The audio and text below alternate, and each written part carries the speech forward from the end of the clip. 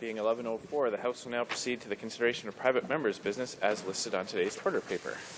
Orders of the day, private members' business, commencement of debate of motion M489 concerning the election of the Speaker, standing in the name of Mr. Reid. Mr. Reid, seconded by Mr. O'Connor, moves that the Standing Committee on Procedure and House Affairs be instructed to consider the advisability of instituting a single preferential ballot for the election of the Speaker by replacing Standing Order 4 with the following. 4. L'élection du président. For the election of a Speaker shall be conducted by secret ballot as follows. Dispense. Debate. The Honourable Member for Lanark, Frontenac, Lennox and Addington. Thank you, Mr. Speaker. Mr. Speaker, motion M489 proposes to change Standing Order Number 4, which governs the election of the Speaker of the House of Commons. If this motion is adopted by the House, the Standing Committee on Procedure and House Affairs will be asked to review a proposed new method for electing speakers, details of which are contained in the text of the motion. And while you offered to read the entire thing for the benefit of the House, I think members will be happy to consult with the written copy available on today's order paper. The committee will be required to report back to the House within 6 months, but is free to A, accept the new proposed voting method, B, reject the proposed new method, or C, make amendments to the recommendation and report back to the House with the recommended amended version in place of the original. As things stand, the Speaker is currently elected by what is known technically as an exhaustive ballot. Each MP casts a single ballot for his or her preferred candidate. The candidate who has secured the smallest number of votes is dropped from the ballot, and new rounds of voting take place, with candidates being dropped from the ballot one per round of voting until a single candidate finally secures 50% of the vote. This system of voting may seem, to those of us serving today, to have existed since time whereof the memory of man runneth not to the contrary. In fact, the system was introduced in 1986 during the first term of the Mulroney government and was based in large measure on the recommendations of the Lefebvre Committee, which had reported on suggested changes to the standing orders in 1982, when Pierre Trudeau was Prime Minister. Prior to that, speakers were elected by an open show of hands, votes took place along partisan lines, and the Speaker was chosen in practice by the Prime Minister of the day. From 1953 until the 80s, the Speaker had been chosen in consultation with the Leader of the Opposition. One gets the impression that this was sometimes a perfunctory consultation. But before the 1950s, even that didn't happen. The Speaker was nominated in an entirely partisan manner, with the Prime Minister nominating and a senior minister seconding the nomination. Nominations were done by motion, which precluded a meaningful contest for the post, even in times of minority governments. What we now have is clearly an improvement on the system that existed as recently as 28 years ago, but it is capable of being improved in several respects. For starters, it can be an interminably long process. Following the 2011 general election, 6 ballots were necessary to finally produce a majority for the winning candidate. As the rules require at least an hour to pass between ballots, and the process of balloting takes some additional time, this consumed an entire day. It was not quite as long as the election of a pope, but at the time, the similarities did not escape some of the wittier members participating in the process. But we, in the 41st Parliament, were lucky. In 1986, Speaker Fraser was elected in an epic 11-ballot process. Other highlights have been 6 ballots in 1994, 4 ballots in 1997, 5 ballots in 2001, and 5 ballots in 2008. A second problem is that the current system can produce tie votes, and there is no mechanism for resolving such ties. In 1994, there was a tie vote on the 5th ballot between the 2 remaining candidates, Guy Perron and Jean-Robert Gauthier. The solution, which was jury-rigged at the time, was simply to conduct the ballot all over again, with everybody voting as they had done before. Someone changed his or her vote, so it worked.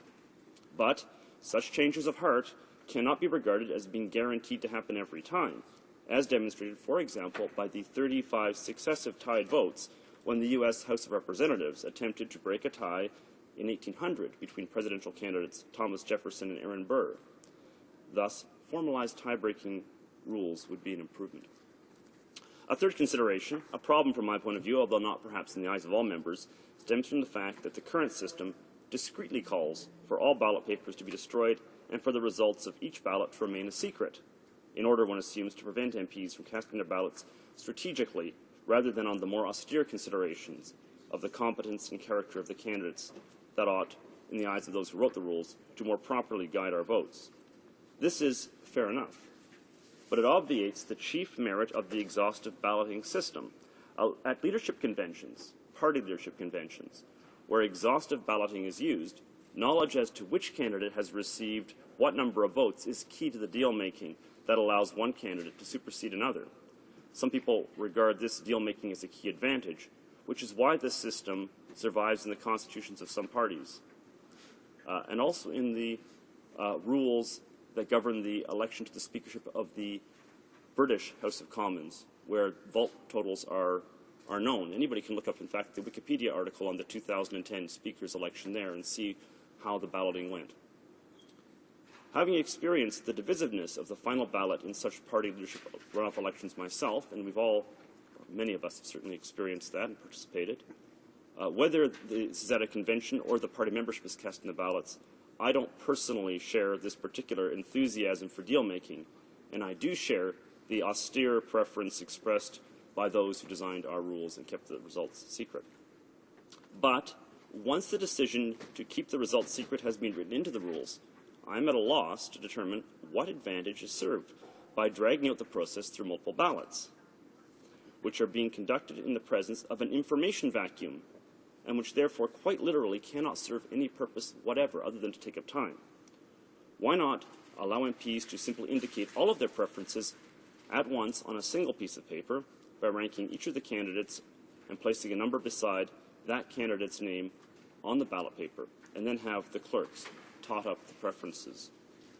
A final problem with the current system is this. One additional advantage of not revealing the vote totals for any of the candidates is to allow individuals to drop off the ballot with their egos relatively intact, since nobody can be certain whether or not the individual being dropped had finished in close contention to the next lowest scoring candidate. But under the current rules, put in place after that 11 ballot extravaganza in 1986, any candidate who receives fewer than 5% of the votes is removed from the ballot.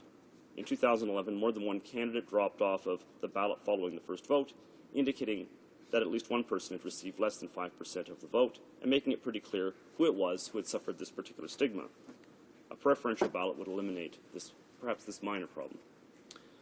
Now, I want to talk a little bit about considerations of timing. Although I didn't plan it this way, the timing of this motion is perhaps fortuitous. The same committee will, during the same time period, be studying Motion M431, proposed by our colleague from Saskatoon-Humboldt, which deals with the related issue of how to elect committee chairs. Likewise, the Committee on Procedure and House Affairs will be in a position to continue the review started earlier in the 41st Parliament of the standing orders as a whole. These subjects could perhaps be studied at the same time, thereby allowing a more efficient use of the committee's time than would be possible if they were dealt with discreetly over the 4-year life of a Parliament. Let me talk now about why the motion is structured as it is. In preparing this motion, I had two options. The first, which I did not choose, would have been to refer the subject matter to the committee, but only with a general instruction as to the outcome I would have preferred. And this is the approach adopted by my colleague for Saskatoon-Humboldt. Motion M431 orders, and I quote, that the Standing Committee on Procedure and House Affairs be instructed to consider the election of committee chairs by means of a preferential ballot system by all members of the House of Commons at the beginning of each session and prior to the establishment of the membership of the standing committees, end quote. The motion gives no further instructions regarding the actual wording of the standing order that would result. Alternatively, I could have laid out a motion consisting of the finalized version of the standing orders and voting system. If I'd done that, a vote in the House in favor of the motion would have resulted in a change to the standing orders taking place immediately without any oversight or potential amendment taking place at the Procedure and House Affairs Committee. Both approaches seem to me to have drawbacks. The former would not, in my view, lay out a clear enough instruction. The proposal might have been seen as impractical if an actual formula were not in front of the committee.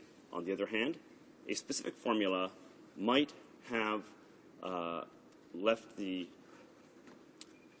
put us in a position of adopting a suboptimal solution, or potentially even a very problematic solution that I simply have not failed to recognize and that could have been identified and corrected in committee.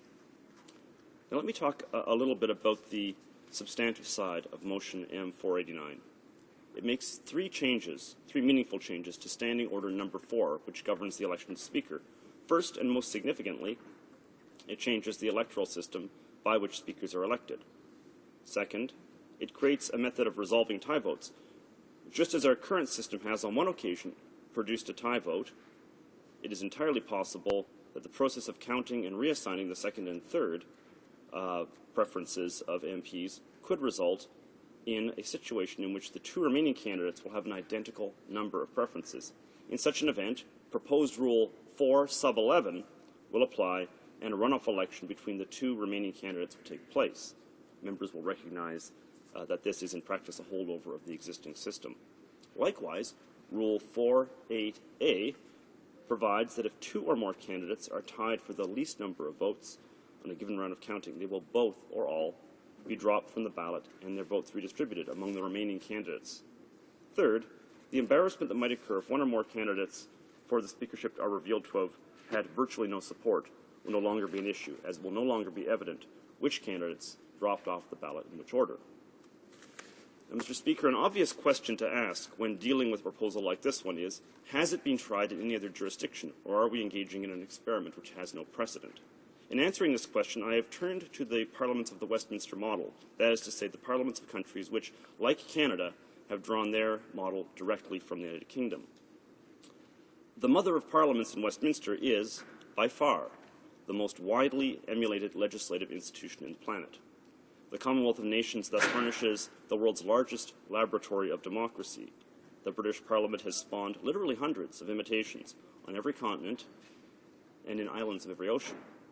In addition to the countries of the Commonwealth, there is a legislature, often with two chambers, each of which has its own rules for electing its presiding officer in every British colony, and in subnational jurisdictions such as Scotland and Wales, Canada's provinces, and the states of Australia and India. I have not done a complete review of all the rules governing the election of the Speaker in each chamber of each Parliament on every one of these jurisdictions. Some have been easier to locate than others, and the researchers at the Library of Parliament are still trying to assist me in locating the rules used in some of the less easy-to-locate jurisdictions. The states of India, which in some cases seem not to have translated their rules into English or French, are proving at the moment to be the greatest challenge. But many other parliaments do have rules that are readily available. I would encourage any member who has the interest to consult with me prior to the vote on M49 to see the list, by which time it may well be close to being exhaustive. Based on the nearly 80 models which I have been able to consult so far, I can tell you this. Number one, the most common model, Commonwealth-wide, is the one used in Canada's House of Commons, in which the Speaker is elected by means of an exhaustive vote, similar to the one we use. Number two, some jurisdictions, including New Zealand's House of Representatives, continue to elect the Speaker in the traditional way, by means of an open vote on a motion that X be named Speaker, or by an election conducted by show of hands. Three, in some jurisdictions, the process of balloting is sped up by accepting that if balloting continues for multiple rounds, the winner need not have more than a plurality of the vote. For example, in Cyprus, nobody can win on the first ballot with less than half the votes cast. On the second ballot, 40% will do, and on the third ballot, simply having more votes than anyone else will suffice. This means that in practice, these jurisdictions have adopted a first-past-the-post system for their third ballot, similar to the one that let me take my own seat in the 37th Parliament, with only 38% of the votes cast by the electors of Lanark Carleton. Finally, there is a single major jurisdiction in which a single preferential ballot is used. The chair of India's upper house, the Rajya Sabha, or Council of States, is elected by all members of both the upper and lower houses, using a single transferable vote. The chair is also the Vice President of India, which explains why both houses participate in the vote. I don't recommend that we copy this particular aspect of the model, but I want to make it clear that the system has functioned well for over half a century in the largest democracy on the face of the earth. A final note, Mr. Speaker, regarding the merits of preferential ballots. The The system of using preferential ballots in elections where only one candidate can win is known as the alternative ballot. A record of this system in producing winners who represent the consensus of the electorate is impressive. It has been employed at the federal level in Australia since the 1940s and is so well loved in that country that every Australian state and territory has adopted the model for its own elections. Some Canadian parties, including my own, have adopted this model for electing their leaders. Likewise, many local nominations are now conducted this way. It was through this system that I was first nominated in October 2000, and dozens of other members here today had the same experience. I will not go through the merits beyond this, Mr. Speaker. I think many of you know them at first hand, but I do ask for your support when this motion comes to a vote so that it may go to the committee for further debate and analysis. Thank you. Questions and comments? Question et commentaires. L'honorable député. The honourable member for Gaspésie, Île-de-la-Madeleine. Thank you, Mr. Speaker. The member for the member opposite for his presentation. His motion is certainly interesting, and I think merits more debate. I certainly will support it so that it can go to the Procedures and House Affairs Committee for further discussion. But I would ask him this. This House has a tradition, certainly a recent tradition, of fairly high turnover, unlike many of the houses that he indicated has this preferential vote. I'd give as an example the House of Lords in Britain, which is probably known for having one of the least large numbers of the least turnover of all the houses that he mentioned. So my question would be this: if it's a number of new members who are sitting in this House whose first order of business is to select a speaker, would there not be undue influence by their party in this case, considering the rapidity by which the proposal would bring us to a choice of speaker? Would there not be undue influence of the party bringing us back to exactly the same problem he seems to be criticizing and the reason why we seem to be needing this change as he proposed in his motion? Thank you. The honourable member for Lanark, Frontenac, Lennox, and Addington. Well, first of all, Mr. Speaker, turnover in the House of Lords has improved in recent decades. And I'm happy to say that you no longer have to have your neck separated from your body in order to leave the House of Lords, as used to be the case. So there's progress everywhere in democracy. But he has a good point. We do have an unusually high turnover. He might well have compared us simply to the House of Commons in the United Kingdom, where turnover is actually much lower. We tend to have these cataclysms. We had one in the last election producing an entirely new slate of New Democrats from Quebec, for example. 93 comes to my mind, also 84. These things happen. So he has a good point. He also brought this question to my attention at the last sitting of the House, and I undertook to do a little bit of a review to see what other institutions have done. In the British House of Commons, what is done is they have what they call a hustings, essentially an all-candidates debate beforehand, which allows members to hear what the different candidates have to say. I don't know if that's written into their rules or it's something they do informally, but it's a practice that would have some merit and that should be considered here. Questions and comments? Question et commentaires. The honourable member for Winnipeg North. Yes, thank you, Mr. Speaker. The member made reference to another motion that's before the PROC Committee, 431, which deals with the how chairmen should be selected at our committee stages. And I'm wondering if he implied in his comments that PROC, if this motion were to pass, and I suspect that there is a fairly strong likelihood of its passage, if it were to pass, is he suggesting that both of those motions be considered, in essence, as one in going through the process? For example, in dealing and calling forward witnesses, that we would have them deal with both motions? Is that how he sees this particular motion carrying forward? Given the time constraints, and when I'm commenting on the motion itself, I plan on talking a bit about the time constraints that are now before PROC Committee today. The honourable member for Lanark, Frontenac, Lennox, and Addington. Well, thank you, Mr. Speaker.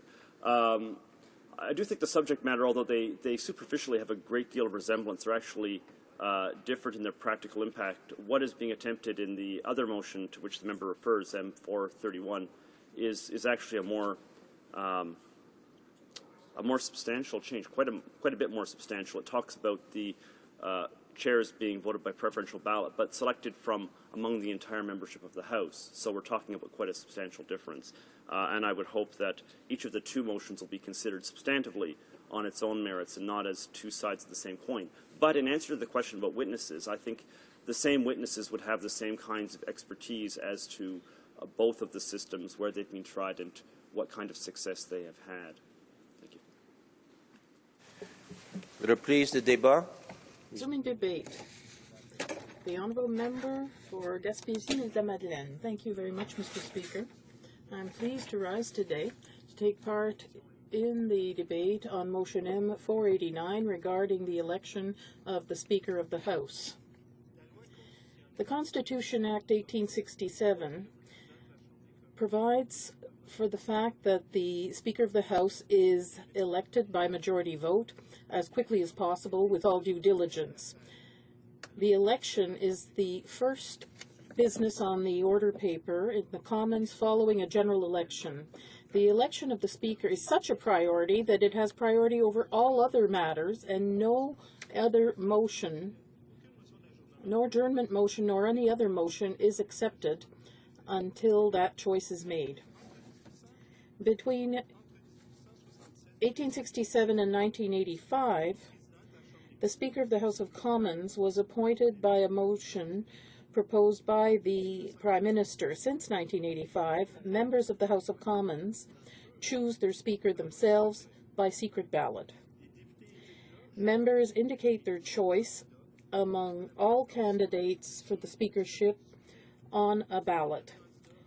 Only the candidate who obtains the majority of votes is made Speaker. If no candidate obtains a majority in the first round, the candidate with the fewest votes is eliminated, as well as any other candidate who's obtained fewer than 5% of the vote. And then a new ballot is held, and so forth, until one candidate obtains the majority. What about the Senate? Throughout the history of the Senate of Canada, the Speaker was appointed by the Governor-General upon recommendation of the Prime Minister pursuant to Section 34 of the Constitution Act 1867. Luckily, the House of Commons has far more autonomy, but as we've seen, that wasn't always the case. The choice by secret ballot in the House of Commons began only quite recently. The motion before us is asking us to go even further and to give a mandate to the Standing Committee on Procedure and House Affairs to examine the appropriateness of having a one-ballot preferential vote. In brief, we're being asked to authorize a study to see if a single ballot would be sufficient. Instead of voting on many times, as is the case now, members would indicate their choices for all candidates on a single ballot by order of preference. So the question that arises for me is the system in place today inadequate? Would members of the House of Commons benefit from a preferential voting system? To answer the question, I'd like to explain the role of the Speaker. According to O'Brien and Boss, and I quote, though this is a paragraph in English, the role of the Speaker of the House of Commons is to reconcile the rights and interests of the majority and minority in the House in order to see to the effective and efficient conduct of public affairs, as well as defend and protect the interests of all parties in the House against the application of arbitrary power.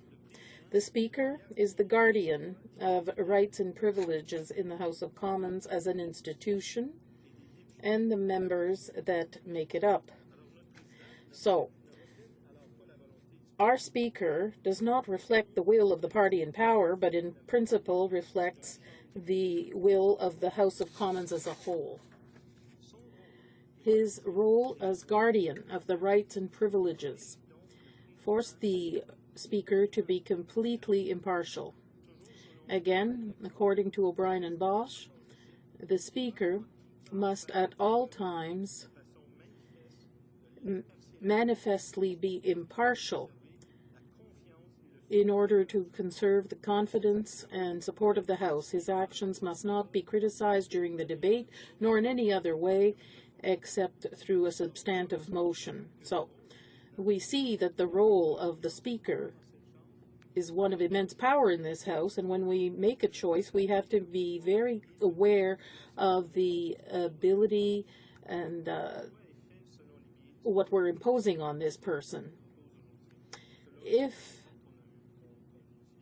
we use the method we've had up until now, or the one being proposed here today, we have to be aware that this is a very important choice. We must therefore ensure that the Speaker maintains a nonpartisan role. We must not avoid change if that change can bring forth greater independence from government for the Speaker.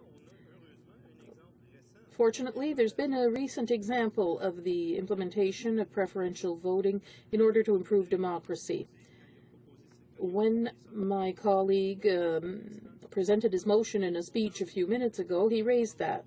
We're talking about the House of Lords in the United Kingdom.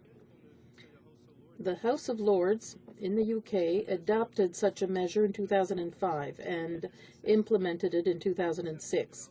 We remember that the House of Lords saw an impressive change towards democracy under Prime Minister Tony Blair. And this preferential voting to determine the Speaker, as was proposed today, was an important part of the reform of the House of Lords. However, the House of Commons in the UK maintained the secret ballot to choose a Speaker, as we do currently in our chamber. The Australian Senate and Chamber of Representatives also choose their speakers, as we do here in this House.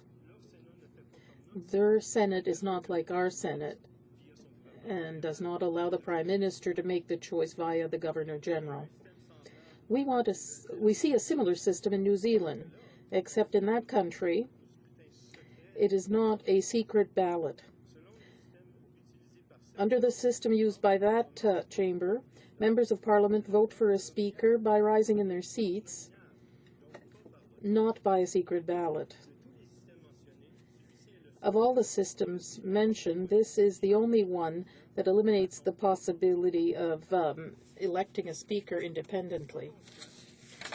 We see that the method to choose the Speaker of an Assembly is not the same in all parliaments of the Commonwealth.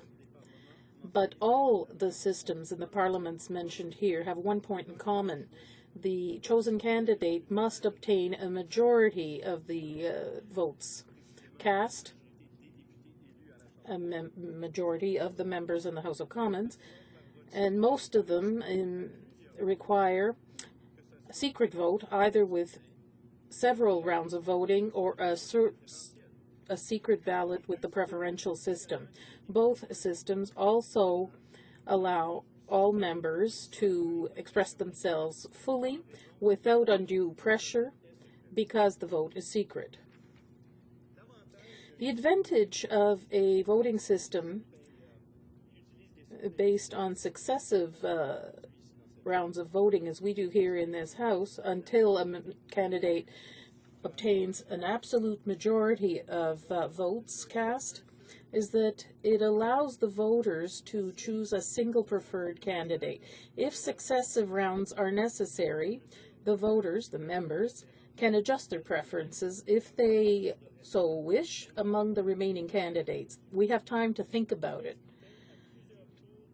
Successive ballots have also been used by other institutions in Canada, such as unions and community groups, which may lead some people to think that this is the traditional way of voting for a candidate. The drawback of this system is the time required to choose the Speaker. The voting process generally takes up many hours and is longer if many ballots are required. The more candidates, the longer it takes, Mr. Speaker. However, the advantage of the preferential voting system, as proposed here is that it reduces the time necessary to elect a speaker. This is often the case with new members elected for the first time who don't understand the process that well, nor the candidates presented. Candidates for the speakership can speak for 5 minutes before the election, but it does not allow members to ask them questions. A new member of Parliament, and I remind you of the question I put earlier, we have quite a turnover in the Commons. There are many new MPs in the Conservative ranks, as well as among the New Democratic Party last time. So we really have to be aware that those new members have to have an opportunity to get to know the candidates. Both systems have advantages, and this proposal merits further study. I support the motion, and I look forward to the report by the Standing Committee. Please, the débat, the honourable member for Winnipeg North. Yes, thank you, Mr. Speaker. It is indeed interesting that we would be debating this particular motion at this time.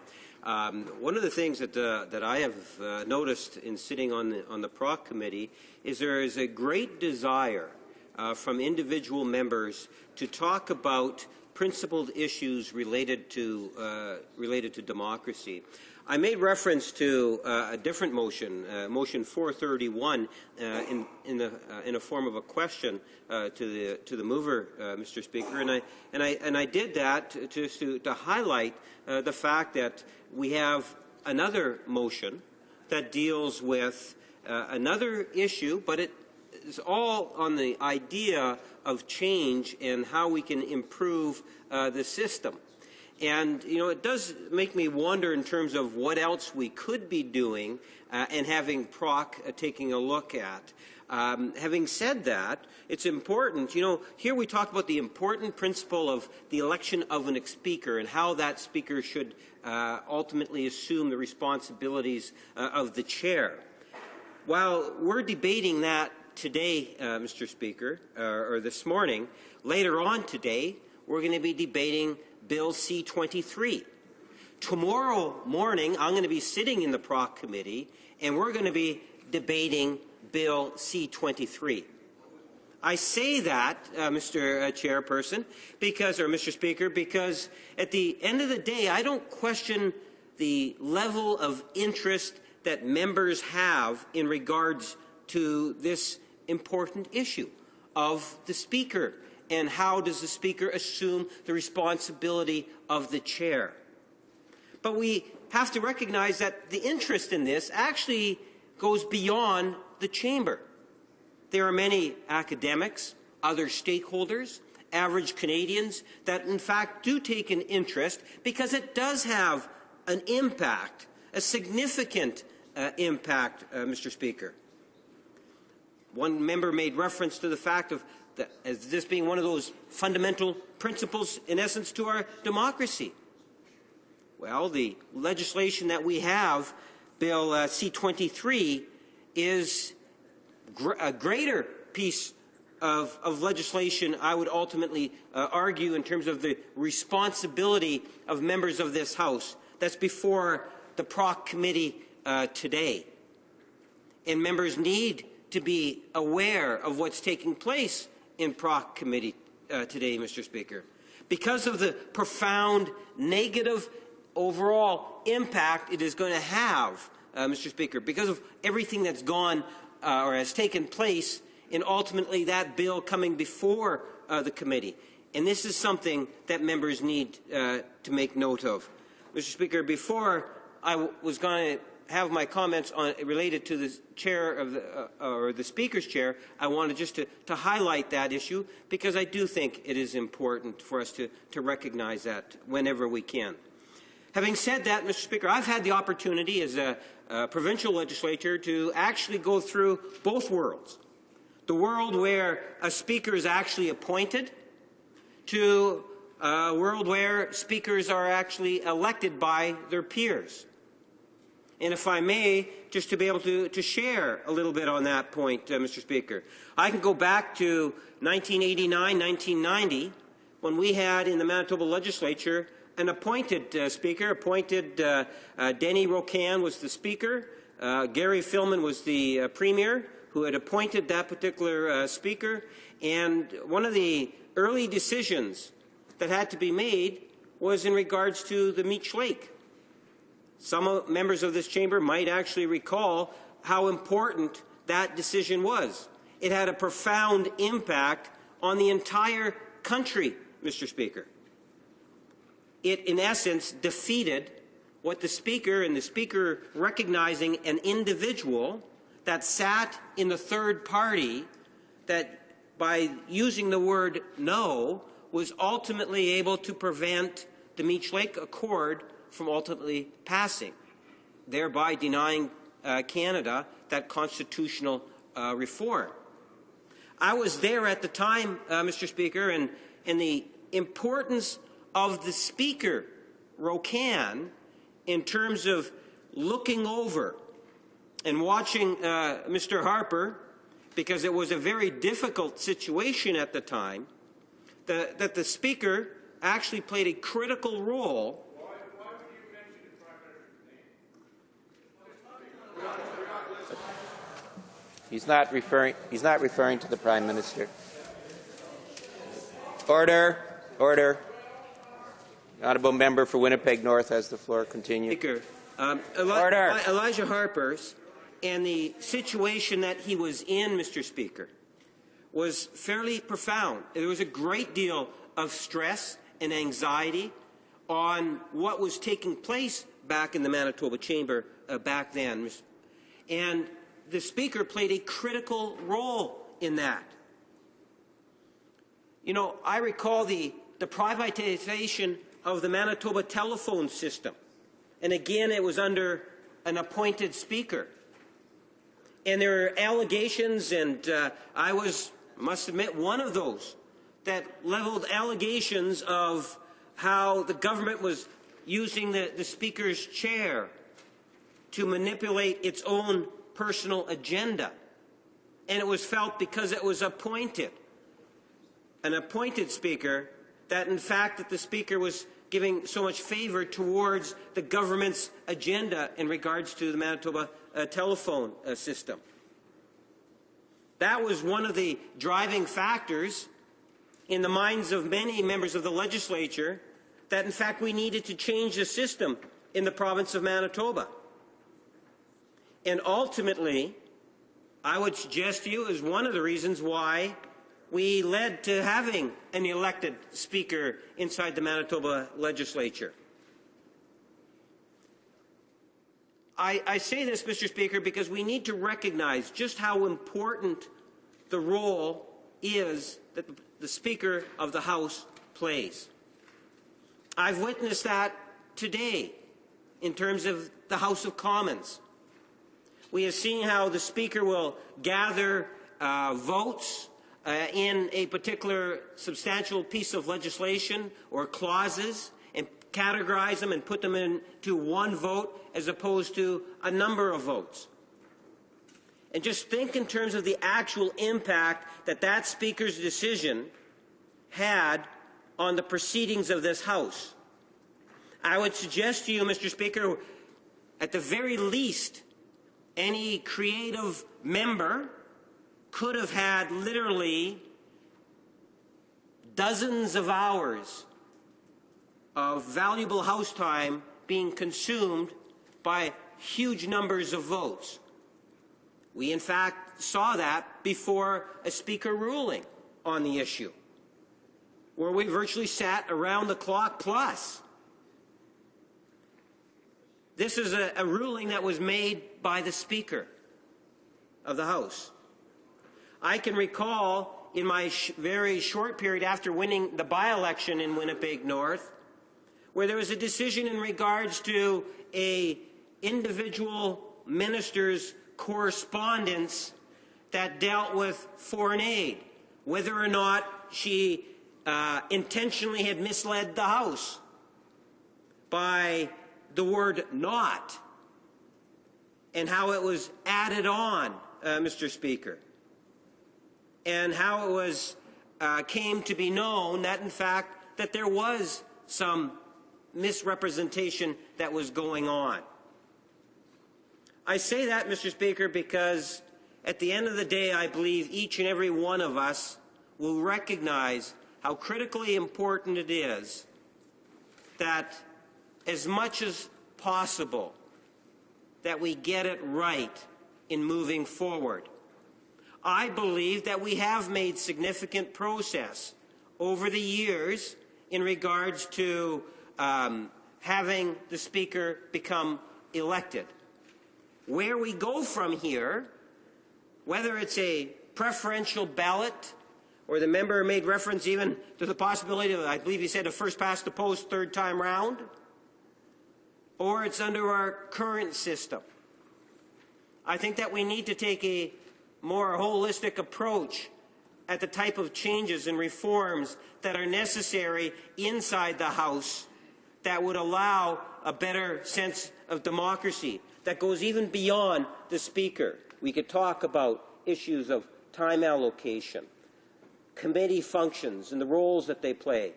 I see my time has already expired, Mr. Speaker. I thank you for the opportunity to share a few thoughts.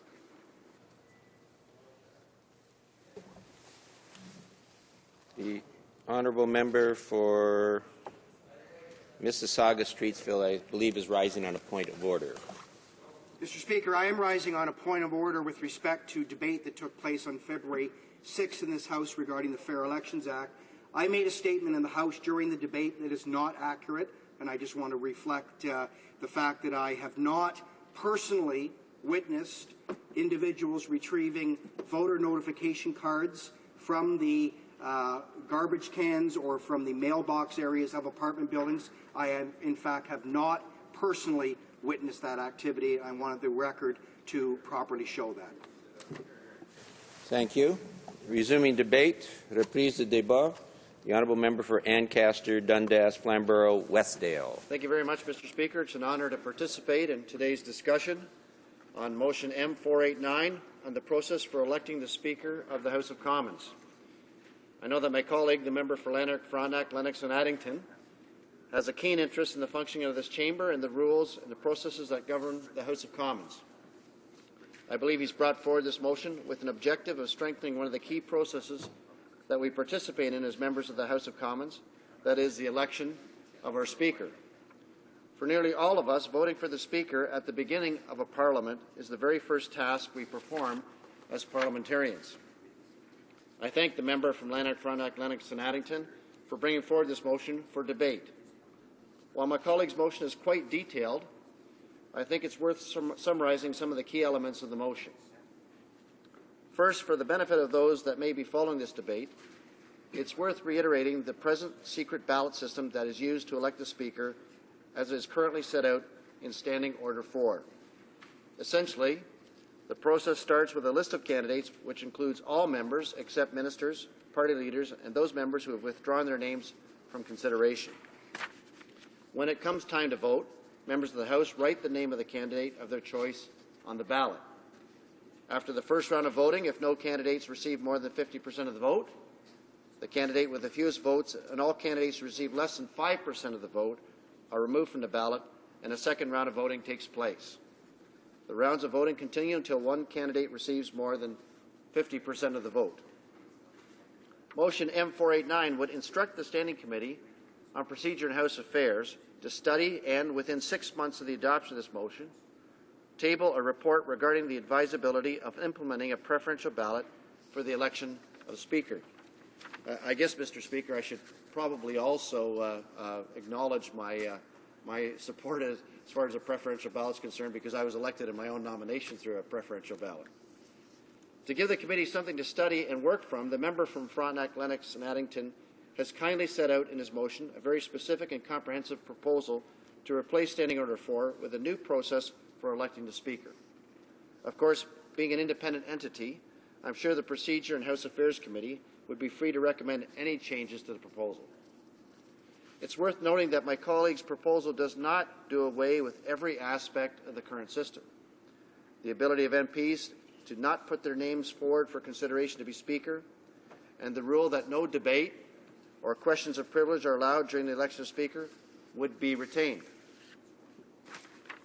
The key elements of the proposed preferential ballot system are as follows. Members will now be provided with a ballot paper that contains the full list in alphabetical order of the names of those members that are to be considered for the position of Speaker.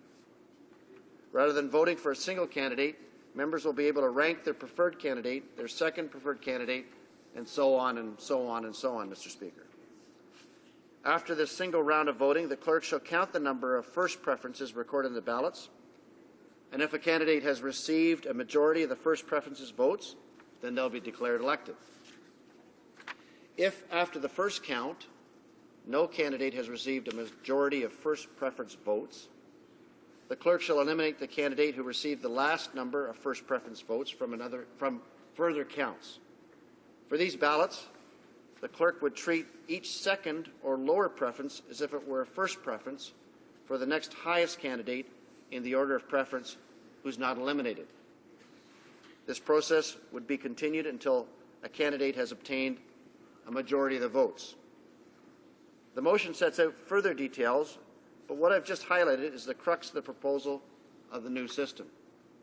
It would allow for a single ballot to be cast by each member and eliminate the need for multiple rounds of voting. And I believe that the member from Lanark, Frontenac, Lennox, and Addington made it quite clear of the amount of time and history that many of these votes have taken in the exhaustive process. While I would not want to speak for the member from Lanark, Frontenac, Lennox, and Addington, what I see in this motion is a simple question. Is there a benefit to be gained by eliminating the potential for multiple rounds of voting and possible jockeying for position of Speaker? Well, quite frankly, as I mentioned just a moment ago, in history there's been quite a bit of time consumed by doing that very action. I would be remiss if I did not take a moment to address the importance of this motion that we are debating today. As we all know, the role of the Speaker is key to the proper function of this place, and therefore the election of the Speaker is not something that should be taken lightly in any way, shape, or form. With regards to the importance of the Speaker, I think it's worth quoting from a source that the Speaker would know all too well, the House of Commons Procedure and Practices, as it states on page 307. It is in this spirit that the Speaker, as the chief servant of the House, applies the rules.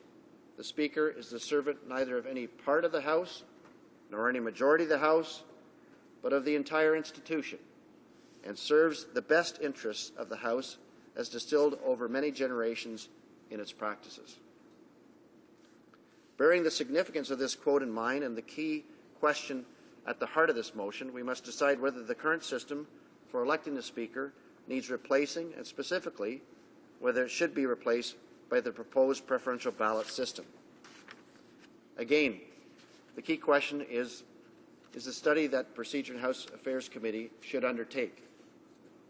It's worth noting that already in this session, members have decided to adopt two motions that would require the Procedure and House Affairs Committee to study potential changes to the standing orders. Motion M431 regarding the election of committee chairs was passed by the House on February 5, 2014. Similarly, motion M428, which calls on the Procedure and House Affairs Committee to recommend changes to the standing orders to permit electronic petitions, was passed by the House on January 29, 2014. On top of those studies, the Procedure and House Affairs Committee is also undertaking a general review of the standing orders, both under its own initiative as well as a motion passed by the House back in October 2013. If motion M489 were to join these other motions at the Procedure and House Affairs Committee for study, and the committee was to ultimately recommend changes to the standing orders, I feel it's worth reiterating a key message that came up during the previous debates on motions 431 and M428. The rules of the House are carefully balanced, based on parliamentary principles and traditions, and reflect the interests of all members. Changing these rules should not be a trivial matter. Rather, prudence, due diligence, and wide support among members are needed before making any significant changes to the standing orders. Mr. Speaker, today's discussion is an important part of the consideration of this motion. I know that all members will take any proposed changes to the standing orders seriously. No doubt we will hear members from all sides bring forward their own questions and comments on motion M489 that will eventually shape the debate. In closing, I go back one last time to what I see is the key question that arises when I compare the current secret ballot system for electing the Speaker and the proposed single preferential ballot system set out in motion M489. That question being, is there a benefit to be gained by eliminating multiple rounds of voting? I believe, Mr. Speaker, that a preferential ballot would greatly increase the efficiency over the present exhaustive ballot process we now use. The next question, though, is the system strengthened by members casting a single ballot that contains a clear ranking of their preferred candidates? Although I'm clearly in support of M489, I'm not sure I can stand here today and give a definitive answer to that question. However, if this motion were to be adopted, then the Procedure and House Affairs Committee could undertake a closer examination of the proposed preferential ballot system and other related considerations and make that determination as a committee who is a master of their own destiny. Thank you very much for the opportunity to speak to this motion, Mr. Speaker. Resuming debate, reprise de débat, the honourable member for Toronto Danforth. Thank you very much, Mr. Speaker, and I rise along with my colleagues to speak to motion 489, which I also will be supporting to go to committee. This motion does make sense in the sense that it's effectively creating an efficiency-based change to our current system to elect speakers. We currently do it through an exhaustive ballot approach with multiple ballots, and the alternative vote or preferential voting approach effectively compresses all of that and asks individual members to, in advance, indicate who they would prefer as people fall off the list until somebody acquires 50% of all of these votes. Now, I obviously accept, as my colleague who's introducing the bill noted, that there are differences. I mean, the mere fact that you vote ballot by ballot gives you time to talk to others and perhaps change your views, even though that's affected by the fact that the ballots are secret. And so the very purpose of multiple ballots seem to be defeated in our current system. So I see this as effectively an efficiency measure that makes a great deal of sense from that perspective. And the other points that my colleague mentioned on clarifying such things as tie-breaking is also valuable. And I'd like to also emphasize that the use of alternative vote, so I'm going to use alternative vote and preferential ballot rather interchangeably, is not uncommon when it comes to electing individuals who have a functional role to play that is meant to bring together disparate elements within a given organizational setting. So party leaders, for example, presidents of associations, and speakers of houses. Lots of examples were given about how this method is also used in other countries, either the multiple ballot approach or preferential ballot. So I think the key point that was brought up by my colleague is we should not be thinking about this as a majority vote system. It's actually a consensus system. It's all about achieving broad support and allowing somebody to cross the 50% threshold, but with a whole series of votes that are second, third, and fourth choices. And so it's a falsehood for us to say this is a majority system in any strong sense.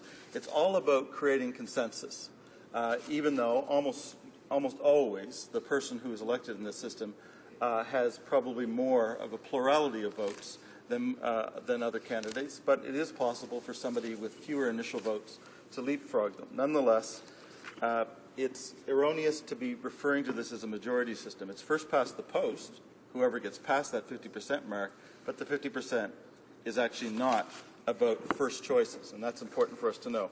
And the reason I want to make that clarification, Mr. Speaker, is that my colleague whose motion this is ended with a few references outside of the context where I said it's not unusual to have this. He gave the example of Australia, where the House of Representatives is elected according to an alternative vote or preferential ballot. And that drags us into the realm of whether or not alternative vote is a valid way to elect multi-party legislatures. And here I just wanted to spend a little bit of time explaining why support for this method in electing a speaker in no way, from my perspective, translates into support for alternative vote as a way of electing, for example, members of parliament, unless alternative vote is built into a broader system that accommodates the other needs of a fair voting system. And from the perspective of the NDP and myself, obviously, Mr. Speaker, that would mean proportional representation. AV on its own, alternative vote on its own, which currently is the policy of one other party in this House, is actually a regressive way to change, and I won't even use the word reform, our electoral system. And I want to make sure that we stay within the firm boundaries of electing speakers as why we're open to AV here. It's very important to note that the Jenkins Commission in 1998 in the United Kingdom made a number of findings, basically said that alternative vote in the setting of multi-member multi-party legislatures where members are elected in order to serve within a party system as well as representing their constituents, actually can produce and often does produce greater disproportionality than our already problematic single member plurality system. And so I just want to be on record as saying that the alternative vote support that I have here is for the idea of electing leaders of parties, for speaker in this context, but I honestly think that there's so many other reasons why AV is not appropriate in other settings that we should definitely confine that to the current context. Thank you, Mr. Speaker. La période prévue pour l'étude des affaires émanant des... The time provided for private members' business has now expired, and the motion now goes to the bottom of the order of preference. Orders of the day, government orders, opposition motion, commencement of debate, the motion regarding an instruction to the Standing Committee on Procedure and House Affairs regarding Bill C-23, standing in the name of Mr. Christopherson. Order. Mr. Christopherson, seconded by Mr. Scott, moves that be it an instruction to the Standing Committee on Procedure and House Affairs that, during its consideration of Bill C-23, an act to amend the Canada Elections Act and other acts, and to make consequential amendments to other acts, the committees shall A. Entendre les témoins.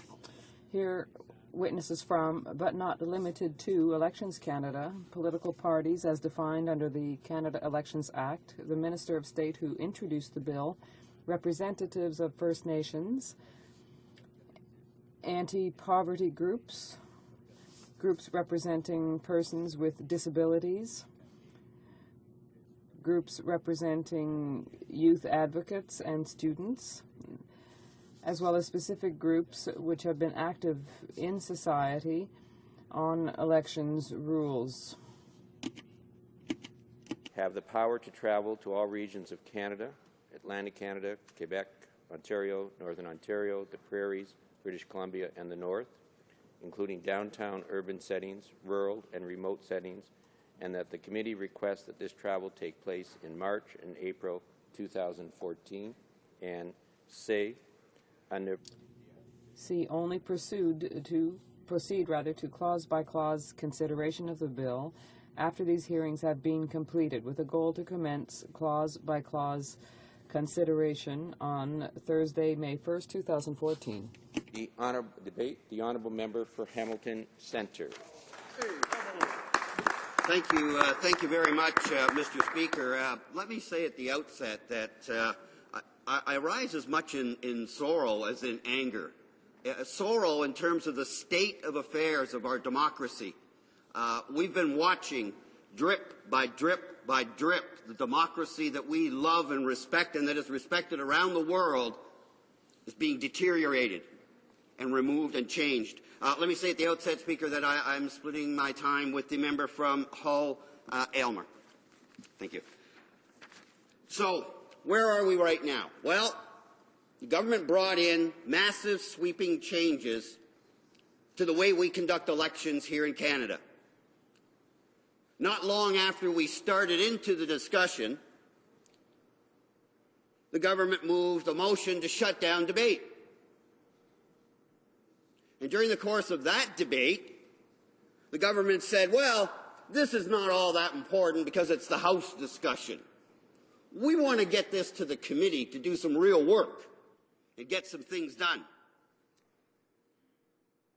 We didn't buy that necessarily. We wanted a good, strong opening debate here, a thorough one, so the committee would have a strong foundation to begin their work.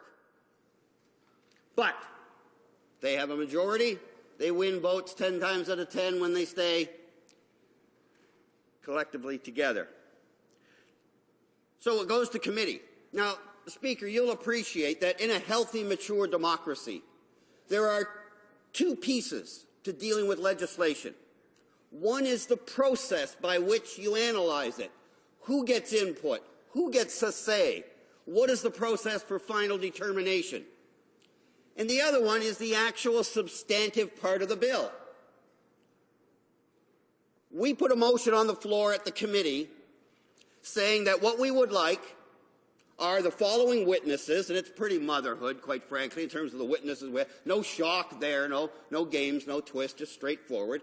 And then we said what we'd like to do is make sure that given the fact that there's been no consultation with the opposition parties and no consultation with the chief electoral officer, that this needs a review that goes beyond what would sort of be regular procedures here.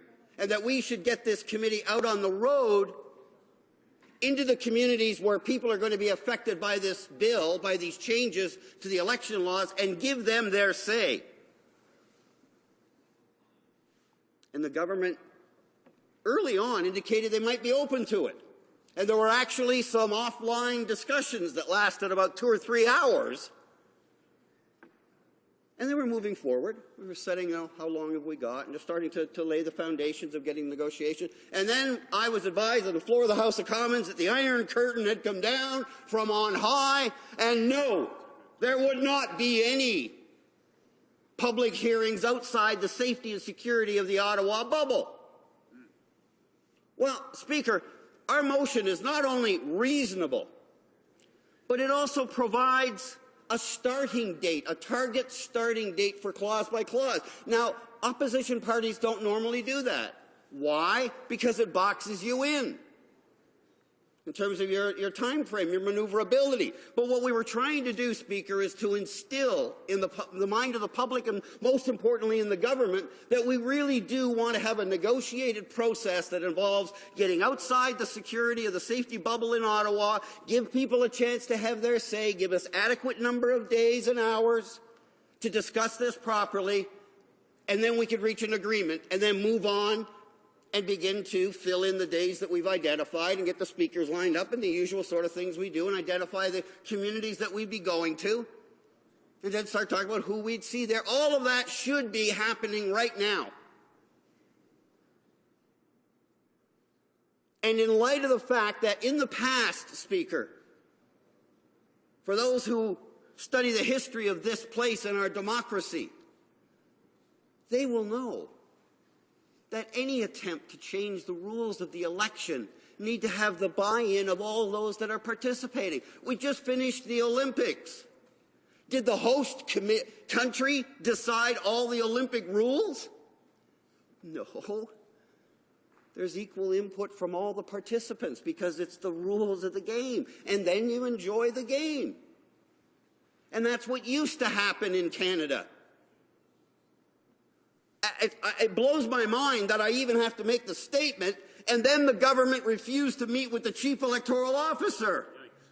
It's ridiculous. We took one of their reports, just one of their reports, and it took over 2 parliaments, minority grant you, but 2 parliaments for us to go through every clause and talk about it and give and take and bring in experts and review an idea and bring back the experts.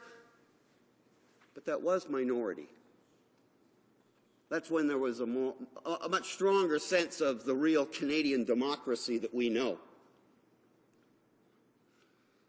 And so we have the floor at committee. call it filibuster. Not much of a filibuster. You've only gone one meeting. But nonetheless, we have the floor, and we're not relinquish it. And we've sent a message that we're not going to allow any committee travel that we have a say in terms of fast-tracking it, unanimous consent. They can still do things by motion, but they got to take the time. We're not giving them the unanimous consent the way we would normally do. Not because we're being petulant, but because we believe this is important. And as the official opposition, it's our job, our responsibility to Canadians to put up resistance, just as a matter of course, but in particular, when we think something wrong is happening. And Speaker, what's at stake here? Here's some of the concerns we have. I want to get this on the record. We're concerned that this new legislation will block tens of thousands of students, seniors, Aboriginal people, and low-income Canadians from exercising their right to vote. Bad enough, most of them are being left out of the economy of Canada. Now there's folks that want to keep them out of the elections of Canada. And why? One doesn't have to stretch your imagination to guess why they would like those folks to stay home. It will create loopholes that will allow big money back into Canadian politics. We know that Conservatives and all Canadians know that they have more money than probably all the other parties put together, but certainly more than all the other political parties. And money in and of itself in a democracy doesn't outright buy an election. But in a tight one, you only need to buy a few seats. Because remember, Speaker, we live in a country with a system right now, as proud as we are of our democracy, where you can get less than 40% of the vote and get 100% of the power. And that's why this system fails Canadians. And at the end of the day, we need to move to proportional representation. That's another debate. And that debate will become a reality when the NDP forms the government in 2015 and brings in proportional representation. And then we'll be back on the cutting edge of modern democracies. And lastly, let me just say, we're concerned that the bill, and we think it says so straight out, will ban Elections Canada from teaching kids about our democracy. We have these concerns. The government will say that they're not legitimate. Fair enough. Let's go ask the Canadian people what they say. It's their elections, it's their Canada, it's their democracy, and they're the ones that stand to be disenfranchised. We need to be going to those communities and giving them an opportunity to not just say why this bill affects their rights, but show us. Go to the far north. Those of us that have done international election observation missions know the extremities. I see the 1 minute mark. Thank you, Speaker. The extremities between differences between voting in cities and rural, out in villages and in the mountains. Well, you know what? It's the same here in Canada. People in the far north have a very different political election experience than those that are in cities. And we have concerns about what's going to happen in the cities. So let's get out there. My last comment is this, Speaker. We can solve this in 30 minutes. I said I rise more in sorrow than anger. We want to get off process and get on to the substance of the bill. I believe within 30 minutes we could sit down and negotiate with the government a process that's a fair compromise.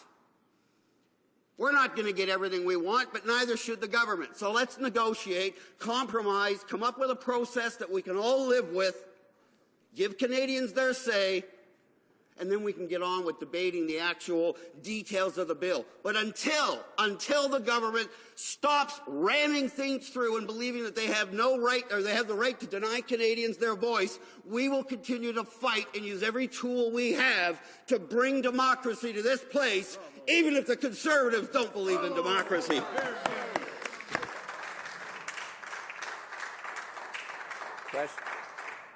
Questions and comments?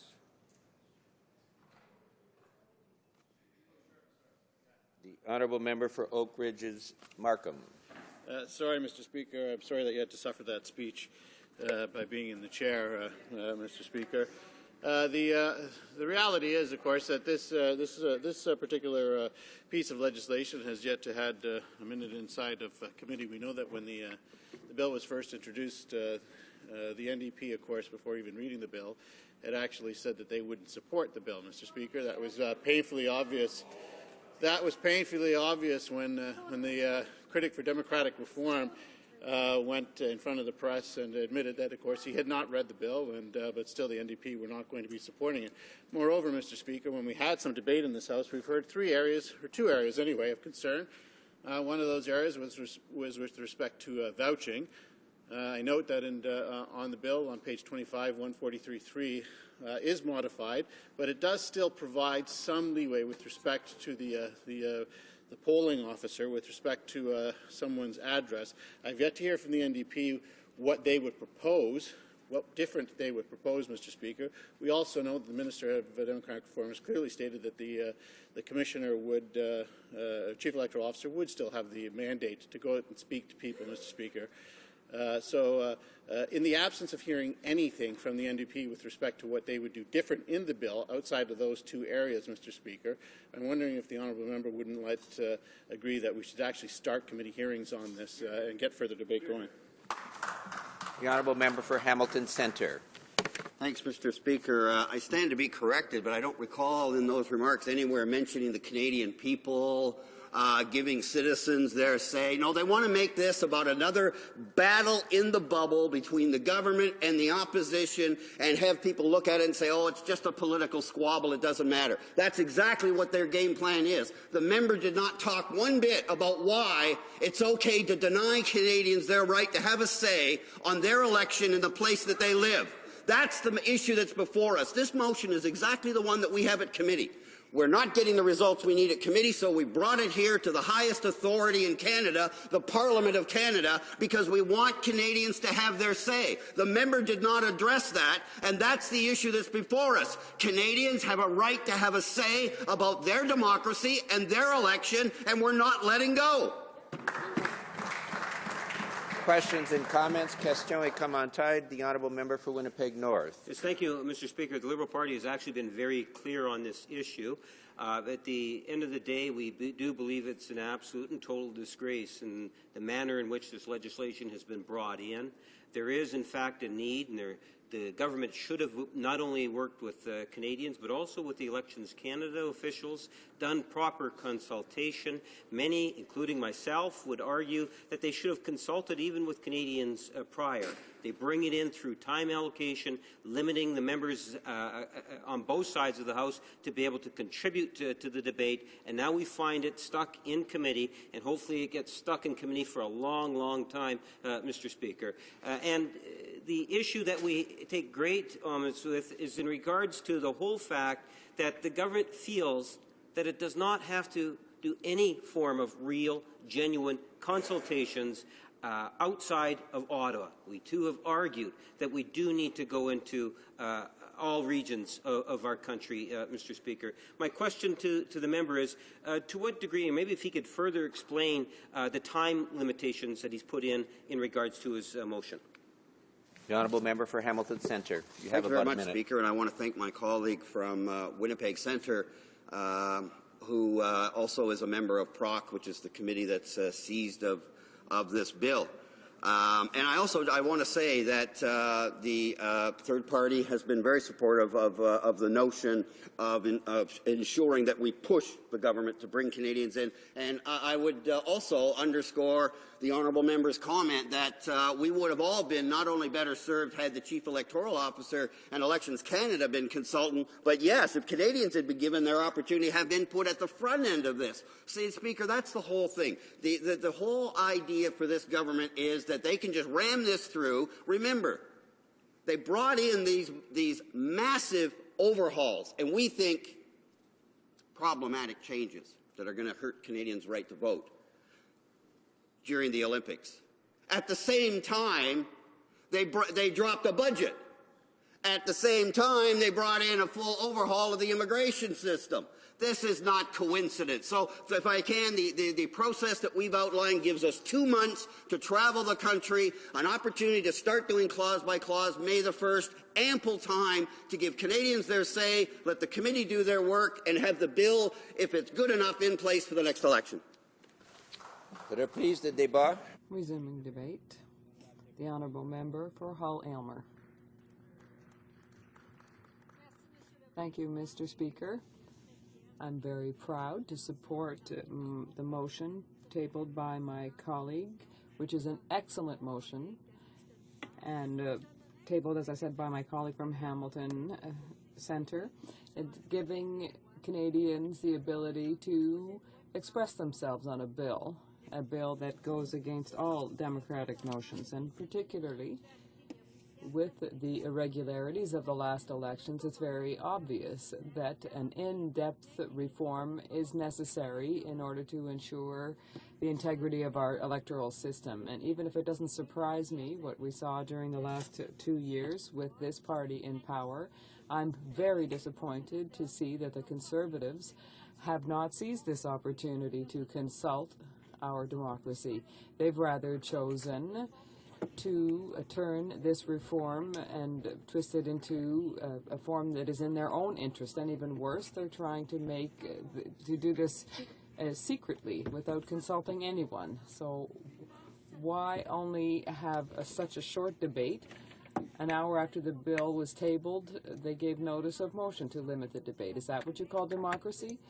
My colleague's motion today is very simple, that the Procedure and House Affairs Committee of the House be allowed to do its work, that they be in a position to issue recommendations after having consulted experts, and particularly after having consulted the Canadian people. That's what we define as a true democracy, Mr. Speaker. Make sure that citizens are at the heart of any discussion or debate, giving a voice to organizations that work in these fields, to consider the opinions of experts, to take an enlightened decision. To achieve this, members of the Parliamentary Committee must meet with Canadians in all regions of our country. This is an obligation, a responsibility that we have as their representatives. Why is the Conservative government trying to prevent this?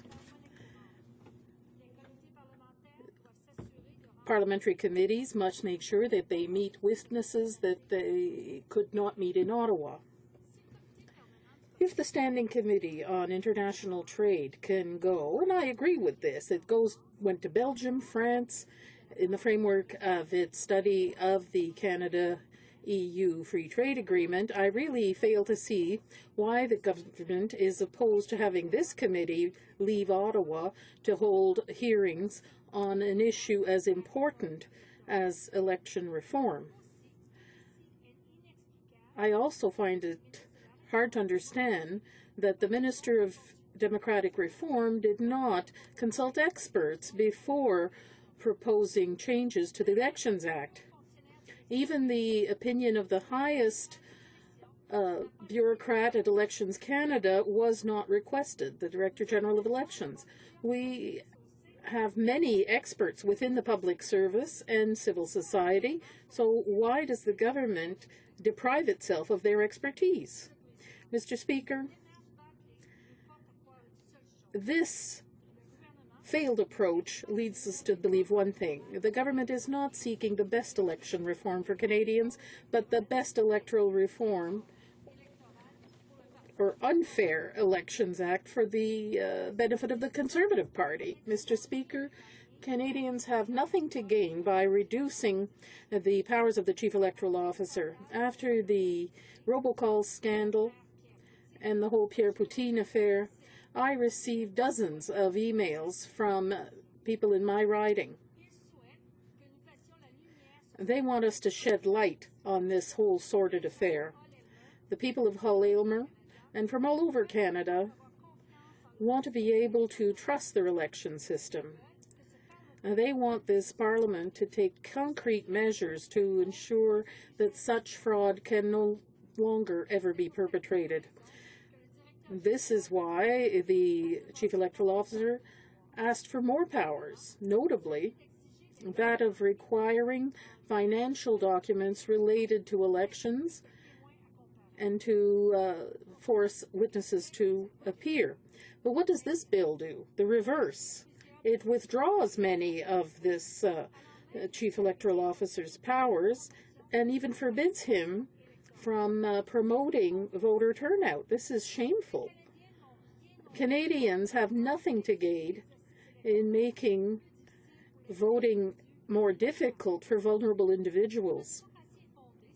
Our democracy is based on the fact that every vote counts, regardless of social status, age, or occupation. We are all equal. That is a principle that Canadians hold dear. We cannot accept having the government put spokes in the wheels of seniors, students, or Aboriginals when they want to vote. And yet, that's exactly what the bill does by preventing a sponsor or a use of a voter's card for identification. This motion, or rather bill, will simply stop millions of voters from voting. Over 100,000 people used a sponsor to identify them in order to vote in the last election because they did not have a valid identification card. Let me give you an example of what we're putting forth, Mr. Speaker. I have an example here of an 85-year-old gentleman, or rather a lady, who's 85 years old, who has always voted since she turned 18. She has no voter ID. She doesn't drive. She doesn't have any kind of ID proving her address, and her husband receives all their bills in his name, be it heat, power, etc. In 2011, her husband was her sponsor, but the way this bill is worded, in 2015, this lady will not be able to vote. That is what we're doing to our seniors to prevent them from exercising their democratic right. So this is very important to note. This is true experience, Mr. Speaker. These people must be defended. Canadians have nothing to gain in changing party funding rules to increase the influence of money over Canadian politics. By increasing the limit for individual donations, by allowing candidates to inject money in their own campaign, by changing the list of what is considered a proper election expense subject to a ceiling, the Conservative Party is only giving itself the right to spend more money in an underhanded way. They are placing their own interests ahead of a fair election system based on the quality of ideas rather than the size of the wallet. What do Canadians have to gain through this electoral reform, Mr. Speaker? The answer is simple: nothing. They have nothing to gain because this bill was orchestrated in a partisan way by the Conservative Party for the Conservative Party. This bill is an affront to democracy, the democracy that we know and hold dear in Canada. These are not my words or even the words of a member of the opposition. They are the words of Marc Méran, the Chief Electoral Officer, who said that this bill was an affront to democracy. Our democracy deserves to be protected. So as I said at the outset, it's a great honor that I support the motion by my colleague, because protecting our democracy starts with going back to the basics, listening to our fellow citizens that we are here to represent. Thank you, Mr. Speaker. Question et commentaire. Questions and comments? The Honourable Member for Winnipeg North. Yes, Mr. Speaker, and again, what I wouldn't mind to do is just get some clarification again from the member in regards to the NDP motion. If you could just kind of maybe expand upon why it is in the motion it reads that they want to be able to get to the clause by clause by May 1. The idea that we consult broadly across Canada is something that's truly important to the Liberal Party.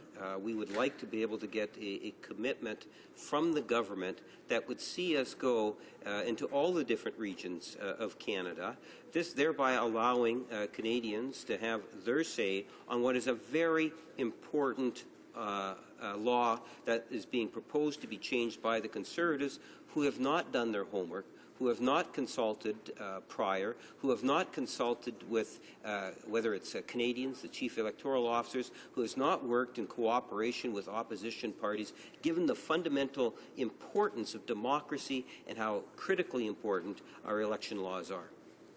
The Honourable Deputy de Hull-Aylmer. The Honourable Member for Hull-Aylmer. Thank you, Mr. Speaker. I also thank my colleague for having expressed his support for this motion and raised some very important points. He talked about the objective of starting clause by clause on May 1st, 2014. That's quite clear. That is to reflect what Mr. Méran said. To be ready for 2015, we have to finish our consultations before May 1st, 2014. And the best way to do that, we were very clear in our motion. We determined places where we could travel and glean the opinions of citizens, giving them time to express themselves and explain the problems with this bill. Let them absorb that. So I appreciate the opportunity to clarify that point. Thank you, Mr. Speaker. Questions and comments? Comments. The Honourable Member for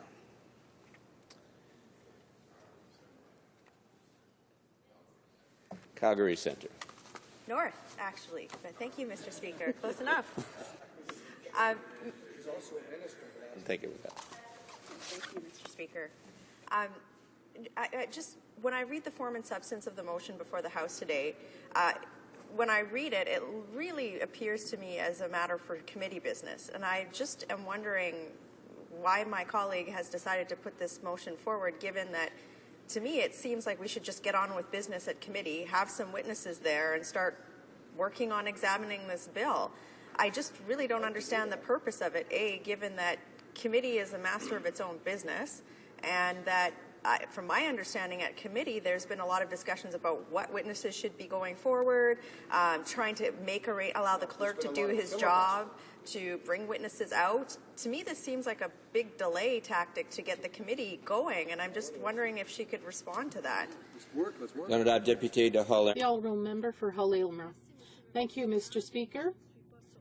I'm not surprised by this question, because in the past 2 years, everything we've seen here is a gag order when we want to discuss a bill in depth. The second point is that our country is very large, and this is a major reform of our democracy, a major reform of elections. It's very important that all Canadians, all citizens, have an opportunity to express their views.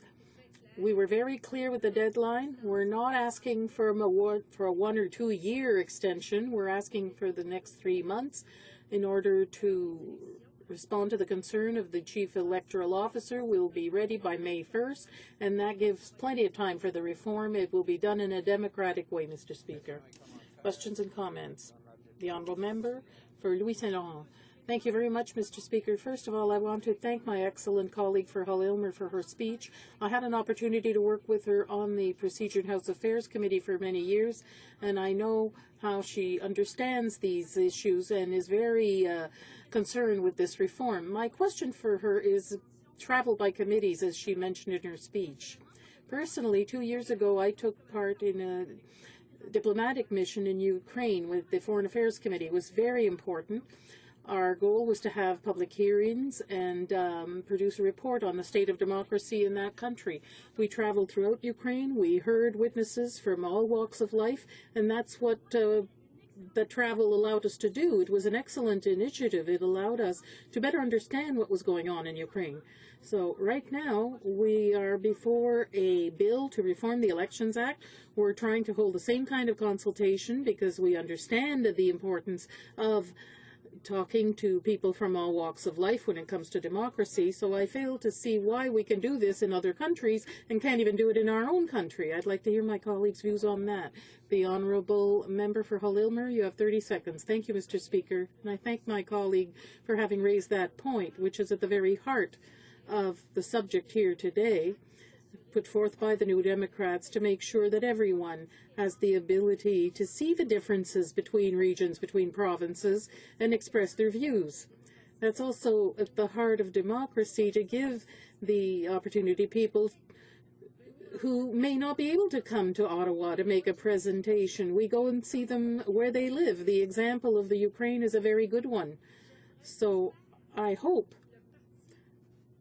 that the party in power right now, I do underscore right now, could explain why they're dead set against this consultation to prevent this committee from doing its job properly. Please the débat, the Honourable Minister of State for Democratic Reform. Thank you, Mr. Speaker.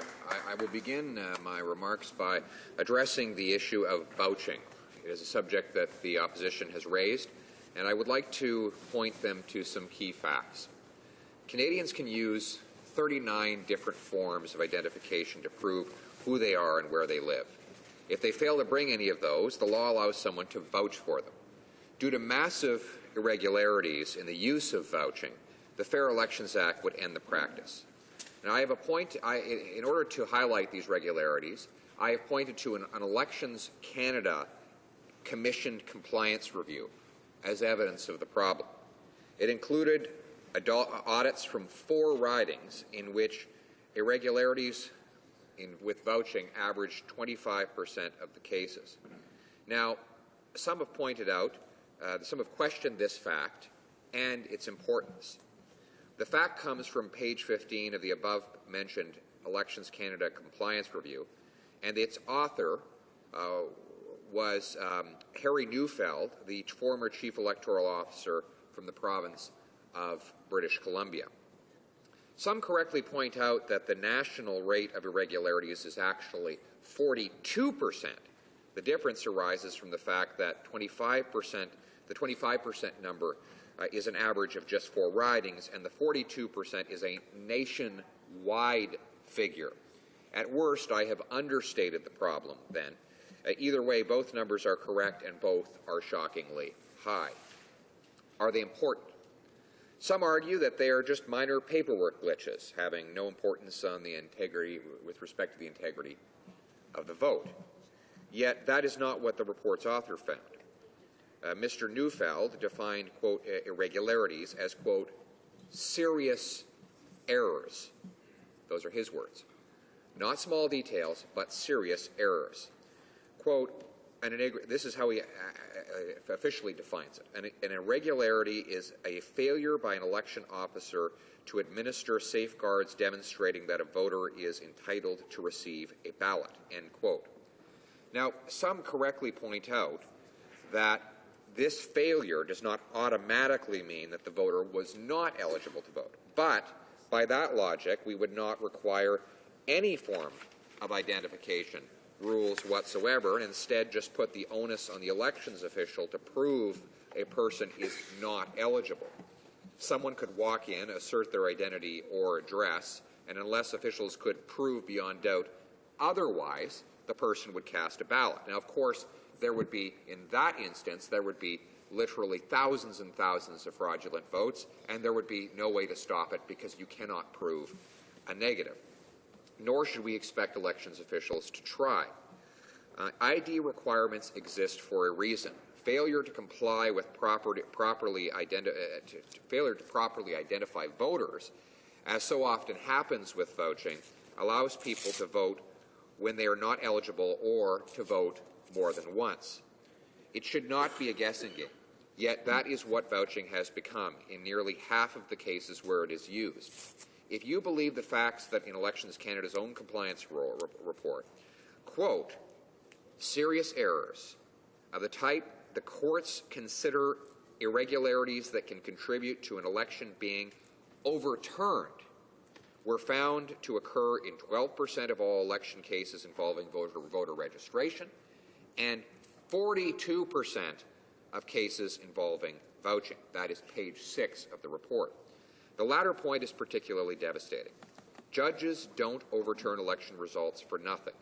Yet the report says that vouching irregularities, which occurred 50,735 times in the last election, are serious enough for a judge to consider doing so.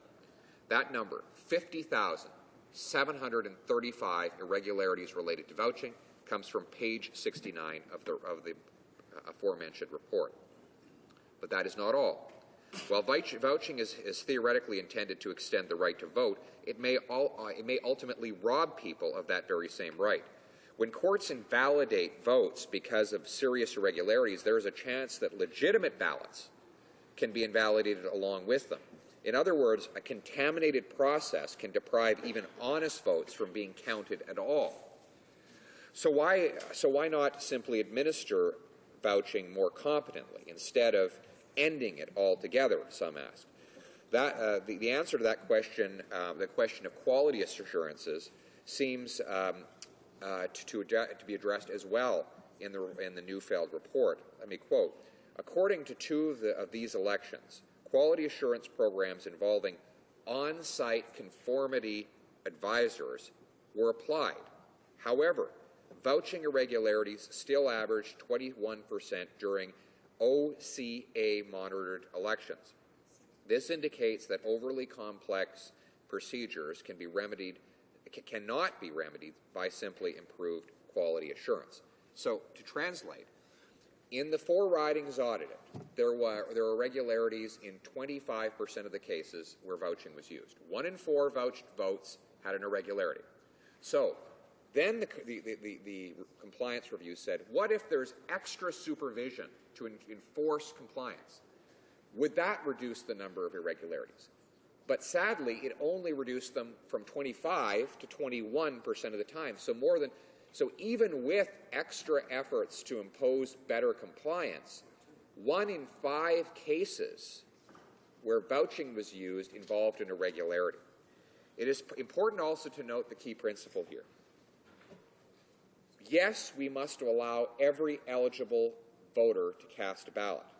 That is why the Fair Elections Act allows another day of advance voting and requires Elections Canada to advertise ID requirements so that people know what to bring. But let us consider another way that someone's vote can be taken away, and that is by the fraudulent vote of someone else.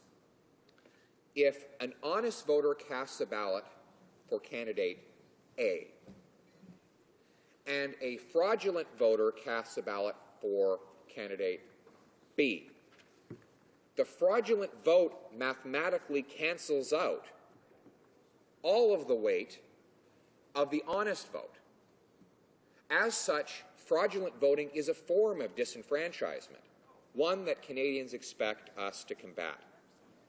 Those are serious problems. Our identity laws must be serious as well. Now, let me turn my attention to the issue of fundraising. The opposition has raised concerns about the Fair Elections Act decision to exclude the cost of fundraising calls and letters to previous donors from the overall spending limit. But this criticism, to start with, is at best hypocritical. Both the Liberals and the NDP exempted fundraising calls from spending limits in their own leadership races. So they had no problem with the principle of exempting these costs in their own internal party practices. Why do they not believe that those same principles should apply in a general election? I should also note that fundraising expenses are already partly exempted from the spending limit under Section 407(2) of the existing Canada Elections Act. So it is not a foreign or exotic concept that there would be some exemption. The reason is because there is a difference between campaigning, that is seeking out votes, and raising money for campaigning. You do not put mileage on your car while you're standing there putting gas in it. You put mileage on your car when the wheels start turning. And that is the fundamental difference between the two, and that is the reason why both the NDP and the Liberals have made the decision that fundraising costs should not be included under spending caps within their own leadership races. So we are rendering consistent with their practices the law of the land. Now, the number of donors to a party is very small, Mr. Speaker, and therefore calls directed to them could not substantially help get out the vote, not to mention that donors are the most motivated to vote and least in need of a reminder call. The suggestion that someone could use a fundraising call as an indirect effort to finance their entire get out the vote operation is completely impractical and devoid of the basic knowledge of how campaigns actually work and the demonstrable documented facts about how many donors are actually out there in the universe. Furthermore, the Fair Elections Act includes a provision that deals with the purpose of the call. The purpose must be fundraising. It cannot be something else. If the purpose is actually get out the vote, then the call would not be exempted from the spending cap. And this and the concerns over a call being used for something other than its intended purpose, therefore, is not valid. The Fair Elections Act also includes compliance measures that will make it hard to skirt these rules. Under the Voter Contact Registry, which the Fair Elections Act creates, unsolicited phone calls to individuals to raise funds for a registered party or a candidate are captured as voter contact calling services.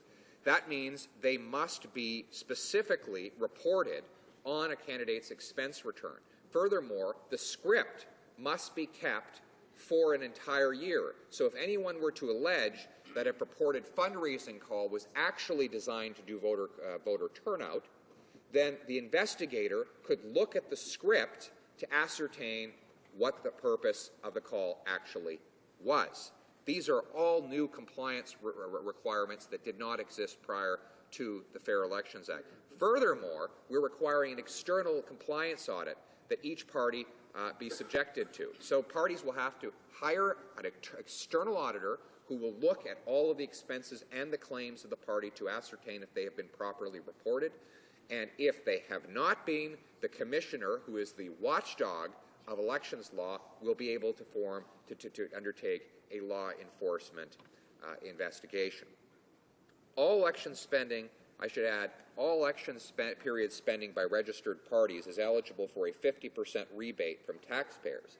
If fundraising calls are not exempt from election spending, taxpayers will be stuck paying half the cost of fundraising calls and letters. We judge that inappropriate. Parties across the way might believe that taxpayers should be forced to pay for half of their fundraising costs. We in the Conservative Party disagree. According to the new sections 348.16 and 348.19 of the Canada Elections Act that we proposed in Clause 77, political parties would be required to keep a copy of scripts and recordings used to make unsolicited voter contact calls for up to 1 year, which I stated earlier could become an investigative tool for the Commissioner or the watchdog of elections. How much time do I have, Speaker? You have 7.5 minutes. Thank you, sir. 7.5 minutes. The Fair Elections Act will require tough new requirements of audits for party expenses. There are also firm limits on what parties can spend during campaign. They should not have to use up those limits in order to raise the money in the first place. Mr. Speaker, I might also return to the issue of the purpose test, which I mentioned earlier. Under the proposed subsection 376.3, there is something called a purpose test for the exclusion to what constitutes an election expense. Calls must be made for the purpose of soliciting monetary contributions from past supporters. The more a party relies on these calls to obtain other forms of support from past supporters, the higher risk that they will be investigated and potentially prosecuted for having failed to submit a complete election expense return. As required by the proposed subsection 376.3, the calls must be made for the purpose of soliciting a monetary contribution in order for their costs to be excluded from the mandatory reporting as an election expense. I think this thoroughly deals with the false allegations of the opposition on the subject of fundraising costs. Now allow me to move to the subject of Section 18 of the existing Act. As I have said before, our change to Section 18 will require, in the Fair Elections Act, will require Elections Canada to focus its advertising budget on the basics of voting: where, when, and what ID to bring, and what special tools are available to help disabled Canadians cast their ballots. We know that there are serious deficiencies in Elections Canada's communication of this basic information in the past because their own data shows as much. According to Elections Canada's own surveys, 50% of youth were not even aware that they could vote before Election Day. They're not aware that they could vote in an advance ballot, by mail, or by going to a local Elections Canada office. So if you're a student on election day, who's occupied with studies or work, you might not know that you could have voted earlier, and as a result of that logistical obstacle, you miss the chance to cast your ballot altogether. The number of Aboriginal youth who are unaware of this information is 73%. I think it is an appalling failure that Elections Canada has not informed these youth of these voting opportunities, especially considering that the agency says it has dedicated an inordinate amount of its budget for informing Canadians. If that is really the purpose, then that purpose is not currently being fulfilled. The Fair Elections Act will ensure that it is by focusing the budget of Elections Canada for advertising on the basics of voting that people require in order to cast their ballots. Now, what this section will not do is prevent the CEO from speaking publicly. In fact, he's not only allowed to speak publicly under the law, he is required under sections 534, 535, and others. The CEO is required to speak, and that does not change in the Fair Elections Act. I should add, Mr. Speaker, that when we look at the data that Elections Canada provides on the reasons why people decided not to vote in the last election, they all point in the direction that the Fair Elections Act is headed. Let me quote from an Elections Canada report of May 2nd, on the May 2nd, 2011 election. Quote, in 2011, 60% of non-voters cited everyday life issues as the reason for not voting. While voter turnout increased in 2011 when compared to 2008, there is more work to be done to increase participation in Canada's democracy. Now, what were these everyday life issues? Well, the report indicates 17% were traveling, 13% had a busy work or school schedule, 10% were just too busy, and 7% lacked information. Those are some examples of the composition of the overall 60% who said everyday life issues prevented their vote. Now, let's break this down. Traveling. We have a solution for travelers. 1, you can vote by mail. 2, you can vote in advance. But, as I stated earlier, half of young people are not even aware of that. Why doesn't Elections Canada inform them? Fair Elections Act will make sure they do. If you're too busy, again, you can vote in the advance ballot like 2 million other Canadians did, and the Fair Elections Act will give you an extra day on which to cast your early ballot. Or you lack information, as was the case with 7% of non-voters. Well, that's exactly why the Fair Elections Act requires the agency to give you the basic information of voting, where, when, and what ID to bring. So what the Fair Elections Act does is it takes a look at the data that Elections Canada provided about the reasons why people are not voting, and it provides solutions to those reasons, direct, tangible solutions that will help people cast their ballots. Mr. Speaker, that is exactly what the law should do. It should respond to data, and respond it does. I should also point out that the current promotional campaigns of Elections Canada have failed. When they started, turnout was 75%. Now, roughly five elections later, it's 61%. And the drop has been most precipitous among those people that Elections Canada's campaigns claim to help. Now, are we to suggest that the turnout that the Elections Canada ads have actually turned people off voting? Of course not. What we are suggesting, though, is that they have failed to give them the basic information they require to vote. That is not my personal conclusion. That is the result of looking at the data that Elections Canada has put on its own website. and we are responding to that data. Mr. Speaker, I look forward to debating this bill as we move forward. I think that we have had an excellent debate so far, and I look forward to hearing the suggestions of members of the opposition, the government side, and members of civil society as this bill enters a rigorous study at committee. Thank you. Questions and comments? Questions et commentaires. L'honorable député de Louis. The Honourable Member for Louis Saint Laurent. Thank you very much, Mr. Speaker, and I would like to thank the Minister for his remarks today. But to be honest, I would have liked to hear him speak more to the motion before the House today, because what the NDP is asking for is consulting with Canadians on these major changes to the Elections Act. The Minister, from the time this bill was introduced, he talked a lot about youth participation, and he insisted on the fact that we want to get even more young people to vote, but in reality, the best way to know how to get young people to vote more is to go to them, to reach out to them, and to ask them, why didn't you vote? What stood in your way? And yet the Minister talks about statistics. He says that young people did not know there were advanced polling days. But in reality, if this young people shows up at a poll because and can't vote because vouching isn't allowed anymore, well, at the end of the day, this young person will not be able to vote.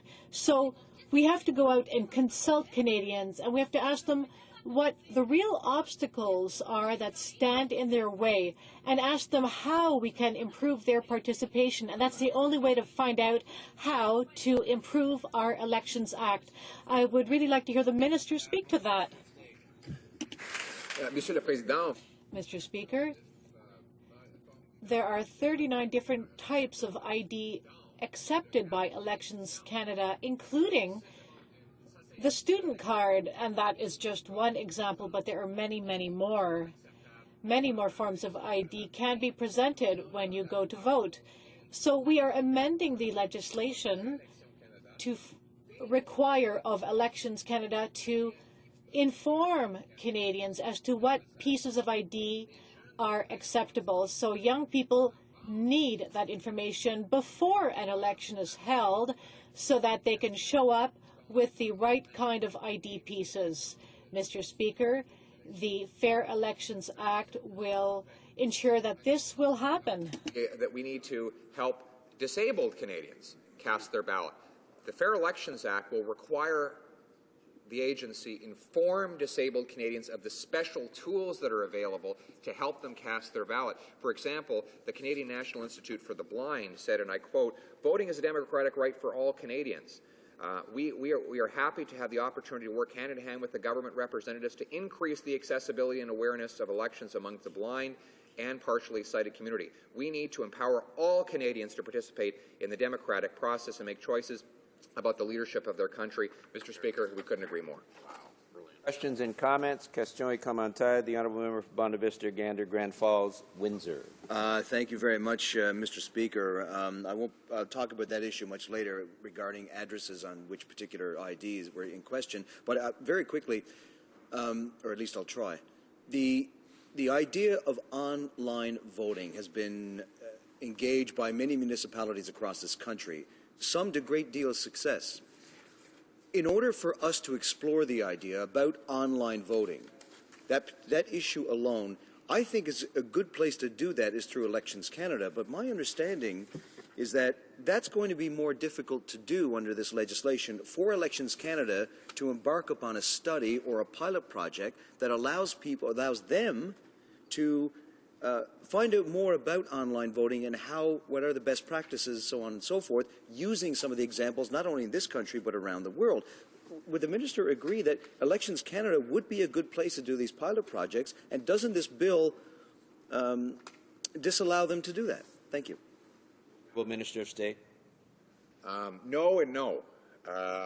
On the first point, no, I don't think Elections Canada should just be allowed to test out a pilot project on online voting. Quite frankly, they don't have a legal mandate to do that. And there are serious very serious security questions about how the integrity of online voting, that we should not allow to happen without a debate in Parliament. Now, right now, the law would require such a pilot project to be approved by 2 committees of the House of Commons. The Fair Elections Act requires both houses themselves to approve any such pilot project. But Elections Canada made 165,000 serious errors, irregularities in the last election. That's with a traditional, old-fashioned ballot system. Imagine if those kinds of mistakes were transmitted onto an online voting system. Imagine the mayhem that could unfold on Election Day if there were serious technical problems related to that online voting. Now, there might be a case in the future to consider it. However, right now, it is at best unproven and at worst very dangerous, and the agency should have to prove its case to Parliament before trying. Questions and comments? Question et commentaire. The Honourable Minister of State for Western Economic Development. Thank you, Mr. Speaker. Again, looking at the substance of the motion that's put before the House today, it deals with committee business. For folks that are watching today who may not be familiar with the parliamentary process, once a bill has passed to committee stage, it is examined by people from there's witnesses from civil society, folks from departments, et cetera, that come to testify in front of members of Parliament who look at the substance of the bill. I'm just wondering if my colleague could comment specifically on whether or not parliamentary committee here in Ottawa would have the ability to look and hear testimony from these witnesses, just like we do with any other bill. Frankly, I'm not sure why we're spending a day debating the substance of committee work in the House of Commons. I'm hoping he could perhaps speak to the ability of the committee to get this work done, and perhaps question why we're not just getting on with business of reviewing this bill within committee as it is at committee stage right now. Honourable Minister of State for Democratic Reform. Well, Mr. Speaker, the committee should do its work on this bill, and that's what we're proposing. Let's get to work. Let's bring in all the best experts in the field, have them testify. They can come from right across the country. Committees have budgets to bring witnesses here. We can put together a long list so that it's an exhaustive consultation, and everybody in the country who has something to say can feed their input in through that extensive system. The question is, why don't we get to work on it? Let's get busy. I've already been there to testify. John Pierre Kingsley, the former CEO of Elections Canada, said that the Fair Elections Act is already an A-. Let's work together at committee to make it an A+. Thank you. Question et commentaire. Questions and comments. L'honorable député de... The Honourable Member for Portneuf-Jacques-Cartier. Thank you very much, Mr. Speaker. I find it quite special, the comments made by the Minister. The Conservatives are already in a majority position at the committee. If there are witnesses they don't want to hear from, we won't be hearing from them. So why not go across the country and hear directly from Canadians and hear what they have to say? I think he needs to hear from people that he wants to take their voting rights away from. Student cards, for example. I think the Conservatives haven't been at school for a long time. There's no address on a student card. You can't use that as a piece of ID. Some people don't have money to get the right ID. And there are people with low incomes who can't afford to go and get a birth certificate and things like that. So I think they deserve to be heard directly by the Minister and not be tossed aside by the procedural wrangling at the committee. I'd like to know why he's going to vote against our motion. Mr. Speaker, I could just name a few. Driver's license, health card, passport, certificate of citizenship, birth certificate, Indian status card, social insurance number, old age security card, student ID card, provincial or territorial identification card, liquor identification card, medical health care clinic card, credit or debit card, employee card, public transportation card, library card, Canadian Forces ID card, Veterans Affairs Canada health card, Canada Blood Services card, Canada Institute for the Blind ID card, firearms possession and acquisition license, fishing, trapping, or hunting license, outdoors or wildlife card, hospital bracelet worn by residents of a long-term care facility, parolee identification card, utility bills, that includes television, public utilities commissions, hydro, gas, water, bank cards, vehicle ownership cards, correspondence from a school, college, or university, a statement of government benefits like employment insurance, social insurance, attestation of residence issued by an authority from the First Nations, government check or check stub, pension plan statement of benefits, residential lease, mortgage statement, income or property assessment, insurance property, letter from a public curator. One of the following, Mr. Speaker, I could go on and on. There are 39 different forms of ID that people can use. Ideally, I won't have to list them all because the Fair Elections Act will require Elections Canada inform every Canadian of what ID they need to bring. Resuming debate. Reprise de débat. The honourable member for Bonavista, Gander, Grand Falls, Windsor. Here's the issue. Mr. Speaker, my honourable colleague from Mississauga joked about having a death certificate. I don't think that's very nice of him to say. You should probably reconsider what he says in the House. That's not very nice, really. Yeah, I heard you the first time. So anyway, what I want to say... Order. Member knows, he's been here long enough, knows that he has to direct his comments to the chair, not to other members of the House. My apologies, Mr. Speaker, but sometimes when I have others, I should apologize if my speech interrupted his heckling. But nevertheless, I just think sometimes debate just degrades itself into, I'm sure he didn't mean to say a death certificate is really involved here. I mean, it may seem kind of funny, but let's be serious. One of the things that he mentioned, I just want to stick to that cards issue for just one moment. I have my health card right here. Normally I would table it, but considering I probably need it, I'm just going to keep it with me for the moment. But on it, there is no address. And I think what's happening is a lot of these identification pieces do not have that. And a lot of people around the country, yes, they still use their voter ID card, especially those who are older, those in rural areas, and they think that will suffice. They don't. I think what I'm getting at is that sometimes people continue their voting patterns out to the next election, one after that. They may not see. I mean, despite the best efforts by Elections Canada to communicate the information, what ID is out there, sometimes people don't receive that information. I'll give you people who are in areas that don't get high-speed internet. They don't have access to high-speed internet. Not only is it cost prohibitive, it's just prohibitive in general. So when it comes to vouching, let me just talk about that for a moment. I think what they've done is that they've seen the fraud that has taken place, and I agree there are problems with vouching. Every democracy has a problem with their voting system when it comes to this sort of thing. And vouching is one of those areas where people could take advantage of it. But the problem is that they've taken vouching and thrown it out completely, and that's not the solution here. That's not the solution. Because what you need to do is look at vouching itself and make sure that the people who are vouching are the right people to do this. Officials within Elections Canada could be given a greater role by doing this. There are people who just do not have...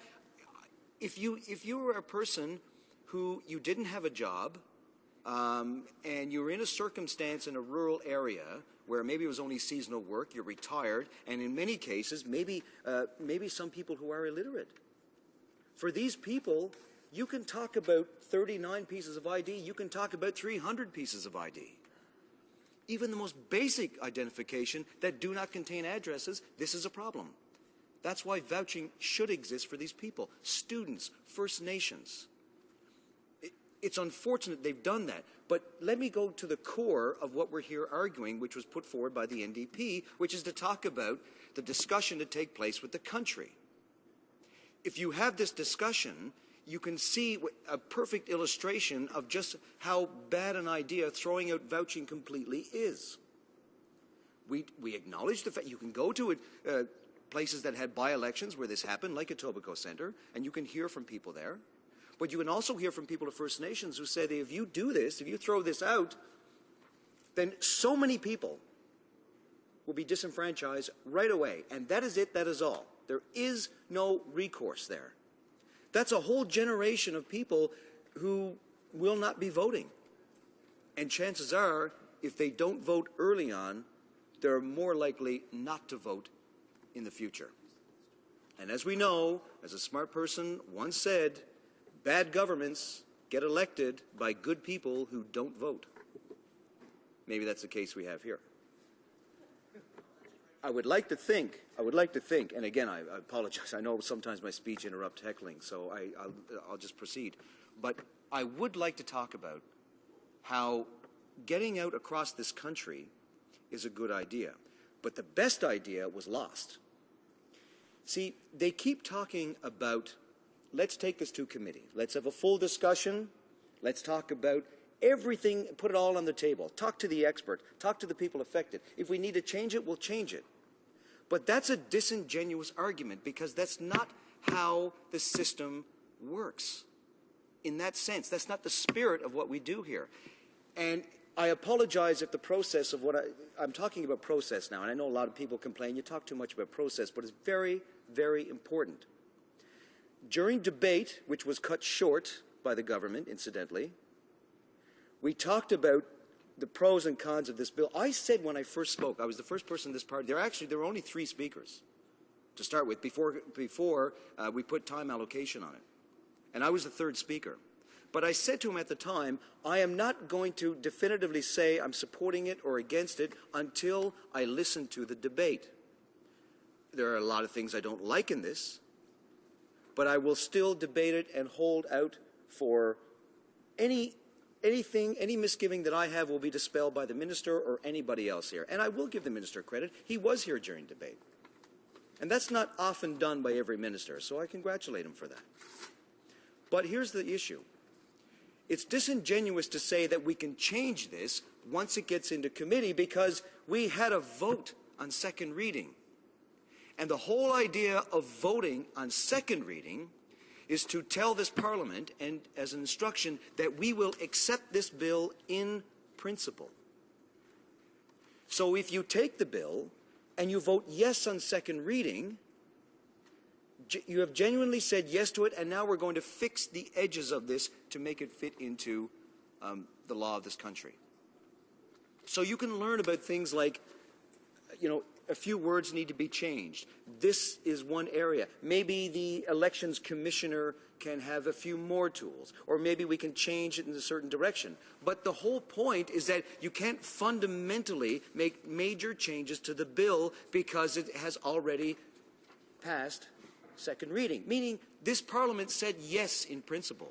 Now, I know you can say it doesn't matter. The committee is its own destiny. The committee can change the bill, can change it, and that's fine. If the majority agree, we'll change it, and that's fine. But you can't do that, you see, Mr. Speaker, because that's your call. If somebody makes an amendment, and even if every member of the committee decides, yes, we're going to accept that, we'll change it, you, sir, can rule that you're not allowed to do that, and we have no say. It's been done before. I've seen it. And that's the problem. So how do you get around that? I'm glad you asked. What you can do is that you can send it to committee before second reading, and then you can change the bill in a very substantial way. Now, the government has already done that. They did it with their first environmental bill. They did that at the time. They put it to committee before second reading. So obviously they believe there are circumstances which will dictate that you can do this. But this time it wasn't that case.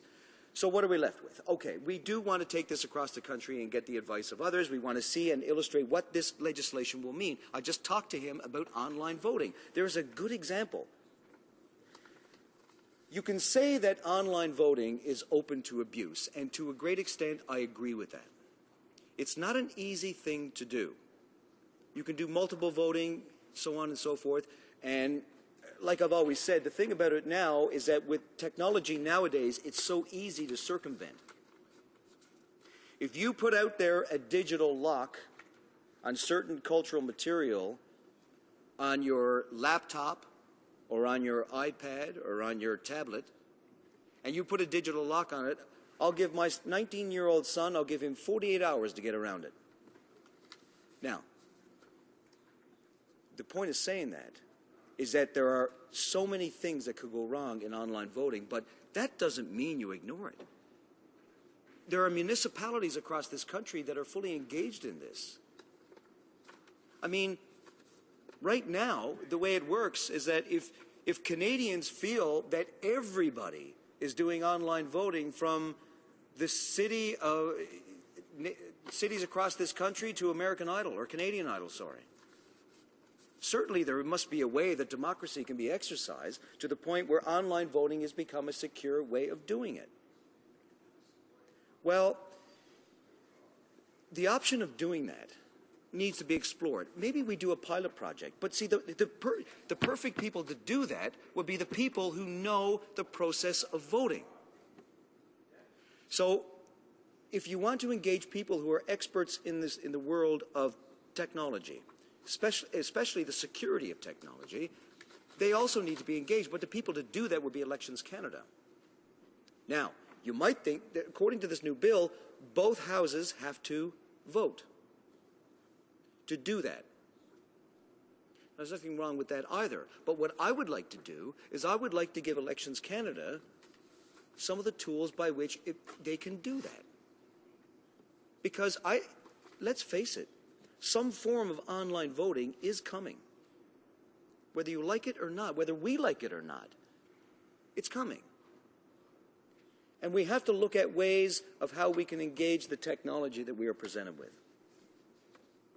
So in the absence of that, now, what I find ironic, though, is that the government will stop at no lengths to open up government to online services. In other words, you want to apply for EI? Go online. Well, if they're so paranoid about the security of online services, why do they keep pushing it?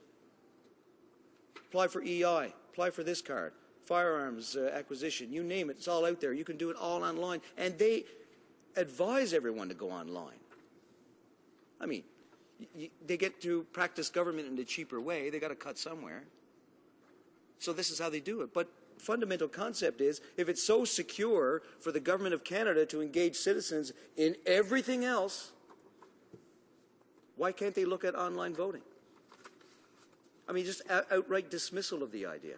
I mean,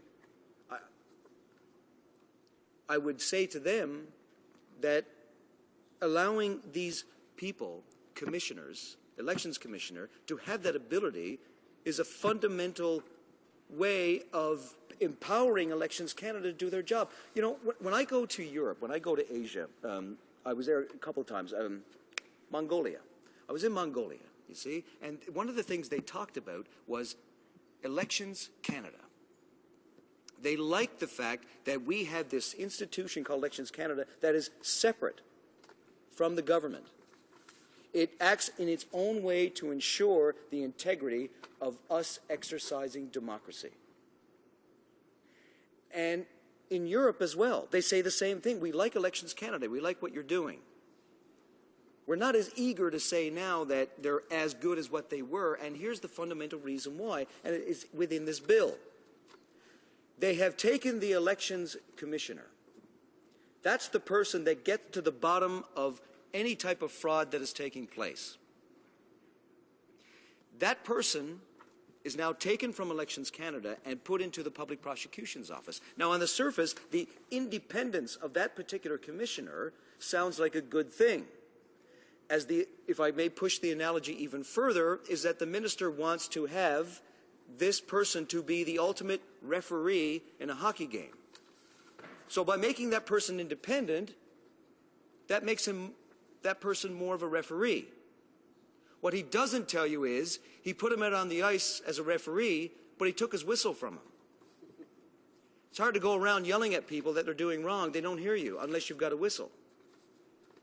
So the fundamental tool of applying to a judge to get information is not only what we believe is the right tool to have, but the chief electoral officer and the commissioner both want this. I mean, Mr. Speaker, you're doing your job right now. You know a heck of a lot more than I do about what gives you the best tools available to do your job. That's why you sit in that chair.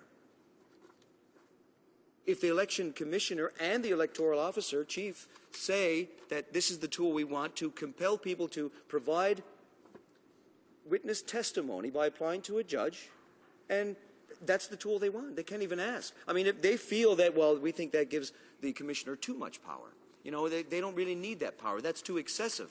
Well, that's for a judge to decide. That's why they don't have that power outright. They apply to the judge to get it. That's the whole point of doing what we're doing. And for them to say that, you know, this person is outright independent, they just moved that person to another building. That's it. That's all. As I've said before, and I'll say it again, that's not making that person neutral. That's making that person neutered without the right tools. Pardon the expression, if most of you cringe. But that's exactly what is happening here. And I would say to the government in this particular case, these things will find their way into committee as testimony. But the problem is that we've already voted yes in principle, and a lot of the fundamental changes can't be done. I hope an amendment that's forthcoming to allow the commissioner to do this would be accepted by the government. And I hope beyond that, we get to a third reading where we find ourselves with the bill answering all the questions we want. But if they don't want to take this out into the public realm, that's not a good sign.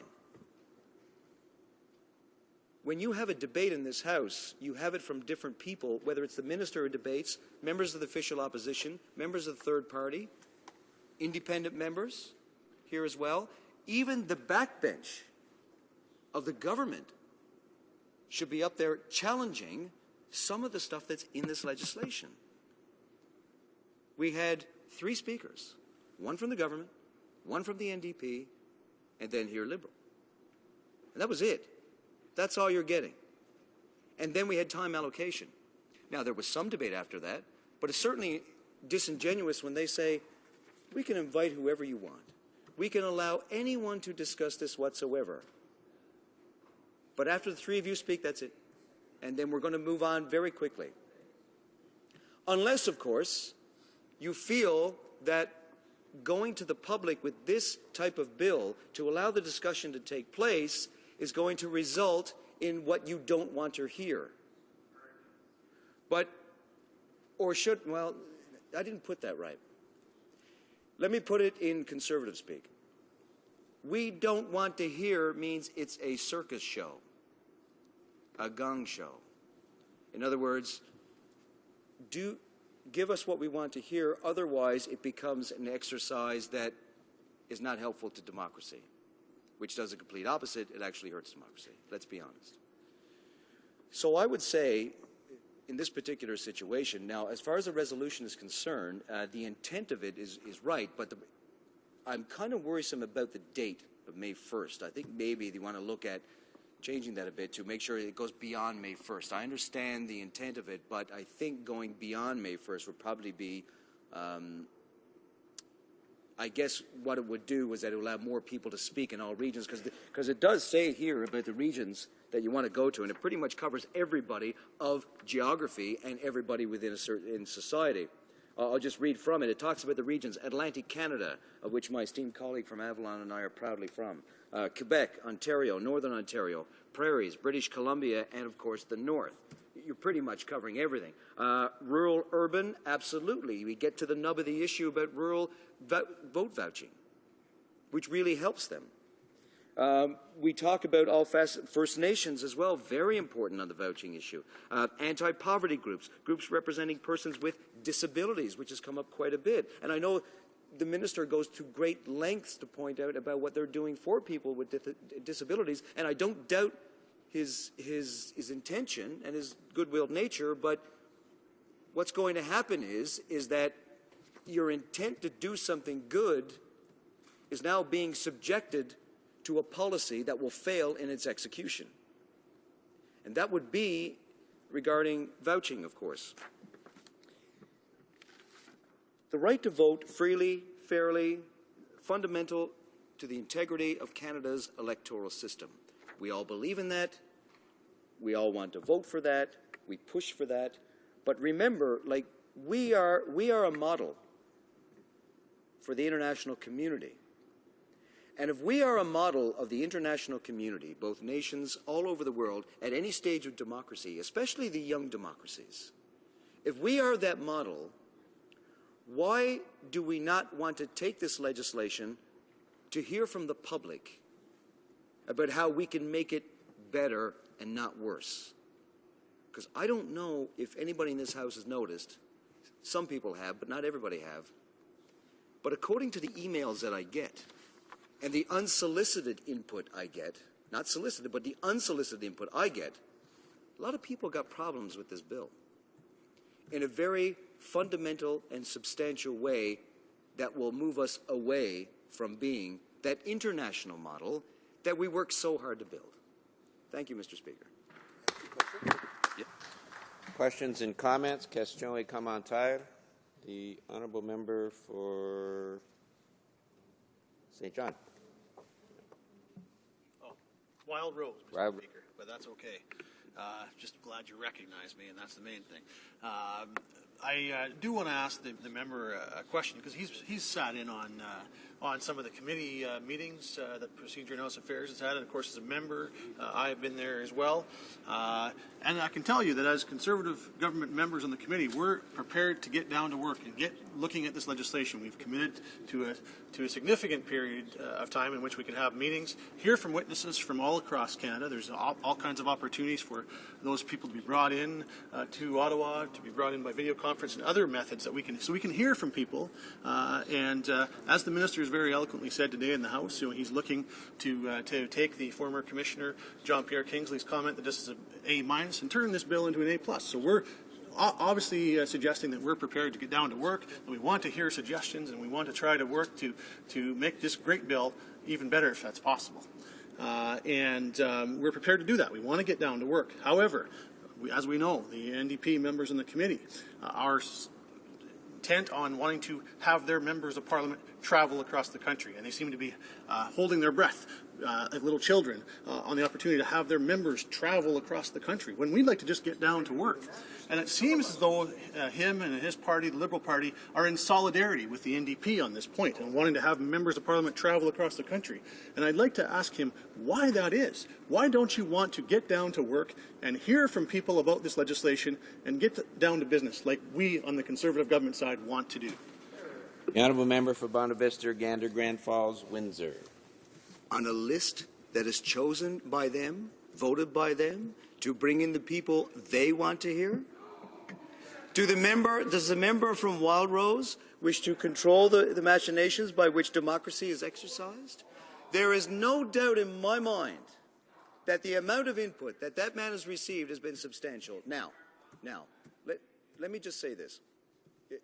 I understand where he's coming from in the sense he has the intent to do the work that is required to hear about this bill for all the technical matters involved.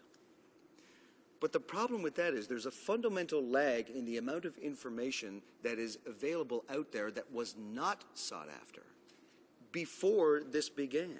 We always hear about the people who never were contacted, who have a strong opinion about this and have a great deal of knowledge about this. But when they say, like, no, we've actually heard within the confines of this committee all the people we want to hear from. I mean, this is part of the disingenuous message that's there about this. If the member from Wild Rose really, truly felt that he's doing the hard work, then there's a vast majority of Canadians who would say that he's not working hard enough. Now, I'm not casting aspersions on his own personality. I've known him for a while. He is a hard worker. But to engage the public on something that is so substantial, under something that is so important, it's our democracy. He talks about teleconferencing and calling in these people. But these are the people that they want.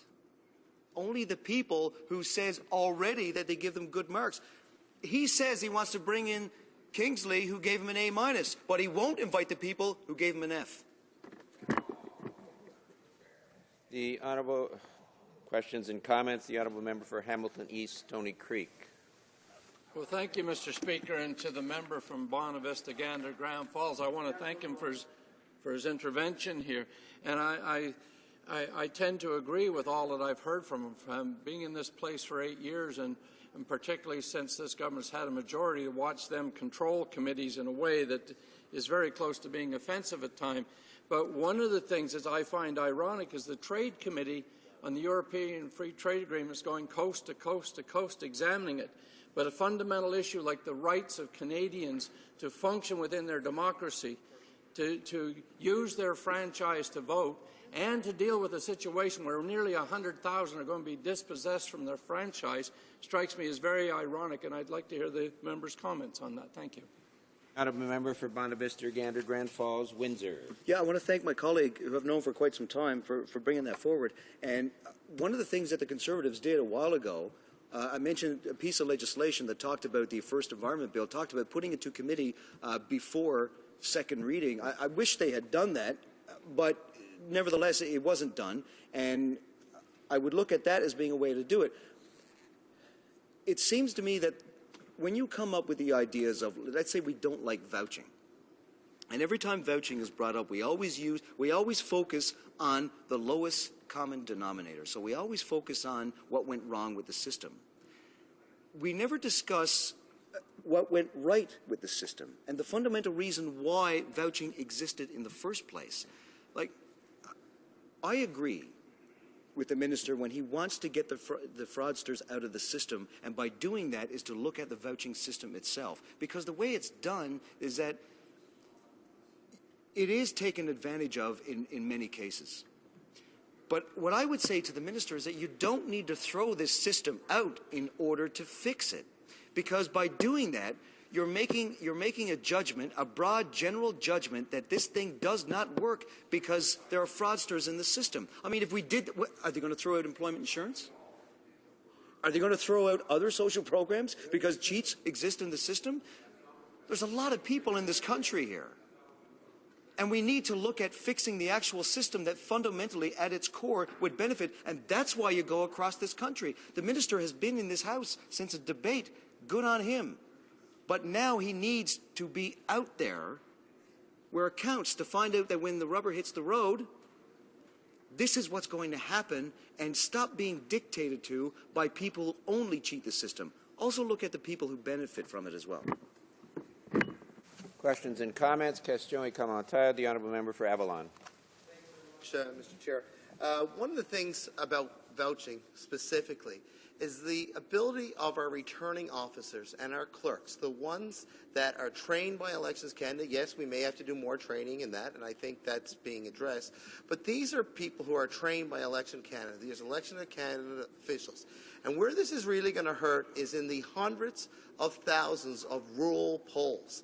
There are small rural polls with less than 200 voters. And the clerks that come from these areas know their neighbors. They know the people down the street. And quite often in a rural poll, two people are walking out that day and they see the polls are open. And they want to go in and vote, but they forgot their ID. And they go into the polling station and there is a clerk that is their neighbor. They live next door to this person. Why is the government and the Conservatives trying to take away the power of a returning officer, a clerk right there at the table to say, I know who you are, your name is on the voters list, you're my neighbor, and you happen to be out, and it was convenient for them to come voting. We're trying to make voting more accessible and more convenient by not allowing the clerks and the people at the table to use their judgment to say, I know you, because you're my neighbor, I know you because you're my community, is going to take voter turnout and plummet it. The Honourable Member for Bonavista, Gander, Grand Falls, Windsor. Oh, that's a very good question, and he sits next to me, and I didn't even hand him the question in the first place. I wish I did. I'd take credit for it.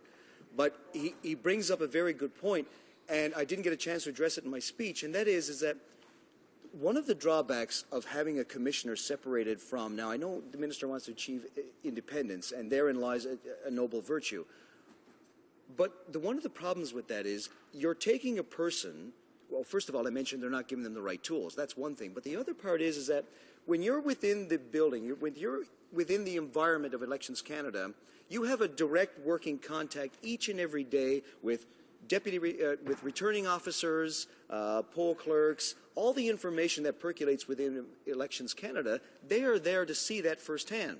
So essentially what happens is, with the investigators, the auditors, I should say, the auditors and people fanning across the country, when red flags go up, they're there within the field to see it when that happens.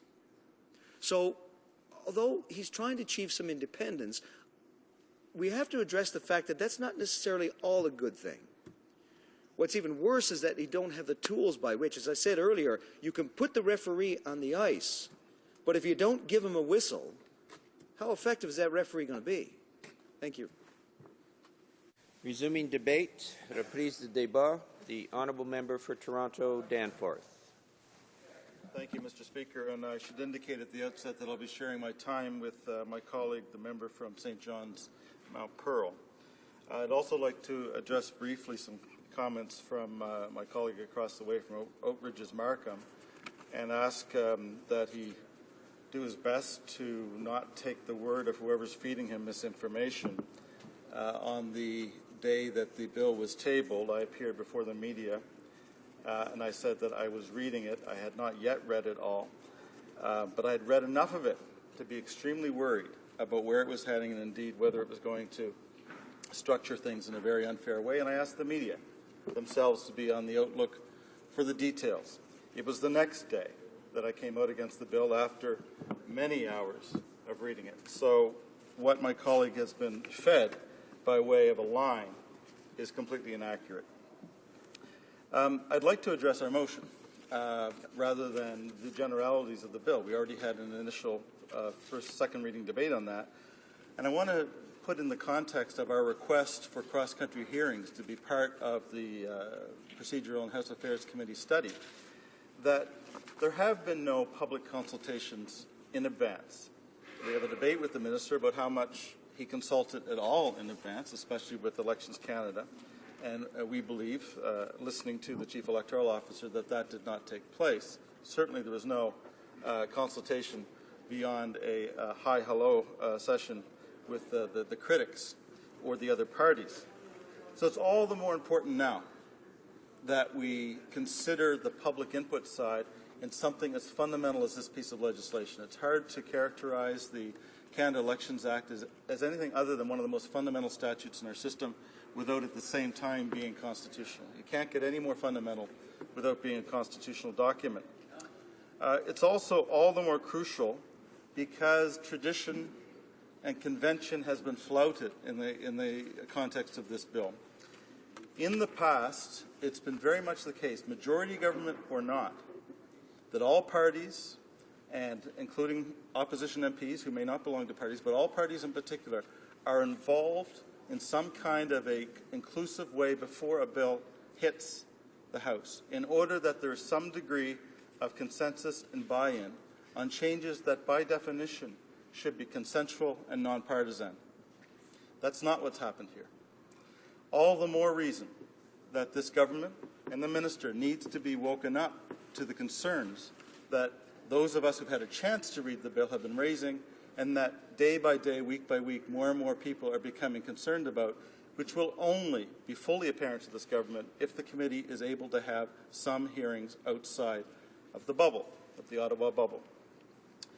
And I'd also like to make a final link. This is called, if we had a fair voting system, this unfair Elections Act would never have hit the floor of the House.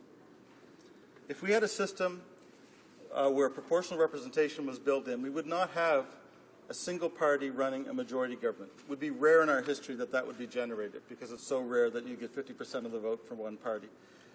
The circumstances would be very different. The tradition, the convention that parties should be consulted and work together in the Canada Elections Act would have been forced upon this government, assuming it was the government, but with fewer than 50% of the seats. If we had a proportional representation system, we would have had a more collegial consensus approach to how this bill was generated. The concerns that we have, that we've been articulating, debating, I must credit the minister for coming out and continuing to offer his point of view. A lot of that would have occurred in advance, and a lot of the problems in the bill would have been cut off at the knees if the government is serious that it had no intent to do X, Y, or Z. So we've just heard from the minister that the whole question of being able to call former donors is not going to be abused because any calls have to be for the purpose of that. I'd like to hear the minister then say he'd be not open, he will accept now, here and now, an amendment that says for the sole purpose of calling former donors, and that any other aspect of that call would itself be illegal and or part of the campaign expenses. But that would have been sorted out in advance if we had been involved in this at an earlier stage. The minister himself did not bring this up in his speech, but it's been brought up on several occasions by colleagues across the way, which is we don't do cross-country hearings for studies of bills. That's supposedly a truth. It's not a truth. Just in recent memory, C-15, the Northwest Territory Devolution Bill, the relevant committee went up to the Northwest Territories. Why? Because although it's a piece of text and has to be studied as a piece of legislation, the context in which that bill was going to take root was important to that committee. C-10, a bill on firearms control. The committee traveled to Toronto. These were studies of bills. And then when the opposite side of the House says we only ever travel for policy studies, that doesn't help either, because there is so much fundamental social context involved in the policy decisions made so far in this piece of legislation that hearing from Canadians in their local settings, whether it's Aboriginal communities on reserve, people who are in transitional situations in downtown cities, urban areas, whether or not it's just students on the campus or Canadians who might not otherwise have a chance to testify before a parliamentary committee and are not used to tuning in to CPAC in order to do so, who might nonetheless turn out to a committee hearing just to listen and learn whether or not they're testifying. There are reasons why this bill, as fundamental as it is, and I think the minister realizes how fundamental it is, needs to be grounded in a broader consensus and buy-in by Canadians at large, quite apart from the fact that other parties were not involved in bringing it forward. And I would also want to draw attention to my colleague from Louis Saint Laurent, who has spoken about the irony that a House committee has traveled as far as the Ukraine to study democracy there, including having public hearings, and yet somehow this is being resisted tooth and nail here in our own country. I have been a harsh critic ever since spending all that time reading the bill within one day, because we had a debate the very next day of the bill. I'm still concerned every one of the replies the minister has made. I am still concerned that without amendments, those replies don't actually do the job. Canadians can read what I have to say on my own website, and something that I must admit is provocatively entitled, "The Unfair Elections Act is a con game," and see the long list of concerns, well over 24 concerns that I have, that none of which have been obviated yet by any of the arguments the minister has made, despite his best efforts. So I'm not going to go into those details, but I want to say my current concern has only been deepened, and that's, one of the reasons why. I'm hearing from more and more Canadians, not just experts in the field of electoral law or electoral processes, but Canadians taking the time to have read bits and pieces of the legislation and drawing something new to my attention. Now, if average social knowledge of average Canadians, ordinary Canadians, can produce that kind of feedback to me, my guess is the benefits of cross-country hearings will also produce insights for every member of the Procedure and House Affairs Committee. I want to end, I think I probably only have 1 minute, thank you, Mr. Speaker, with a quote from Jessica McCormick, the National Chairperson of the Canadian Federation of Students, who is in Ottawa and who can manage to come here and hopefully would be on the list for Ottawa hearings. But she gives an example of the effects of this bill that I think you can extrapolate from to say why we would benefit from going around the country, at least as part of Proc's hearings. She says, quote, and I'll be ending here, "Canada has amongst the lowest youth voter turnout when compared to peer nations. The effects of Bill C-23 will make it harder for youth to vote by complicating the voter identification process and eliminating public awareness campaigns that encourage youth to vote. C-23 serves to cement the notion that politicians don't care about the issues that affect youth. It's our firm belief that the bill will contribute to a decline in voter turnout that the provinces and peer countries are actively attempting to reverse. The decline is clearly a threat to a healthy democracy and must be meaningfully addressed, not encouraged." End of quotation. It's that kind of input that I'd be looking for, not just here on the Hill in parliamentary committee, but also across country, across Canada through cross-country hearings. Thank you, Mr. Speaker. Questions and comments? Question et commentaire. The Honourable Minister of State for Democratic Reform. Mr. Speaker, I thank the member for an informative discussion and for his thoughtful critique of the bill, as I do thank his Liberal counterpart, both of whom are tough and smart critics. I find it interesting that the person he cited as an example for the need to have cross-country hearings is someone he admits could testify right here in Ottawa in a parliamentary committee.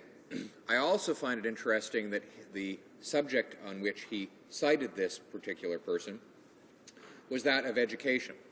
Now, it's clear that there is a correlation between the timing that Elections Canada started its promotional campaigns and the precipitous decline in voter turnout. Correlation does not equal causation. However, causation can be explored by looking at the data on Elections Canada's own website, which shows that the leading causes of youth non-participation are actually practical ones. Half of them don't know that you can vote in advance ballots. A quarter of those who didn't vote said it was because they didn't know where, when, or how to vote. 60% of non-voters across Canada said that it was everyday life issues. Elections Canada's communications should therefore focus on those things, because those facts do point to causation. The fact that our people are not aware of all their opportunities to vote is a form of causation. It is documented from Elections Canada's own material. My question is, why have his critiques ignored all of that publicly available data that Elections Canada has provided? For Toronto, Danforth. Thank you, Mr. Speaker. I think the short answer is because I have a very different understanding from the Minister of the relationship between causation and correlation. The Minister has spent a lot of time, and he's now paring back because criticism has shown him the error of his ways. No, not on this point, but on the Neufeld report, constantly citing irregularities early on as if they amounted to fraud or even a serious risk of fraud. Gradually, he's begun to nuance because he knows people have read the report and understand that that's not what Neufeld said. The same thing on this score. Causation is not correlation. And I already asked the Minister in our earlier debates, I asked, why can't we have the new Section 18 as written in C-23 alongside the old Section 18? The two are not in conflict. And that the new section is kind of marching orders to Elections Canada to engage in the kind of targeted information giving that the Minister has made the case is beneficial. But he's made no case that public education and democratic outreach itself is not also beneficial. And that's the difference between causation and correlation. Questions and comments? Question et commentaire. The Honourable Member for Winnipeg North. Thank you, Mr. Speaker. I think it's important that we recognize that the Minister has actually lost the point of the discussion and the debate that we're having here today. The issue is because this Minister, one, failed to consult with Canadians, failed to consult with the Chief Electoral Officer, failed to work with the opposition parties, we have substantially flawed election law that's being held in committee. There's a need for us to take it to Canadians, that the committee needs to get outside of the Ottawa bubble and go and hear what Canadians have to say. And they have a good reason to express concerns. We've all heard of the In-N-Out scandal, the robocall scandal, the overspending scandals, Mr. Speaker. There's a need for Canadians to have direct input. And my question to the member is, does he not believe that the government would be better served by stop the skating around the issue and agree just to take this committee outside of Ottawa?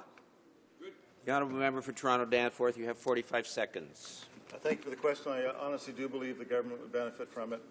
There's a trust deficit with respect to this bill. That's one of the things hanging over the head of the government. The fact that we've been able to show through substantive critique that there's a reason not to trust much of what's in this bill. The only way that that's going to be set aside is if Canadians have confidence in the process producing the legislation. And therefore, we're not asking for the entire process to be cross-country. We're asking it to be built into what will also include close study. The two together will benefit the government, will benefit the bill, and benefit Canadians. Resuming debate, reprise de débat, the honourable member for St. John's South, Mount Pearl. Thank you, Mr. Speaker. I stand in support of the motion by the honourable member for Hamilton Centre that there should be nationwide public hearings into the Fair Elections Act, a bill better known more and more across this country, Mr. Speaker, as the Unfair Elections Act. The member for Hamilton Centre proposes that this House direct the Standing Committee on Procedure and House Affairs to hear from witnesses while undertaking its study of the Canada Elections Act. What witnesses, Mr. Speaker? Elections Canada, political parties, the Minister of State who introduced the Fair Elections Act, quotes around fair, Mr. Speaker, representatives of First Nations, anti-poverty groups, groups representing people with disabilities, groups that speak for youth advocates and students and Canadians in general, everywhere, Mr. Speaker.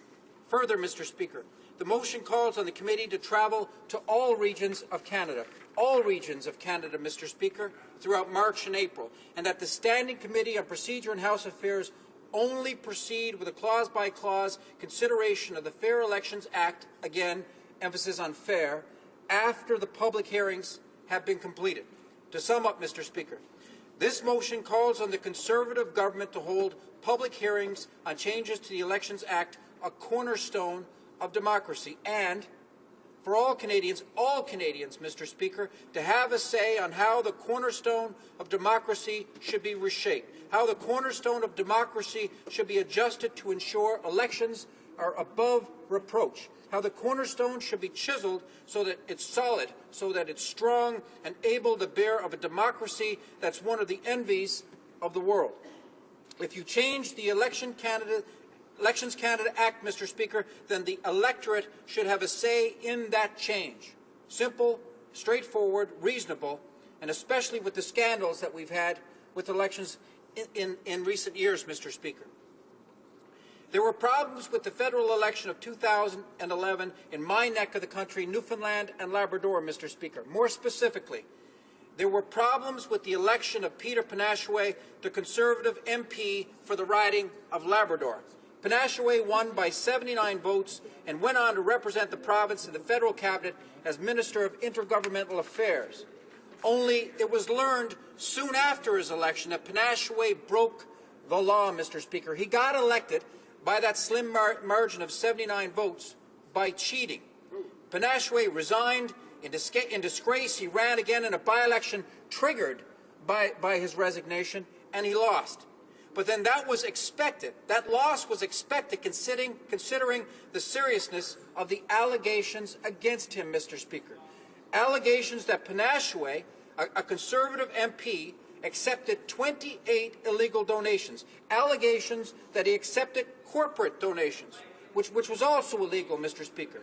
Allegations that Panashaway got an interest-free loan, which, once again, is illegal, from an Innu company run by his brother-in-law, Mr. Speaker. Allegations that he overspent the campaign spending limit. Mr. Speaker, Panashaway basically bought his election, and he was able to run in the by-election. He was able to run in the by-election, Mr. Speaker, with outstanding allegations against him, which boggles the minds of Newfoundlanders and Labradorians. Mr. Speaker, what would have happened if Panashaway had won and the allegations proven true? So what became of those allegations, Mr. Speaker? What became of them? Elections Canada was supposedly carrying out an investigation. So was the RCMP, but we haven't heard a word, Mr. Speaker. Not a peep. The silence across Newfoundland and Labrador, across this country, has been deafening, Mr. Speaker. Was Panashaway, who the Prime Minister described as the best member of Parliament Labrador ever had, was Panashaway ever charged? Was anyone charged? Not that I know of, Mr. Speaker. Was anyone fined, Mr. Speaker? Not that I know of. Is there a problem with the Elections Canada Act? Yes, Mr. Speaker, there is a problem with the Elections Canada Act. Is there a point of order? There's been nothing in the last 5 minutes to discuss the content of his motion. In fact, I doubt that he has actually anything in his speech with respect to the motion before us. I wonder if you might ensure and insist that the member get on to the actual substance of the motion if he's actually prepared to do that. L'honorable député Louis Saint-Hilaire. The honourable member. At the beginning of the debate, there was a lot of discussion on the bill itself when we were debating a motion, so there was a certain latitude so far, and I would like to remind the member that what our colleague is talking about is directly related to some of the requests made by the Chief Electoral Officer and changes with regard to the Elections Act. Yes, I agree with that. It is a valid point that he is making within the context of the debate. Can continue. Thank you, Mr. Speaker. This Unfair Elections Act will actually strip Elections Canada of its investigative powers. Strip them, not strengthen the powers of Elections Canada. And we saw how weak they are, Mr. Speaker, with the Panache scandal. The Commissioner of Elections Canada will now be under the Director of Public Prosecutions and therefore no longer part of Elections Canada. I would compare that, Mr. Speaker, my party would compare that to removing the RCMP's ability to investigate breaches of the criminal code. So how is that going to fix anything?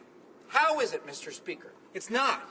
Get a load of this, Mr. Speaker. Under this Unfair Elections Act, the Chief Electoral Officer must now seek Treasury Board approval to hire technical experts. That theoretically means, Mr. Speaker, that the Chief Electoral Officer could have to seek government approval to investigate possible election cheating by government MPs. Mr. Speaker, two key missing elements of the Unfair Elections Act that Elections Canada actually asked for and didn't get include more power to the Chief Electoral Officer to request financial documents to ensure political entities are complying with their obligations. That's not in the Act, Mr. Speaker. The Unfair Elections Act is also silent on powers for Elections Canada to compel witnesses. A major problem that Election Canada faced in its robocalls investigation was that Conservative staffers refused, Mr. Speaker, to give testimony. So that's not going to change either. I wonder why that is, Mr. Speaker.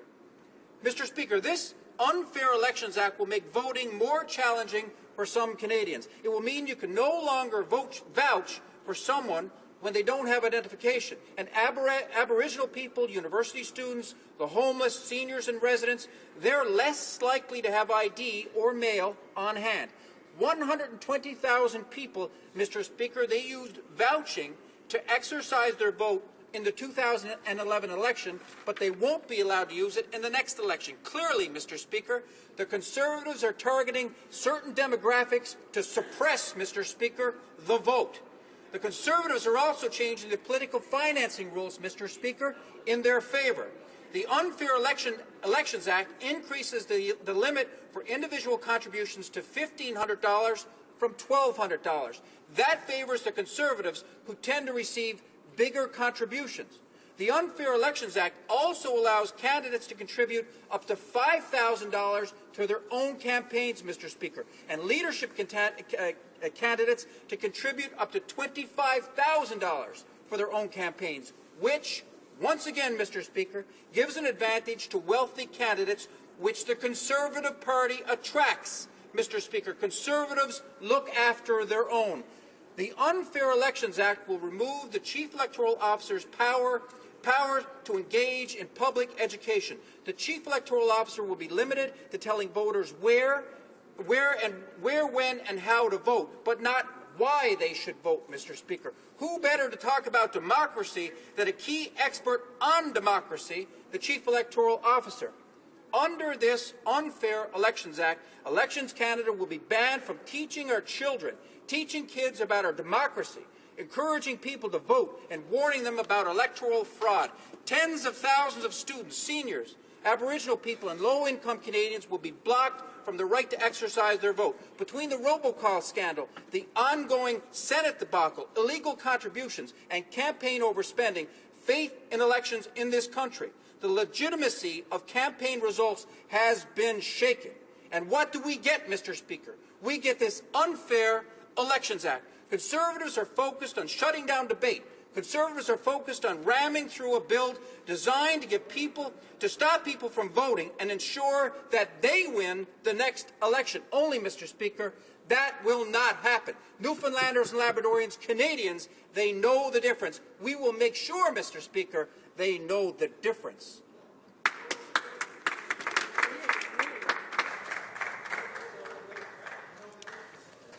Questions and comments? Question et commentaire. The Honourable Minister of State for Democratic Reform. Well, Mr. Speaker, I hope he knows the difference, because the reality is that his own party announced its opposition to the Fair Elections Act before even reading it. So I'm not sure how they could know the differences between the status quo and the Act without reading it. But, Mr. Speaker, let me focus in on the issue of Section 18, which the member referenced. The Fair Elections Act would amend it to require the agency inform people of the basics of voting: where, when, what ID to bring, and what are the special tools available to help people with disabilities cast their ballot. Beyond that, it would require the agency inform people of how they can register to vote and correct misinformation that might incidentally be on the existing voters list. These are all things that Canadians need as basic tools to vote.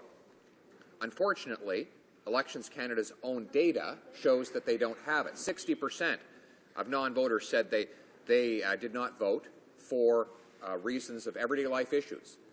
They found it inconvenient and difficult. They were busy.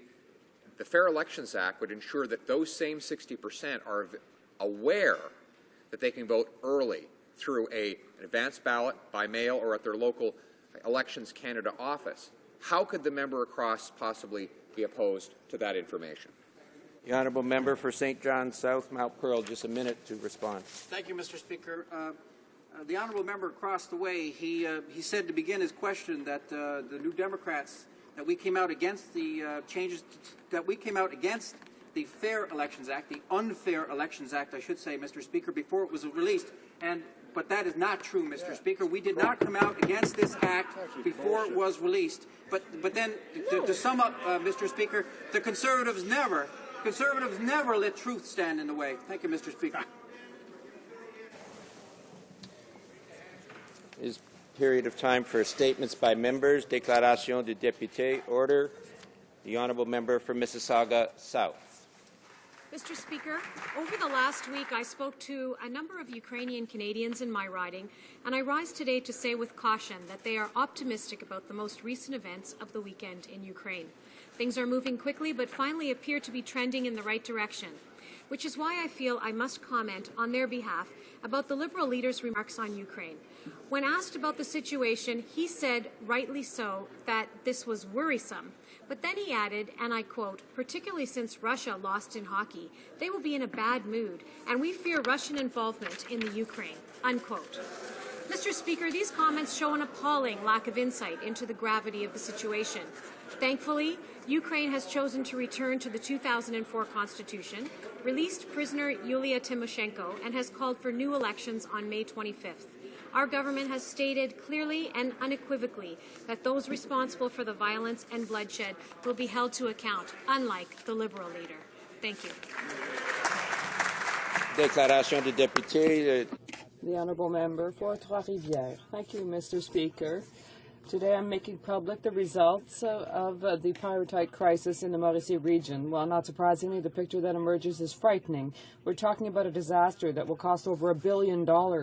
In terms of the housing market, already 1,300 families are affected, and some 3,700 are to come.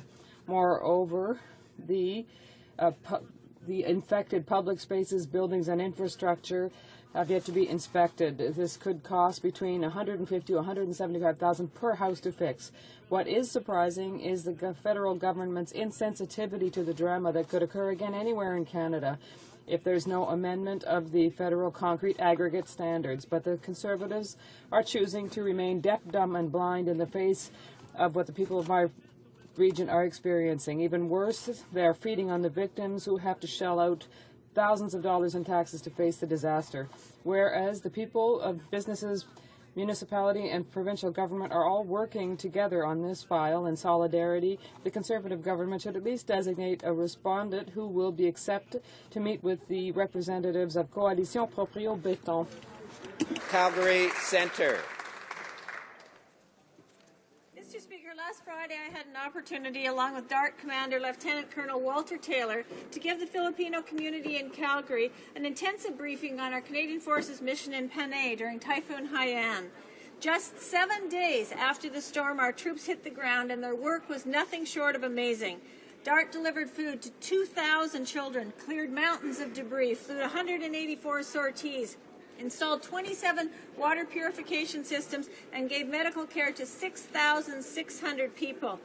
The mission was so successful in getting Filipinos on a path to recovery that in Roxas City, they created a monument to the Canadian DART as a sign of their gratitude.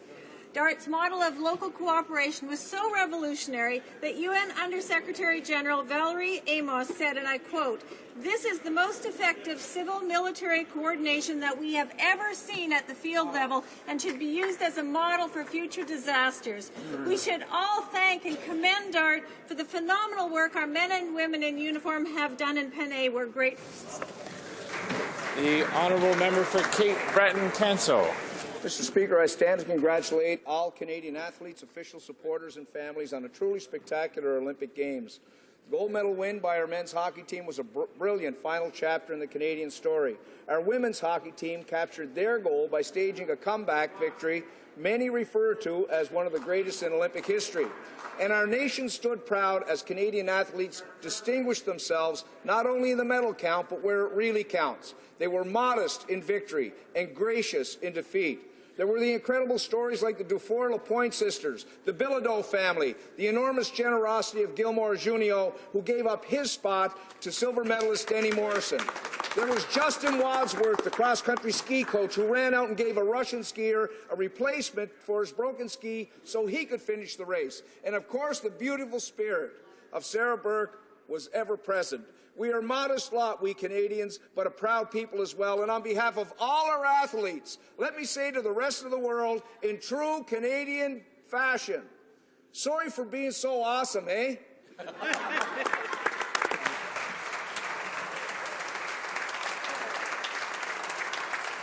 The Honourable Member for Sault Ste. Marie.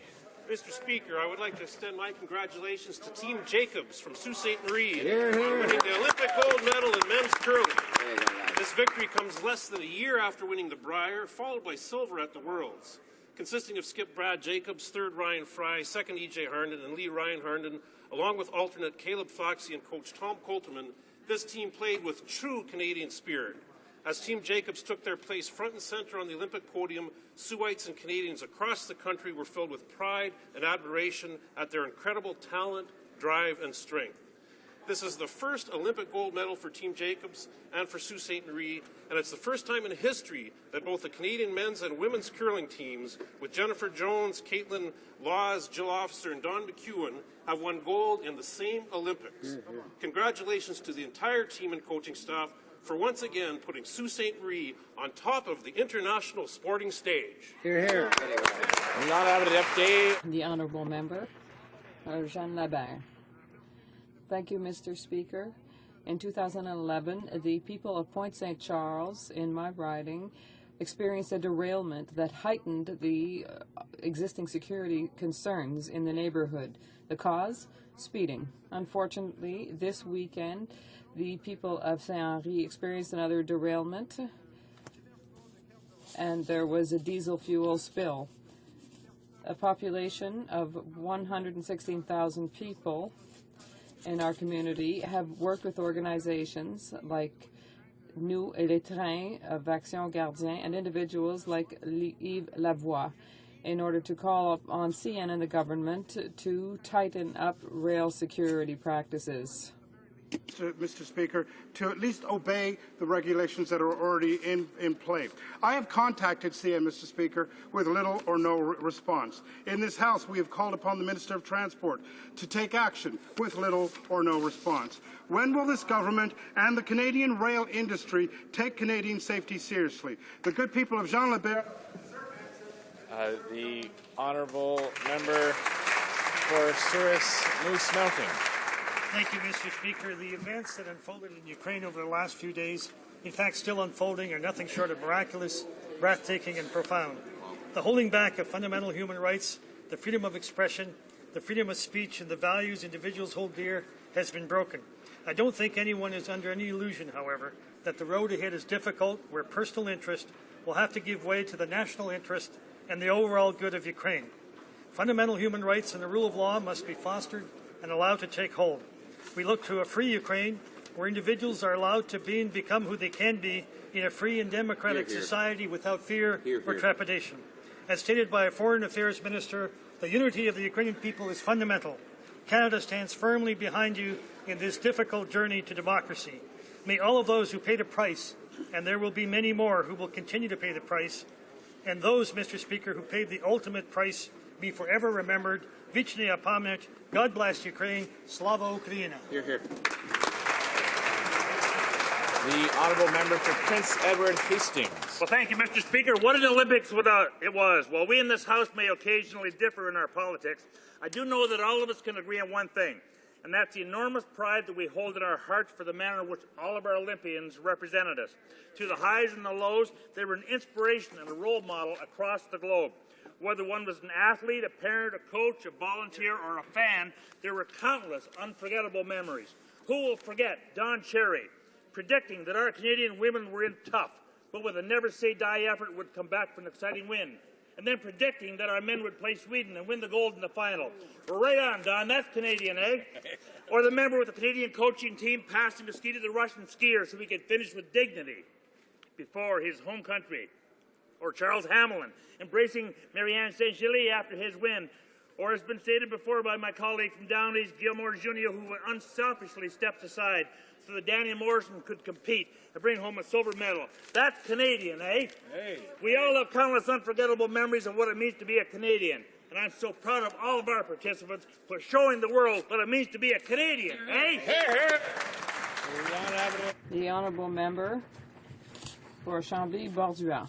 Mr. Speaker, 2 incredible weeks wrapped up in Sochi yesterday, 2 weeks during which our athletes gave us memorable moments, too many to mention at this time. For example, Alexandre Bilodeau on television said it was a real roller coaster.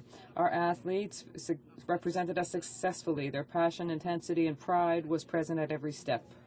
Whether it was Mark McMorris winning Canada's first medal, Tessa Virtue and Scott Moyer impressing us on the ice, Gilmore Jr. giving up his spot to Denny Morrison, who went on to win a medal, as has been mentioned a few times today, Mr. Speaker. Our women's hockey team showing what it means to truly never give up. Or our clean sweep of curling gold. Canada truly showed the world what we are all about. I join my colleagues in this House in saying thank you to all Canadians who represented us with pride in Sochi. It was an inspiration, but most of all, Mr. Speaker, it was a heck of a lot of fun. Félicitations. Congratulations to all. Canada, go. Bravo! The honourable member for Dauphin, Swan River, Marquette. Mr. Speaker, for the past 2 weeks, the Canadian Olympic team proudly represented our country in Sochi, Russia.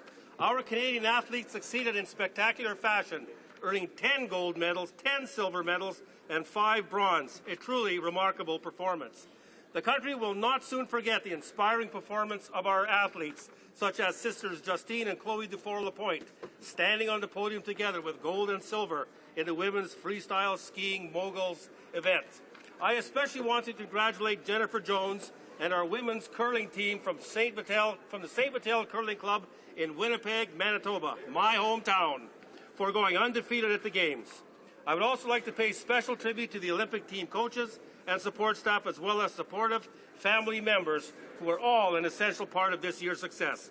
Congratulations to all of our 221 athletes that made up our Canadian Olympic team. And Mr. Speaker, as has been said before, go Canada, go.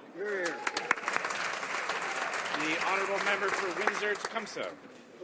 Mr. Speaker, I'm proud to rise in the House today in celebration of Black History Month. It allows us to commemorate the significant contributions of African Canadian men and women throughout the history of Canada. An example is Peter Thurman, an American-born slave who settled in New Canaan in Essex County, Ontario. In spite of the great danger that black soldiers faced, being captured by American forces and either summarily executed or returned to slavery, he fought in the War of 1812 in hopes of creating a better life for himself and his family in our country. His dreams mirror the dreams of so many Canadians, one of freedom, optimism, and hope. Mr. Thurman's legacy lives on through the generations of his descendants that to this day live on in Windsor and Essex County. On behalf of my constituents and all Canadians, we are most grateful for the sacrifices that Mr. Thurman and countless other black soldiers made to protect the freedoms and liberties of our land. Their contributions played a pivotal role in molding the Canadian fabric, and they must never be forgotten.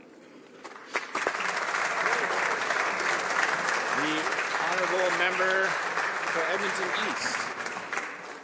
Mr. Speaker, twice in 10 years, the people of Ukraine have risen en masse against political tyranny, interference by the Russian bear, and Soviet-style thuggery. Yanukovych disdained democracy and peaceful protest, employing henchmen whose rubber bullets and truncheons spilled much blood. Yanukovych this time murderously outdid this despotic past. His trained sniper executioners pinpointed the deaths of unarmed patriots resisting efforts to move them from the Euromaidan. The heroes of the Maidan held their ground until sanity returned with intervention by the European Union and a vote in Parliament to remove the evil tyrant from office. He is now on the run, hoping to avoid having to atone for his murders and crimes against the citizens of Ukraine.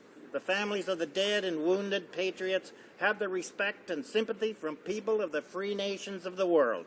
Slava Ukraine. Honourable member for Westmount, Bill Marie.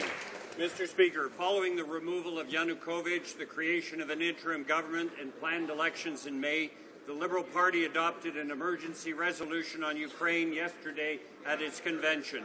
The party calls upon the Government of Canada to immediately and unequivocally express its support for the transitional process to a secure democracy. We also call for an observer mission of at least 500 Canadian observers led by a preeminent Canadian to help oversee the upcoming election. We call upon the government to encourage the international community to ensure that all human rights violations in Ukraine are investigated and prosecuted. The government must also call upon the IMF to meet with the new Ukrainian leadership to provide economic support and develop a new restructuring plan.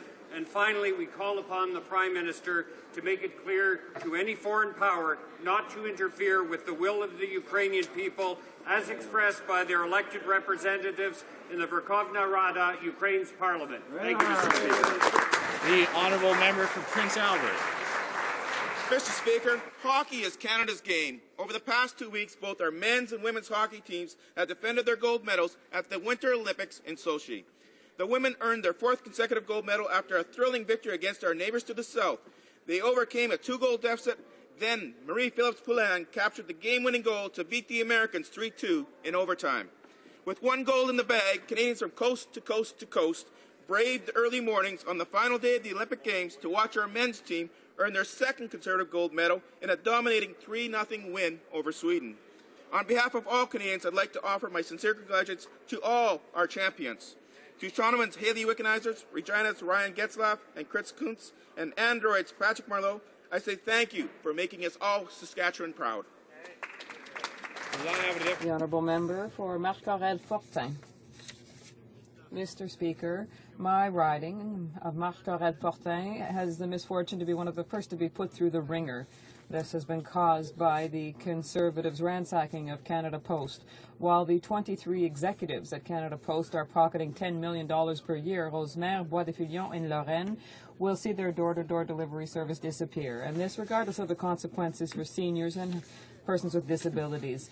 This botched project will be unrolled under the approving eye of the Conservative government. A responsible government would have proposed solutions to attract a new clientele rather than cutting services, increasing prices, and firing 8,000 people. And the NDP will continue to fight alongside our seniors, small and medium-sized businesses, people with mobility issues, and all citizens so that they have access to the services they deserve.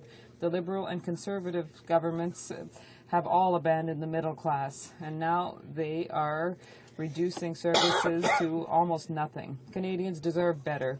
The NDP will be on their side. Honourable member for Wild Rose. Mr. Speaker, the Liberal convention sounded like a blast from the past. And of course, without the promise of a tax increase, class warfare, deficit spending, and a national strategy on darn near everything, the Liberals just wouldn't see it as complete. While I'll spare Canadians a review of all of their proposals, the national energy strategy does sound terribly familiar.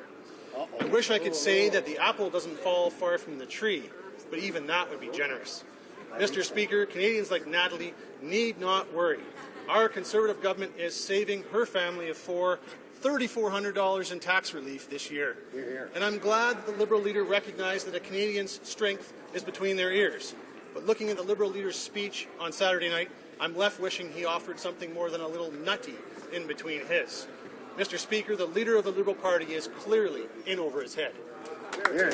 Oral questions. Questions orales. The Honourable Leader of the Opposition.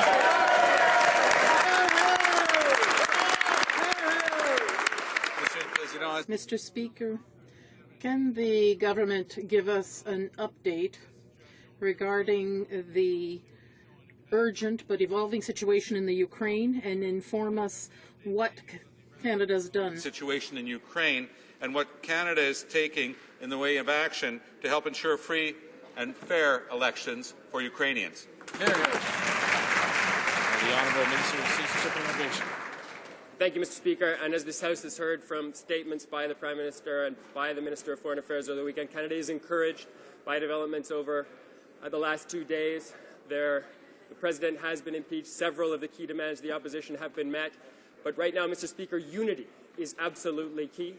Canada stands ready to continue monitoring the situation with its friends and allies, but to support a return to democracy, freedom, human rights, and the rule of law in Ukraine as the Ukrainian people reach out to partners in Canada and elsewhere to resume their democratic path towards a brighter future, one free of violence. The Honourable Leader of the Opposition.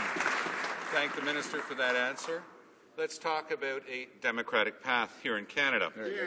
Conservatives have said that public hearings on the Unfair Elections Act would be, quote, a gong show and a circus. But Conservatives supported the unelected Senate holding public hearings outside of Ottawa 25 times in the last year. Now, what do Conservatives think that consultations by the unelected Senate makes them vital, whereas letting Canadians speak to their members of Parliament is somehow a gong show? Why contempt for Canadians? Why contempt for democracy? Minister of Democratic Reform. Mr. Speaker, Canadians have spoken. They've asked for a bill in this House that will keep everyday Canadians in charge of democracy by putting special interests on the sidelines and rule breakers out of business altogether. That's why we brought forward the Fair Elections Act, which closes loopholes to big money, especially the use of unpaid debts. It prevents fraudulent voting. And it provides increased opportunities for law-abiding, honest Canadians to cast their ballot. The NDP announced its opposition to this bill before even reading it. It's time that they did read it, studied it, and we hope support it. They should. Honourable Leader of the Opposition. That's exactly because we've read it that we know that it's anti-democratic. They want to take over the power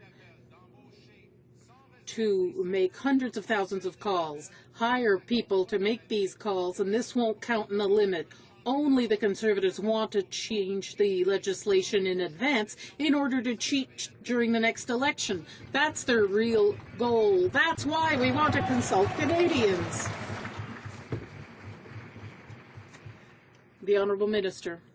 I don't think there was a question there, but I think the question he was about to ask is why would his own party be against exempting fundraising calls from spending limit when, in fact, his own party did just that in the leadership race that he ran in and won? Mr. Speaker, Section 7 of the NDP's own leadership rule says, quote, expense is not subject to the party's expense ceiling. D, any expense for fundraising.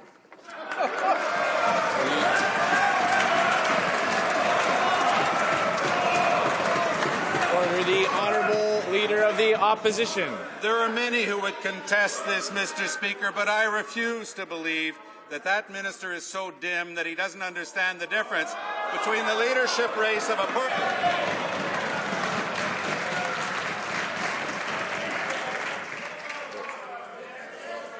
Order.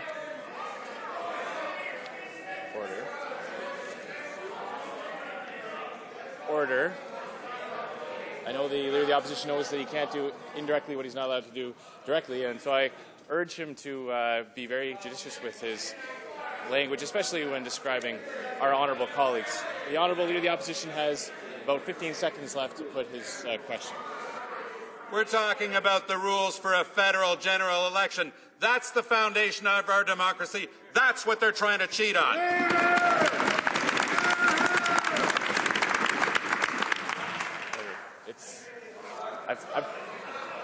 I've heard that. Order. We've been hearing that word an increased amount in the last few weeks. No, not that one. Which certainly does imply motives and impugn motives. And so I'm going to ask now members to refrain from using the word cheating when discussing tactics from other honourable members. The Honourable Leader of the Opposition now has a few seconds left. Last week, the word hypocrite from the Prime Minister was fine. I can't affirm that. We all know they're trying to cheat in advance.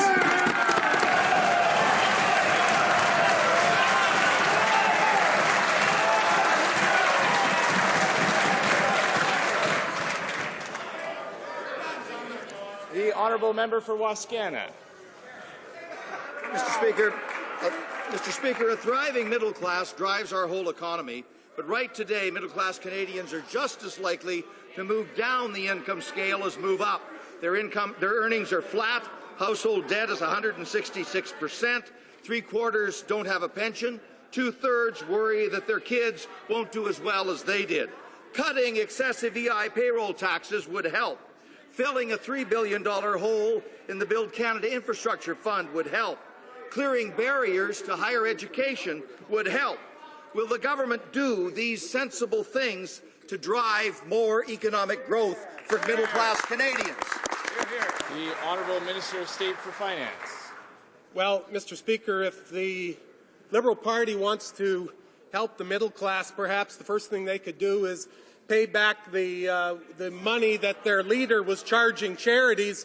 Certainly the middle class would be happy with that.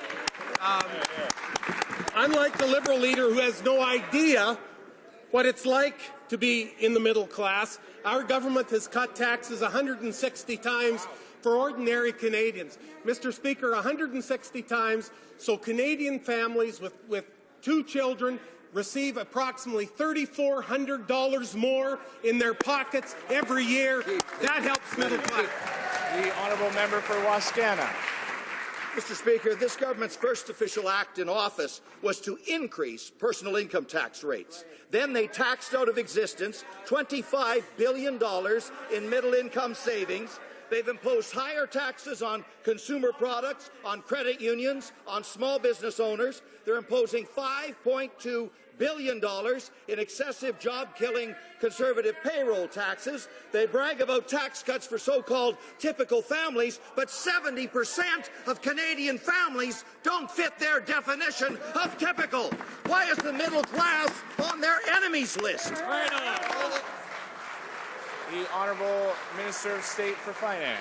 Mr. Speaker, of course, the Honourable Member is wrong. 160 tax cuts putting money back into the pockets of Canadians.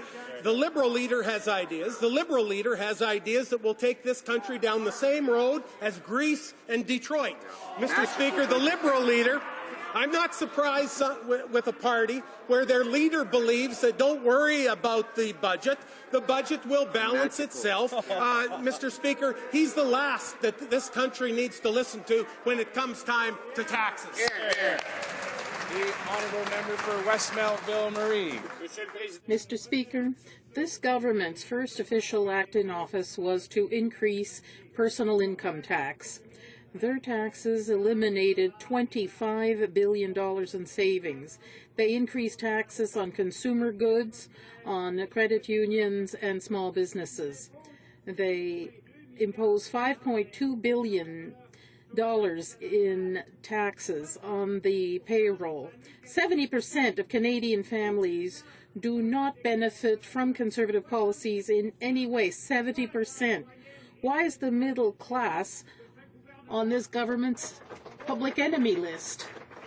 The Honourable Minister of State. Speaker, again, this government has delivered historic tax relief for all Canadians, again, leaving more money in the pockets of Canadians. The average family, $3,400. Cutting taxes 160 times. We've cut taxes in every way that governments collect them. We've increased the amount of money that Canadians can earn before paying any tax. We've introduced pension income splitting. We've reduced the GST from 7 to 6 to 5%. Mr. Speaker, again, he is wrong in his accusations. This government cares about making certain that Canadians pay less tax. The honourable member for Toronto Danforth. Mr. Speaker, Canadians are upset about the Unfair Elections Act, upset about changes that will suppress the vote of youth, First Nations, the homeless, even seniors. Oh. Mr. Speaker, changes to election rules should be nonpartisan. Instead, Bill C-23 is in effect rigging the Canada Elections Act to give the Conservative Party an unfair advantage. Canadians want to be heard. They must be heard. So when will this government do the right thing and agree to cross-country hearings of the Canadian people? The Honourable Minister of Democratic Reform. Mr. Speaker, Canadians have been heard and they will continue to be heard as we move forward with the Fair Elections Act. But moments ago, the Leader of the Opposition was complaining about the exemption of fundraising calls from the spending cap. In fact, under Section 435 of the existing Act, the Elections Canada pays half the costs of all election time expenses of political parties. If we include fundraising calls, then taxpayers will be forced to subsidize 50% of the cost of fundraising calls. We don't think that is appropriate. Apparently, neither did the NDP in their last leadership race when they exempted those costs as well. The honourable member for Hamilton Mountain. Speaker, Canadians know that unilaterally changing election laws to favour the government is wrong. A minister who refuses to face ordinary people about changes to our democracy is wrong. Is this minister really that afraid of having to meet people who don't agree with him? Or does he find the thought of meeting Canadians and consulting them just too daunting? I ask the minister, what are the government's real reasons for refusing to allow Canadians to have hearings on this bill? The Honourable Minister of State for Democratic Reform. Mr. Speaker, I think I've demonstrated right before them that I'm prepared to face their disagreements on the floor of this House of Commons. Unfortunately, their disagreements came before they even read the bill. It's important for them to understand, Mr. Speaker, that in particular this fundraising provision exists in the NDP's own rule book. And if the Leader of the Opposition says that change involves cheating, then he means that he cheated in his own leadership. Order. I know it was just a few moments ago that I urged members to stay away from that word. Maybe the member forgot, but it was just a few rounds ago. If I have to keep interrupting the flow of question period, we're going to lose some time and members may not get their questions. The honourable member for Hamilton Mountain. Let's try again, Mr. Speaker, and this time let's be clear. The minister is happy to spend over $600,000 for other committees to travel. He's happy to throw away millions more on 59 Conservative appointments to the Senate. And yet the government draws the line on hearing from Canadians about fundamental changes to our elections. Mr. Speaker, clearly these changes are controversial. Will the minister now do the right thing and agree to the NDP's proposal to launch public consultations on this bill?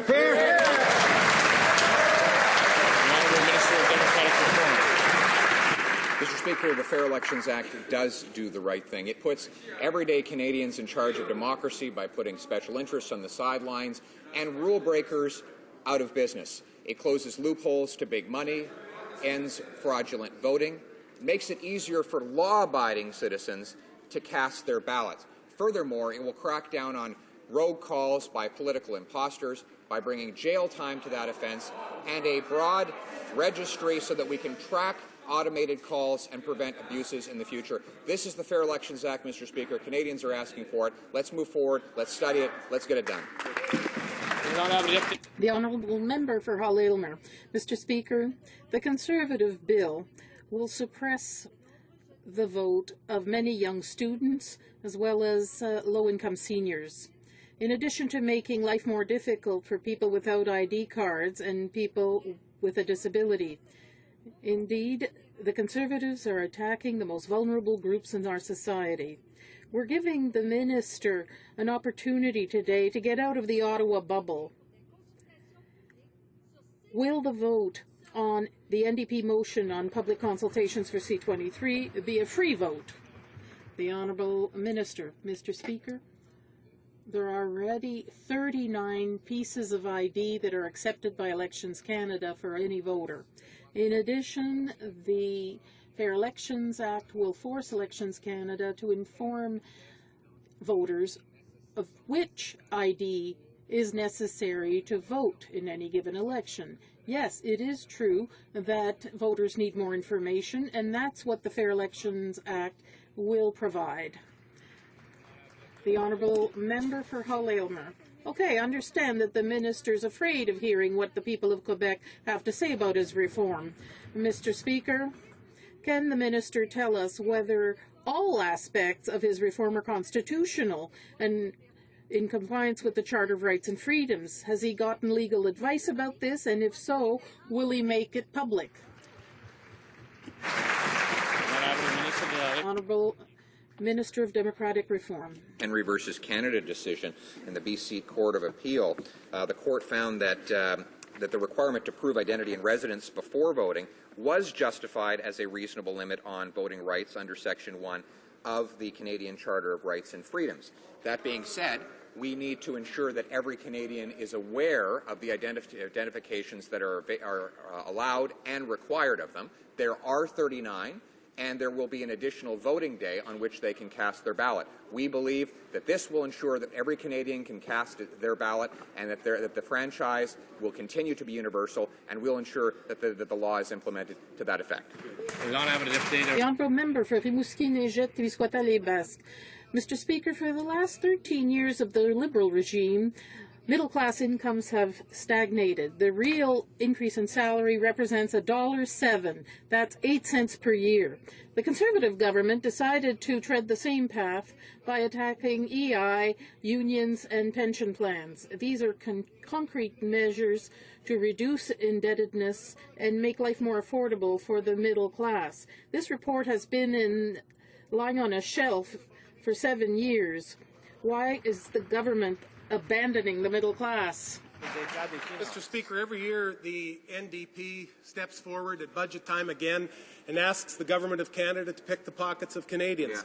Every year they come forward with suggestions, spend, spend, spend, whether it's payroll taxes like EI or other payroll taxes. Mr. Speaker, we continue to put money back into the pockets of Canadians because we understand the difficulties that middle class ordinary Canadians face daily. And, Mr. Speaker, those difficulties would increase immensely with other opposition parties coming forward with spend, spend, spend asks. The Honourable Member for Parkdale, High Park. Well, Mr. Speaker, the government's own research confirms how Canada's middle class has been in a long decline. Between 1993 and 2007, their incomes grew at just a quarter of the rate of high-income Canadians. By 2008, 40% of middle-class families were spending more than they earned. Middle-class Canadians suffered badly under the Liberals, and Conservatives only made matters worse with their attacks on EI, attacks on collective bargaining and retirement support. So will this government finally take action to help middle-class Canadians get a raise? The Honourable Minister of State for Finance. Well, Mr. Speaker, the greatest threat to the middle class would be a $20 billion carbon tax. That's right. The greatest threat to the middle class is piling more taxes, piling more, taking more from their pockets. Mr. Speaker, the middle class has been very well served by this government. Over 1 million new jobs created since the deepest part of the recession. The IMF and the OECD both have projected that Canada will have amongst the strongest growth in the G7. Mr. Speaker, that's good for all classes of Canadians. Hear, hear. He's updated to that. Mr. Speaker, we know that Canadian households are in great debt. They are mortgaging their future. Middle-class salaries have been stagnating for many years. And this is the result of lack of action by Liberal and Conservative governments. The NDP is proposing concrete solutions like limiting transaction fees, reducing credit card interest, and reducing fluctuations in gas prices. When will this government act for the middle class? Speaker, Honourable Minister of State. NDP opposing a budget that is receiving such strong praise all across the country. Here's just a small list of the praise that Economic Action Plan 2013 has received. Imagine Canada, Special Olympics Canada, Association of Canadian Community Colleges, Canadian Alliance of Student Associations, Canadian Manufacturers and Exporters, Polytechniques Canada, the Royal Canadian Legion, Canadian Cancer Society, Canadian Chamber of Commerce, Canadian Federation of Independent Business. All these, Mr. Speaker, line up with praise. The honourable member for Sudbury. Mr. Speaker, once again, he forgot to talk about Canadians and middle-class families that have fallen farther and farther behind, while Conservatives and previous Liberal governments have refused to act. From families being squeezed by unfair fees, gouging at the gas pumps, predatory rates from payday lenders, New Democrats have made series of proposals to make life more affordable, but Conservatives refuse to work with us. Mr. Speaker, the government's own report says middle-class families need help. But empty promises don't pay the bills, don't put food on the table. So why are the Conservatives refusing to make life more affordable for Canadians? The Honourable Minister of State for Finance. Well, Mr. Speaker, again, this budget contains measures that makes the tax bills lower for all Canadians. And again, Mr. Speaker, we will not cave in to the opposition party who come continually asking for a spend budget. Mr. Speaker, we've cut taxes 160 times. We will come to balanced budget in 2015. We will come forward with policy and with a plan that continues to build jobs in Canada and make certain that taxes are lowered. Mr. Speaker, whenever we do that, we can be assured of a couple of things. First of all, the Liberals and the NDP. The honourable member for York West. Mr. Speaker, in 2008, Conservatives misled Canadian farmers and truckers once again by promising to cut the diesel excise tax in half. They vowed that this would, and I quote, benefit consumers who buy virtually anything that moves. Well, after more than 5 years, their only movement is a retreat, a full reversal by a government that lacks credibility. Farmers, truckers, and all consumers are still waiting for this reversal to happen. Would the minister agree that this broken promise just goes to prove that you cannot trust the Conservative government? The Honourable Minister of State for Finance. Well, Mr. Speaker, again, we can go through tax after tax after tax that this government has cut. Perhaps what we should do is listen to what some of Canada's best economists and speak about when they talk about this budget.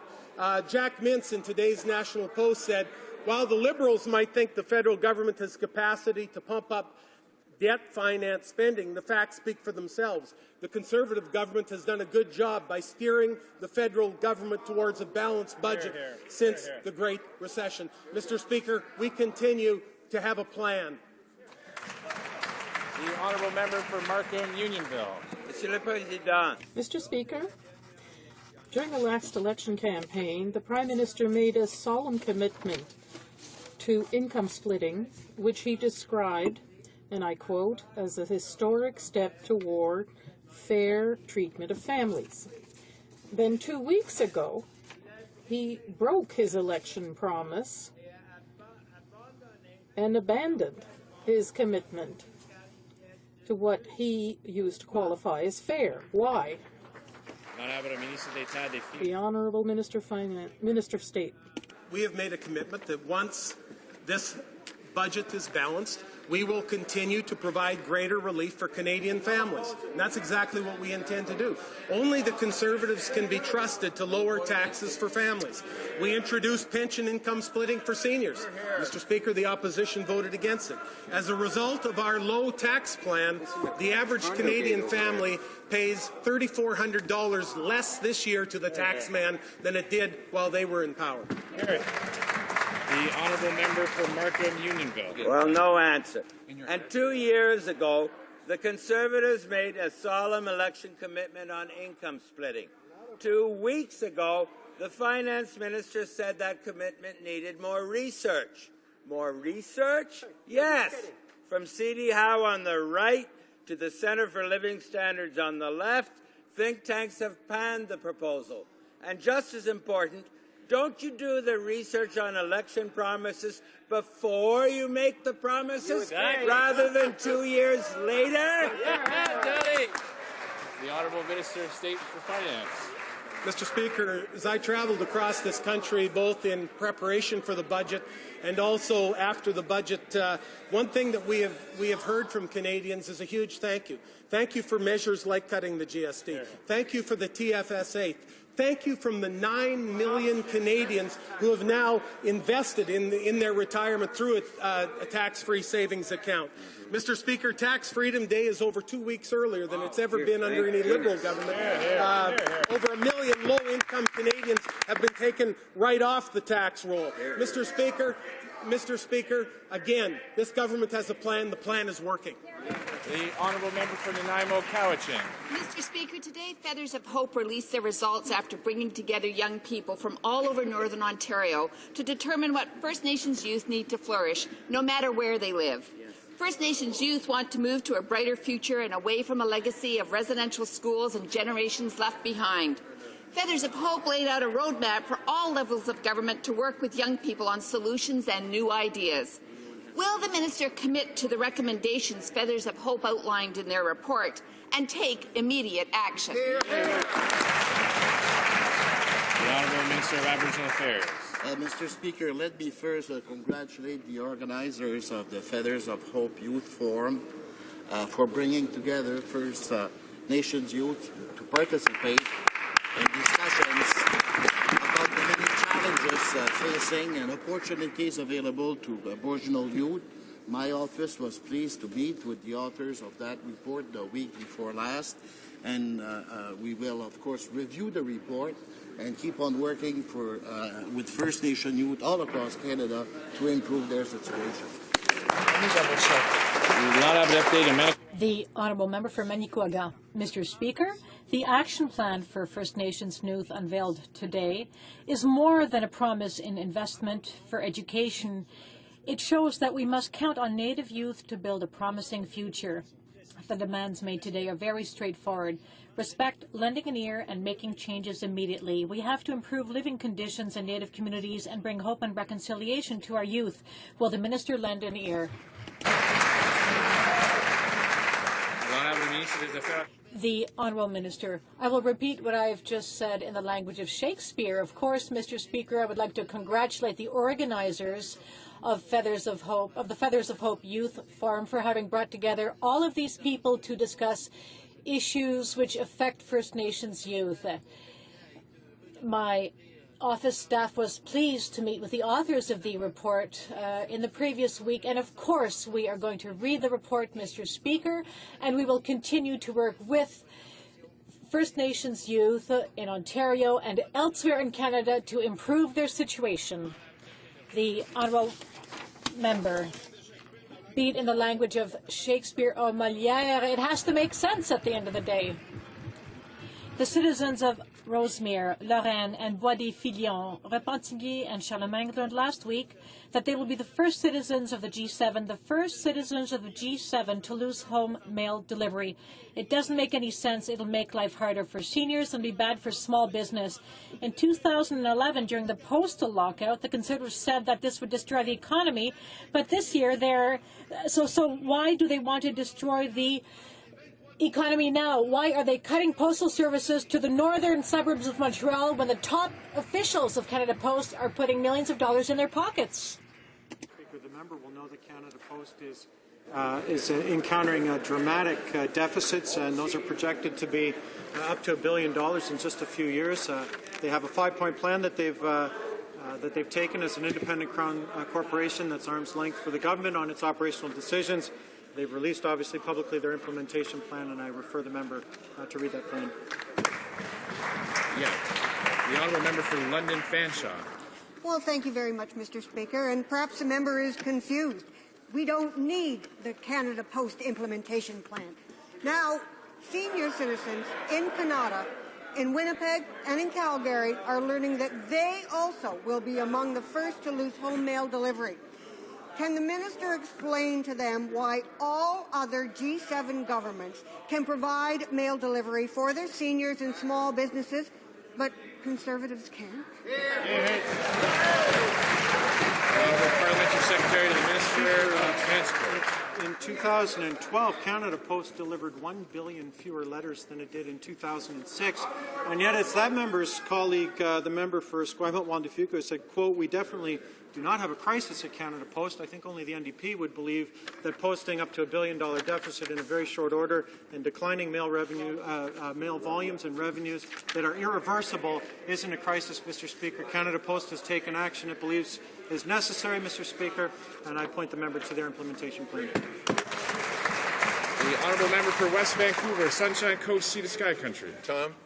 Mr. Speaker, it's important for consumers when they buy a new vehicle to have access to the most accurate information possible so that they can make the right decision for themselves and for their family. We understand that Canadians have concerns with regard to how energy efficiency standards are established. Updating these standards will help consumers make enlightened choices and save money. Can the Minister of Natural Resources explain to the House what measures our government will take to put consumers first? The Honourable Minister for Natural Resources. Mr. Speaker, I would like to thank the member for this very important question. Last Friday, I had the pleasure to announce that we would update vehicle fuel consumption labels. We will take into account different driving styles, cold weather conditions, and the use of air conditioning. In doing so, we will put consumers first because we will help families make the right choice when making this important purchase. The honourable member. Thank you, Mr. Speaker. No new investment has been announced in the last budget to address the housing crisis, which affects the health and welfare of many Aboriginals in Canada. In Nunavik alone, 900 families are looking for adequate housing. In the past, the minister said he was thinking of earmarking funding, but nothing has been earmarked to this day. When will the government take concrete measures to solve the housing crisis in Nunavik and elsewhere in Canada? The Honourable Minister. Mr. Speaker, of course our government is determined to help improve the quality of life of all Canadians, and of course we want to promote the economic development of communities. Since 2006, our government supported through my department the construction of 11,000 new houses and the renovation of 21,000 new houses in First Nations communities. I personally met with the leaders of Nunavik, and we will continue to work with them to help address that serious problem. Scripps Institute of Oceanography shows that the Arctic Ocean is absorbing more energy from the sun. Canada's north is increasingly at risk from climate change, and yet the government continues to minimize the threat. Conservatives on the Environment Committee aren't even allowed to use the phrase because they've been told so by the PMO. Well, Conservatives may not want to talk about it, but scientists do. With increasing scientific evidence of the real threat posed by climate change, why are the Conservatives continuing to delay taking action? The Honourable Minister of Health. Thank you, Mr. Speaker. Mr. Speaker, our government is taking action to address climate change. We've introduced new emission regulations for vehicles, and we were the first major coal user to ban construction on traditional coal-fired power plants. Thanks to our action, carbon emissions will go down to close to 130 megatons from what they would have been under the Liberals, and we are accomplishing this without the Liberals and NDP's carbon tax, which would raise the cost of everything. Thank you, Mr. The honourable member for Halifax. Their own officials would beg to differ. The Conservative government loves to blame foreign radicals for criticism of their inaction on climate change. But now those so-called radicals are their own deputy ministers. Deputy ministers wrote to the clerk of the Privy Council warning that action is needed now to protect Canadian communities, our wildlife, our food security, our health, and our economy. Last week, the Prime Minister also heard from President Obama about the need for urgent action. So why are the Conservatives refusing to act? The Honourable Minister of the Environment. Thank you, Mr. Speaker. Mr. Speaker, we are a founding member and a major contributor, financial contributor of an international coalition taking actions to reduce pollutants like black carbon. We contributed $1.2 billion to developing countries so that they can reduce emission and adapt to the changes. And we have also made addressing these pollutants a priority under the Arctic Council chairmanship. Thank you, Mr. Speaker. The honourable member for Halifax. Why are their officials speaking out? Les sous-ministres à l'environnement. Environment deputy ministers are calling on the government to take concrete measures to fight climate change, and they have denounced government inaction, which is threatening our economy. President Obama last week reminded the Prime Minister that measures to tackle climate change should be adopted immediately. But the Conservatives have refused to impose GHG emission targets for the oil and gas industry. So why is the Prime Minister ignoring the advice of his deputy ministers? The Honourable Minister of the Environment. Our government is world leader when it comes to addressing climate change. We continue to work with the provinces in reducing emissions from the oil and gas sector, and it's premature to comment further on any work beyond for the regulations. But what I can tell you that is thanks to our actions, we have seen significant reductions in greenhouse gases, unlike the Liberal governments who's increased greenhouse gas emissions by 130 megatons. The honourable member for Sydney Victoria. Mr. Speaker, yesterday it was reported that the PED pig virus has spread to Quebec. It has also been confirmed in Ontario, Prince Edward Island, and Manitoba. Hog producers in Canada have done everything possible to increase biosecurity on their farms at a great cost.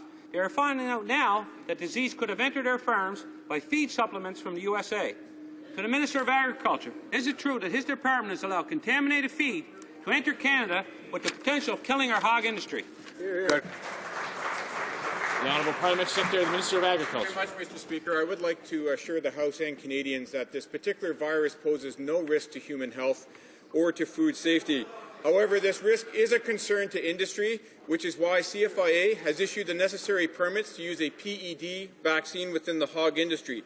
Mr. Speaker, there is a feed company that has contacted its clients, and it has voluntarily issued a precautionary recall. The Minister continues to work with his provincial counterparts, and he's directed CFIA to work closely with the provinces on this virus, Mr. Speaker. The honourable member for Winnipeg North. Mr. Speaker, so he did allow it. That's right. Well, Mr. Speaker, piles of wheat all over the prairies, empty ships in the Pacific Ocean, and the government is nowhere to be found. The pork industry is now in a crisis regarding exports, Mr. Speaker. Calm down a little bit over there. Farmers are saying, Mr. Speaker, that this minister is an absolute failure. When are you going to take the steps necessary to support our farmers and stop taking them for granted, Mr. Speaker? Great question. The Honourable Parliament Secretary, the Minister of Agriculture. The Minister has been working with his provincial counterparts regarding the PED virus long before this member even knew it existed. When it comes to border control, Mr. Speaker, he is making irresponsible allegations because the province of Ontario and the other provinces are supported by CFIA, and they continue their investigations into the source of this virus. Canada has strong border controls. It has measures on the import of live animals, including the cleaning and disinfection of empty vehicles returning from the United States. At ports of entry, Mr. Speaker, CBSA officers refer swine to the CFIA for veterinary inspection, which includes physical assessments of their health. Once again, Mr. Speaker, this is no... The Honourable Member for Laurier-Sainte-Marie. Mr. Speaker, it's really with deep concern that Canadians witness the escalation of violence in Ukraine. Clashes have led to too many deaths and injuries, and they have horrified the entire world. Mr. Speaker, at a moment when political transition is happening in Ukraine, what measures will the government take to contribute to a peaceful resolution of the crisis in the full respect of human rights? The Honourable Parliamentary Secretary. Stands on this issue, because it was less than 2 months ago when the NDP critic from Ottawa here criticized us when he said, joining the protests signals you are on one side. Mr. Speaker, on this side of the House, we stand on the side of those who lost their lives, we stand on the side of the fight for democracy, and we stand on the side of the people of Ukraine. Will the NDP tell us today which side they stand on?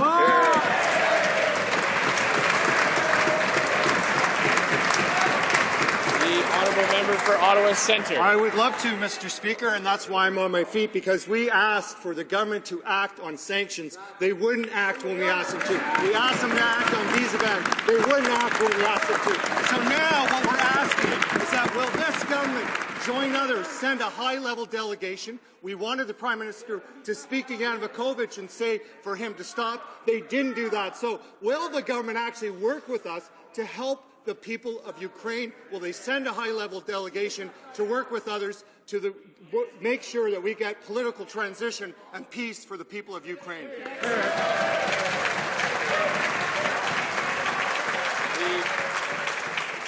Order. The Honourable Parliamentary Secretary, the Minister of Foreign Speaker, Affairs. obviously we support the Ukrainian people, the constitutional process, and the legitimate leaders as they work towards restoring democracy, but the member opposite needs to answer for his comments when he said, joining the protest signals that you're on one side, and he wanted to know why the minister was even out there speaking to the Ukrainian demonstrators. So the NDP needs to decide which side are they going to join on this. Were they going to join with us and stand with the Ukrainian people, stand on the side of the protesters, stand on the side of the establishment of democracy in their country or not? The Honourable Member for Stormont, Dundas, South Glengarry.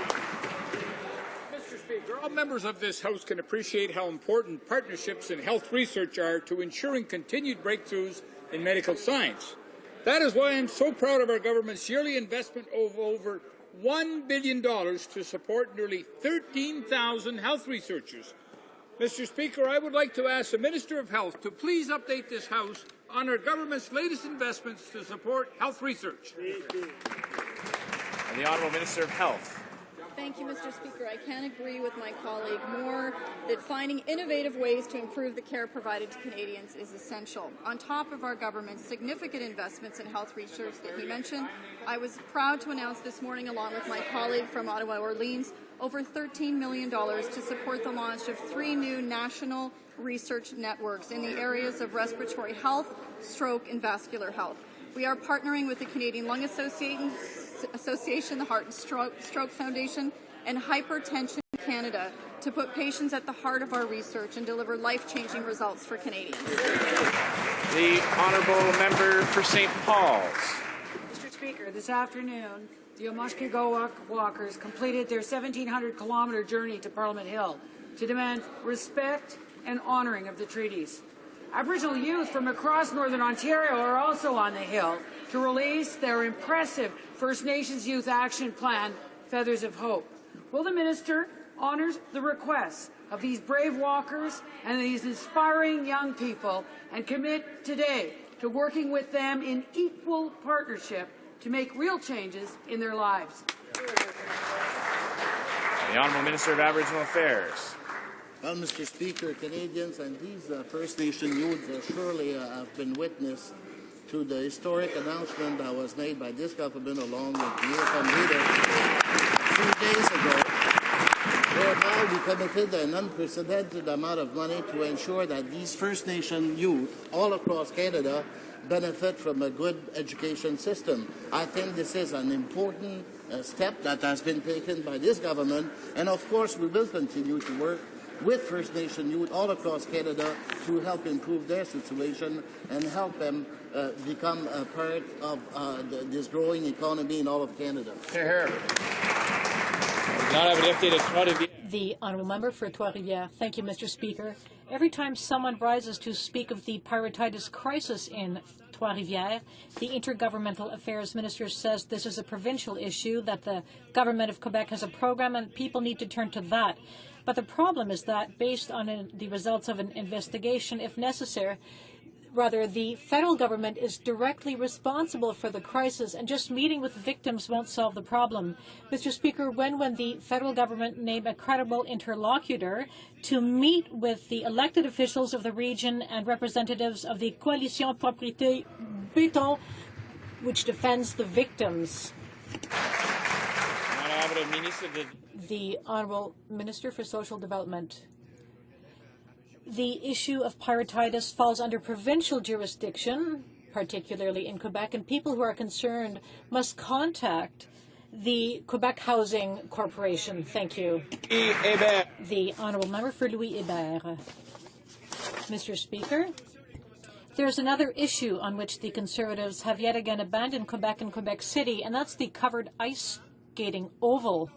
And yet, no later than last November, the Minister of Infrastructure said he liked the project and was just waiting for Quebec to confirm its participation, which has been done. But we've learned in the middle of the Olympics that the new Building Canada Fund would not fund amateur sports facilities.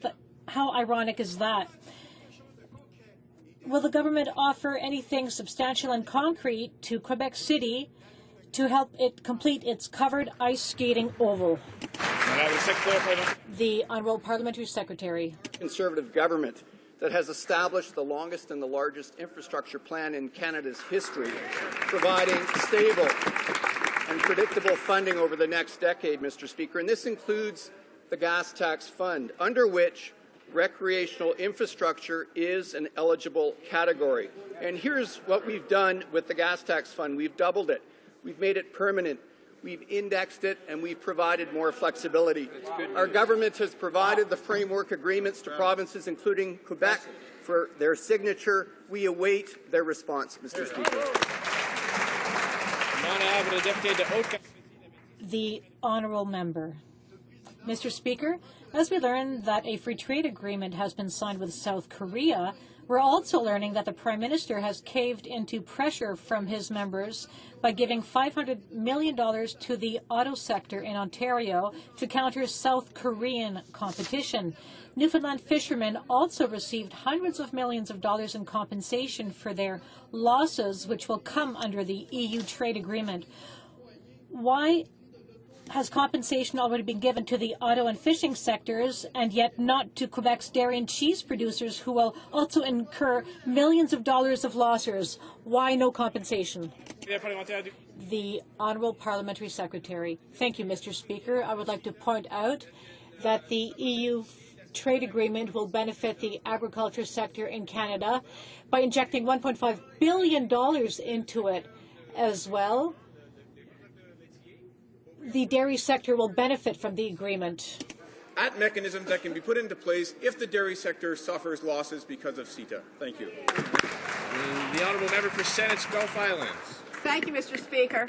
Irving Oil is to be congratulated for taking voluntary action to convert its own rail car fleet to get rid of the dangerous .111 rail cars. U.S.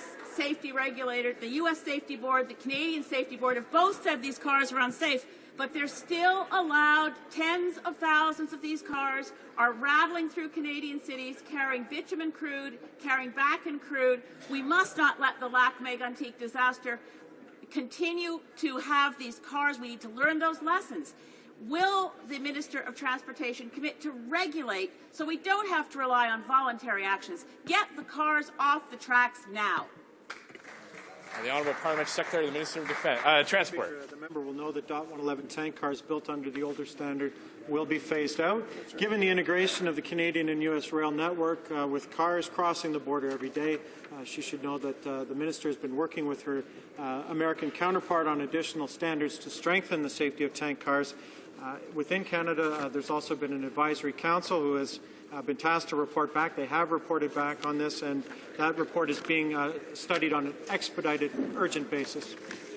The honourable member for Peterborough. Mr. Speaker, despite fierce opposition from municipal governments and residents, the Government of Ontario has continued to press forward on the Sumac Ridge Industrial Wind Turbine Project. Last week, I learned the project, as proposed, places restrictions on the Peterborough Airport against the express wishes of airport management and the City of Peterborough. This is simply unacceptable, Mr. Speaker. Continued growth at Peterborough Airport is critical to my local economy, and it cannot be constrained or restricted in this manner.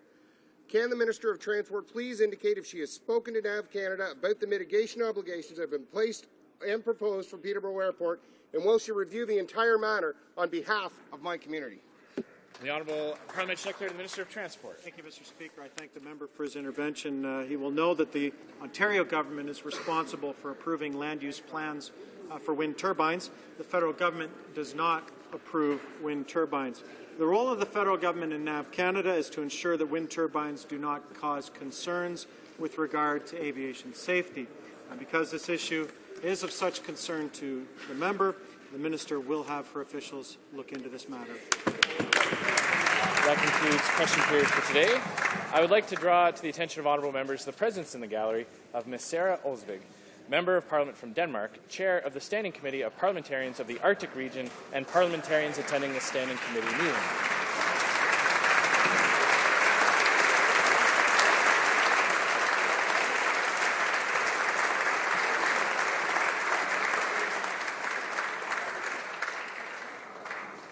Tabling of documents, dépôt de documents, the Honourable Parliamentary Secretary to the Government House Leader. Thank you, Mr. Speaker. Pursuant to Standing Order 38.6, I have the honour to table in both official languages the government's responses to 15 petitions.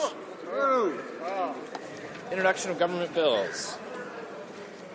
Déclaration des ministres. Statements by ministers. Reports from interparliamentary delegations. Presenting reports from committees, the Honourable Member for Brant. Mr. Speaker, I have the honour to present in both official languages the third report of the Standing Committee on Resources, Skills and Social Development and the Status of Persons with Disabilities, entitled Bill C-525, an Act to amend the Canada Labour Code, the Parliamentary Employment and Staff Relations Act, and the Public Service Labourers Relation Act, certification and revocation bargaining agent. The committee has studied the bill and has decided to report the bill back to the House with amendments. Introduction of private members' bills. First reading of Senate public bills. Motions, motion. Presenting petitions, présentation des pétitions. The Honourable Member for Kingston and the Islands. Hearing. Well, thank you, Mr. Speaker. As you know, I always stand to present petitions from my constituents, and today I have two of them. The first one concerns the fact that the Conservative government has granted licenses for the commercial production of cannabis. People of limited means in Kingston and the Islands have signed a petition. They're concerned about that personal production, affordable production of medical marijuana will now be prohibited very soon at the end of March, and they call on the government to reverse that prohibition. Secondly, I have another petition from a constituents, Mr. Speaker, about income inequality. They call for an evidence-based approach, perhaps like the Finance Minister has now looked at for income splitting, to restore social equity and to reverse the actions that this government has taken that have exacerbated income inequality. Thank you very much, Mr. Speaker. Presenting petitions, présentation des pétitions. The Honourable Member for South Shore St. Margaret's. Thank you, Mr. Speaker. Mr. Speaker, I rise today to present a petition from my riding of South Shore St. Margaret's supporting proportional representation. Presenting petitions, présentation des pétitions. The Honourable Member for Sands Gulf Islands. Mr. Speaker, I also rise today to present a petition gathered by citizens of Canada who want to see our electoral system reformed and want to see proportional representation. The signatories on these petitions are primarily from the Winnipeg and Brandon areas, appropriate today as we debate the Bill C-23, which fails to make our elections fairer. The second petition I rise today, Mr. Speaker, is signed by residents primarily of British Columbia communities in the Lower Mainland, Burnaby, Surrey, and Vancouver. They are calling on this Privy Council to refuse to ratify the Canada-China Investment Treaty.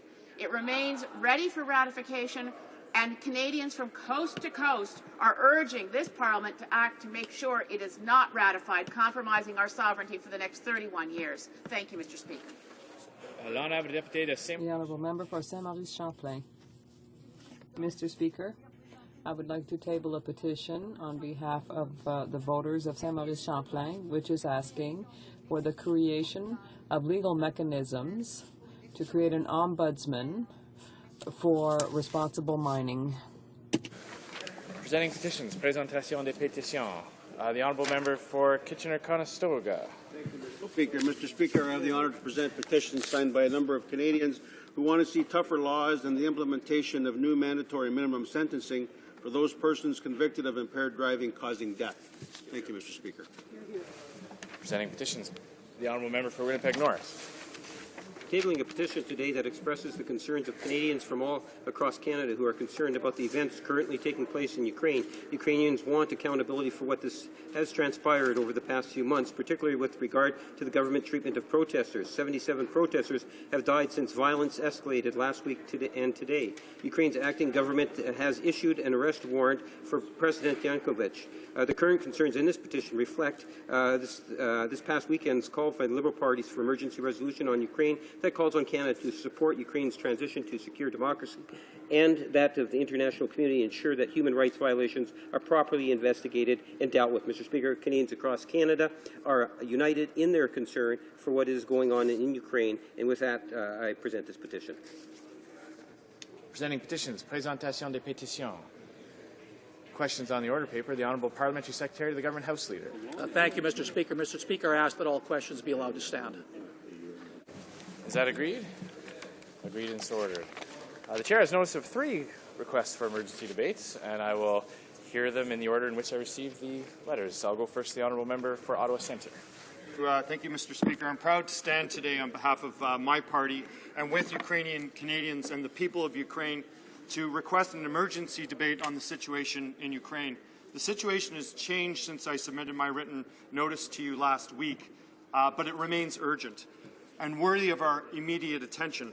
This remains an emergency, and I allow you to allow this debate to occur. Free speech and the right to peaceful protests are fundamental to democracy. The extended use of repressive force by Ukrainian security forces has been entirely unacceptable. We are all saddened by the dozens of deaths and hundreds of injuries and unjustified arrests that we have seen over the past weeks and months.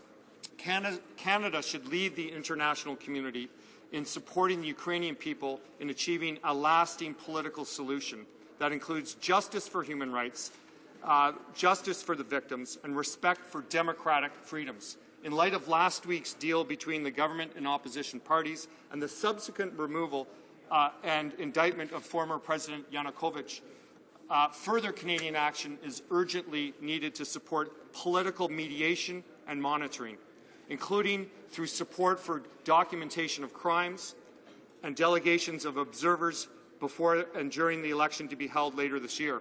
Parliamentarians, we need an opportunity to discuss how Canada can best respond to this situation and assist the people of Ukraine. This House must remain engaged with the ongoing political crisis. Just earlier today, I spoke with a member of the opposition in Ukraine and the Ukrainian legislature who described the situation as an emergency, and she pleaded with me to go forward with the request for an emergency debate. Ukraine is struggling politically and economically as a result of this crisis. And we know that right now is a critical time for the people of Ukraine to make this important transition. The Ukrainian people need friends like Canada now more than ever. Mr. Speaker, this is an opportunity to take a firm stand of our support for the people of Ukraine. We must show that our friendship is a long-term commitment, that we will remain vigilant to ensure that the recent political progress in Ukraine just this past week is not jeopardized. And finally, Mr. Speaker, if I may, I would hope that all members of Parliament remember the focus is the people of Ukraine and that we rise above any partisan shots that might be tempting for all of us to make in this debate. Thank you very much. thank the honourable member for bringing this subject matter up. Obviously, it's of a continual concern to many people in this House. I did see fit to grant an emergency debate a short time ago on this very subject, and given the cycle with supply days being today, I'm not prepared to grant another one at this time. The honourable member for Scarborough Agincourt. Thank you, Mr. Speaker. Similarly, Mr. Speaker, I'm rising to ask for an emergency debate on the crisis in Venezuela. Various cities in Venezuela have been undergoing peaceful student protests since Tuesday, February the 11th. These protests have become violent when the government entities begun by shooting and hitting peaceful protesters, resulting in 6 dead, and that number is growing, including 2 Catholic priests. Many others were hurt. Hundreds have been arrested and imprisoned without due process. Many have just gone missing. News channels which are owned and managed by the government have not been reporting the situation. A Colombian news channel, NTN24, the only international channel broadcasting this news, has been taken off the air in Venezuela by the government regulatory body, violating national laws and human rights. Venezuelans are completely isolated and are relying on social media, which has been disrupted by slowing down internet, blocking images on Twitter, and even suspending the service. The Venezuelan government has limited the access of international and non-governmental organizations to the country, obstructing their ability to record and denounce the constant violations of human rights. Canadians of Venezuelan heritage are asking that we in this House stand in solidarity with the Venezuelans fighting for democracy. Mr. Speaker, I put it to you to allow this debate to take place. Thank the honourable member for Scarborough Agincourt for raising this matter, but I don't think it rises to the threshold of granting an emergency debate at this time. The honourable member for Welland has a request as well. Well, thank you very much, Mr. Speaker. And I rise today to ask for emergency debate on what is called the PEG-V, or the porcine epidemic diarrhea virus, which has affected the pork industry now in 4 provinces across this country: Manitoba, Ontario, and now the substantiation is it's in Quebec as of yesterday, and Prince Edward Island. It's a new disease to this country, Mr. Speaker, and to the United States. It broke out in the United States last year for the very first time. It's not an unknown virus across the world, but it is to North America new. And it's an insidious virus that doesn't affect human health. It doesn't affect the food supply chain per se. But what it does is it can indeed destroy the entire pork industry in this country by basically killing off young piglets. They contract that virus, and as the title obviously says, they literally dehydrate to death. The mortality rate is beyond 80%.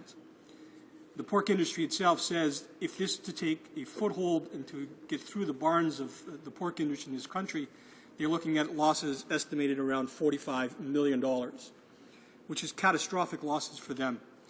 But what's also important about this, Mr. Speaker, is this virus knows no boundary. It's affected in upper states in the United States, Montana and Wyoming, where indeed it can go across the border into Alberta or into other provinces from those particular states. And so pig farmers across this country are facing a huge dilemma.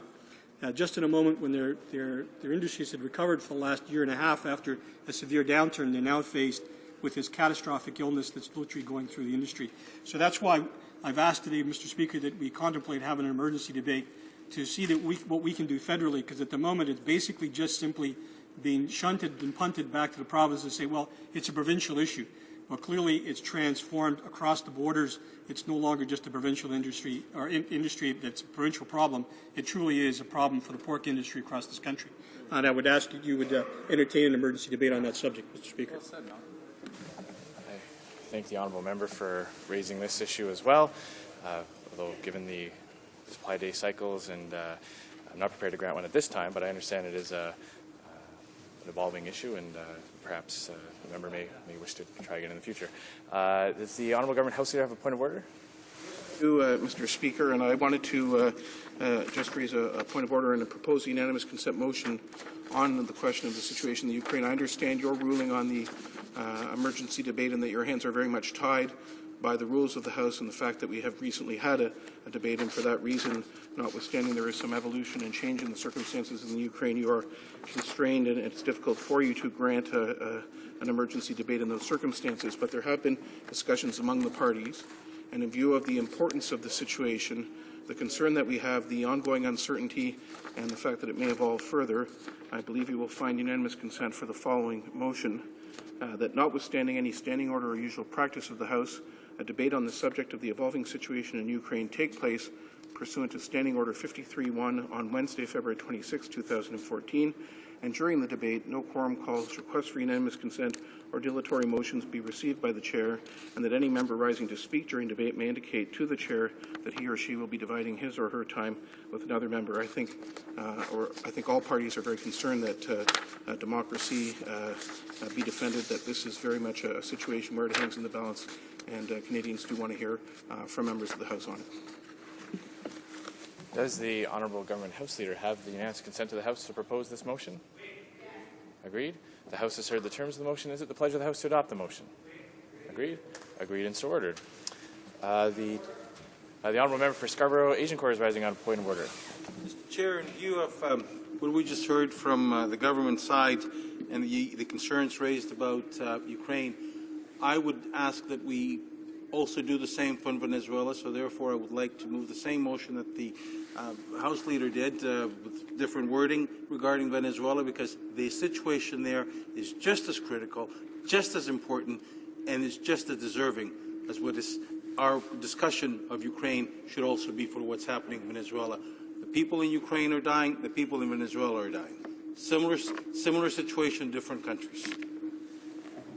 Does the Honourable Member for Scarborough Agincourt have the unanimous consent of the House to propose a similar motion with a different country, with Venezuela? No, there's no consent. Orders of the day, order du jour.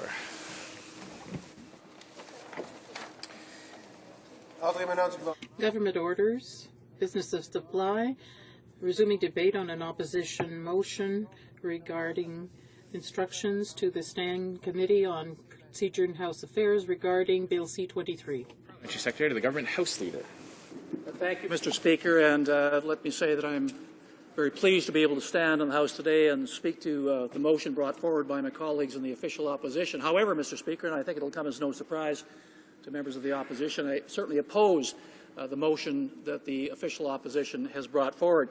Mr. Speaker, I think it's also very important for Canadians to understand the context in which we are having this debate. Mr. Speaker, the Fair Elections Act has passed second reading and has been referred to committee. That committee, of course, is Procedure and House Affairs, of which I am a member. We, Mr. Speaker, have had the opportunity to begin examination of this bill starting 2 meetings ago, yet no examination has occurred except for one one-hour presentation and participation by the Minister of State for Democratic Reform. But since that time, Mr. Speaker, there has been no examination of this bill whatsoever because members of the NDP, in particular their critic for democratic reform, has been filibustering the committee. Why have they been filibustering, Mr. Speaker? Well, because the NDP, supported by the Liberals, have said that they want to see cross-country hearings on the content of this bill, and until they get a commitment from the government to engage in cross-country consultations, they will refuse to hear witnesses at the committee level. Now, Mr. Speaker, I think this is a gross misuse of power. Obviously, opposition members have the ability procedurally to filibuster. We have certainly allowed that to happen. But the tragedy here, Mr. Speaker, is, and quite frankly, the irony, is that all members from the opposition benches have said that they think this is such an important piece of legislation that Canadians need to be consulted and we need to hear testimony about the contents of the bill. Yet, Mr. Speaker, they are preventing testimony from being heard at the committee level simply because they do not like the government's proposal to hear testimony at the committee level here in Ottawa. Members of the opposition feel that effective and accurate testimony and widespread consultation with Canadians is paramount. They feel that without that cross-country tour, that the type of information and the type of input from Canadians would be lacking. Mr. Speaker, I cannot more vociferously and fundamentally disagree with their contention. Let me first point out, Mr. Speaker, despite what I have heard today in debate from members of the opposition, that our government is trying to stifle debate and trying to withhold witnesses or prevent witnesses from appearing before the committee, nothing could be farther from the truth.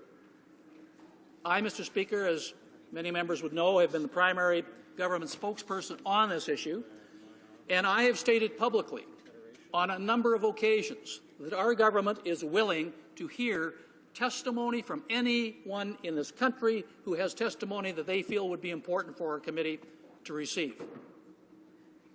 And we can do that, Mr. Speaker, with today's technology very, very easily. I doubt very much, Mr. Speaker, despite the protestations of my friends opposite, that there's anyone in Canada who wants to give testimony or would like to give testimony before our committee. I doubt that there's anyone who would be prevented from doing so given the state of today's technology. Whether it be through Skype, Mr. Speaker, teleconference, or a number of other avenues that we have before us, literally every single Canadian would have the ability to forward testimony to our committee. Now, members opposite have said, well, that's just simply not true. There are many people in remote areas of this country on reserves, or people in urban, or I should say rural Canada in remote areas that don't have access to the internet, for example, and they couldn't get on Skype. Mr. Speaker, I would suggest to you anyone with a computer or who has access to a computer would have access to our committee. If there is an individual who is in a certain location in this country that doesn't have internet service, we will get them to the nearest location that provides internet service so that we would be able to hear their testimony. Mr. Speaker, I've also stated quite publicly that our committee would be willing to meet at least 12 or 13 times to hear testimony. And again, to put that in context, Mr. Speaker, most Canadians may be unaware of exactly how long a bill normally gets examined. I can assure you, Mr. Speaker, as members in this place know as well as I do, the study of a bill, regardless of what legislation is being proposed, usually doesn't take 12 or 13 meetings to do a full examination. Even our budget bills, Mr. Speaker, have not taken that long of a time. Yet we have committed to hearing testimony and to sitting in committee and to examining this bill for up to 13 separate 2-hour meetings because we feel that this is an important bill and should be scrutinized and should be examined carefully. Mr. Speaker, again, to put things in context, if we met for 13 separate occasions, that would be, on average, 2 to 3 times longer than a normal piece of legislation that gets examined by standing committees in this place. And we're committed to that, Mr. Speaker. Yet the opposition, who talks the talk, doesn't seem to be walking the walk, because they are stating that while they feel this is an extremely important piece of legislation and should be examined carefully and thoroughly, they are refusing to allow the committee to do its work. They are refusing to allow witnesses to come forward and speak to the bill. And that's all we're asking for, Mr. Speaker. You want to examine the bill? Tremendous. So do we. Are there improvements that could be made? Perhaps there could be. And we have indicated that we would certainly be open to any reasonable amendment that made sense. We're not trying to ram this piece of legislation through as the opposition would try and have Canadians believe. We are actually putting more time, or committed to putting more time, into the examination of this bill than probably any other piece of legislation that members in this place have seen. I would, in fact, Mr. Speaker, challenge any member sitting here today to tell me one other piece of legislation that would have been granted that amount of time for study, because, frankly, there hasn't been. Yet the opposition continuously says, well, the government is trying to ram this through. It's hogwash, Mr. Speaker. pure and utter hogwash. Now, Mr. Speaker, I would also point out that the opposition has stated publicly that they have two primary problems with this bill.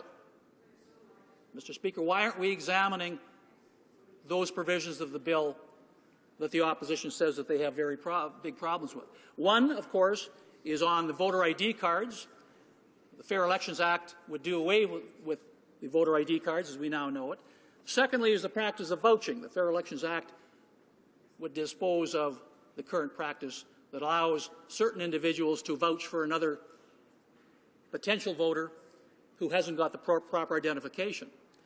Now, Mr. Speaker, the reason that the Fair Election Act will do away with those two provisions is because there is unfortunately too much opportunity for abuse and voter fraud by both the use of voter ID cards and the use of vouching. Had we been engaged in committee hearings right now, Mr. Speaker, undoubtedly we would have heard, or at least would have scheduled appearances by those people who could testify to fraud that has already occurred in previous elections because of these two elements of the current practice of administering elections. Voter ID cards, Mr. Speaker, does not definitively prove the identity of any Canadian.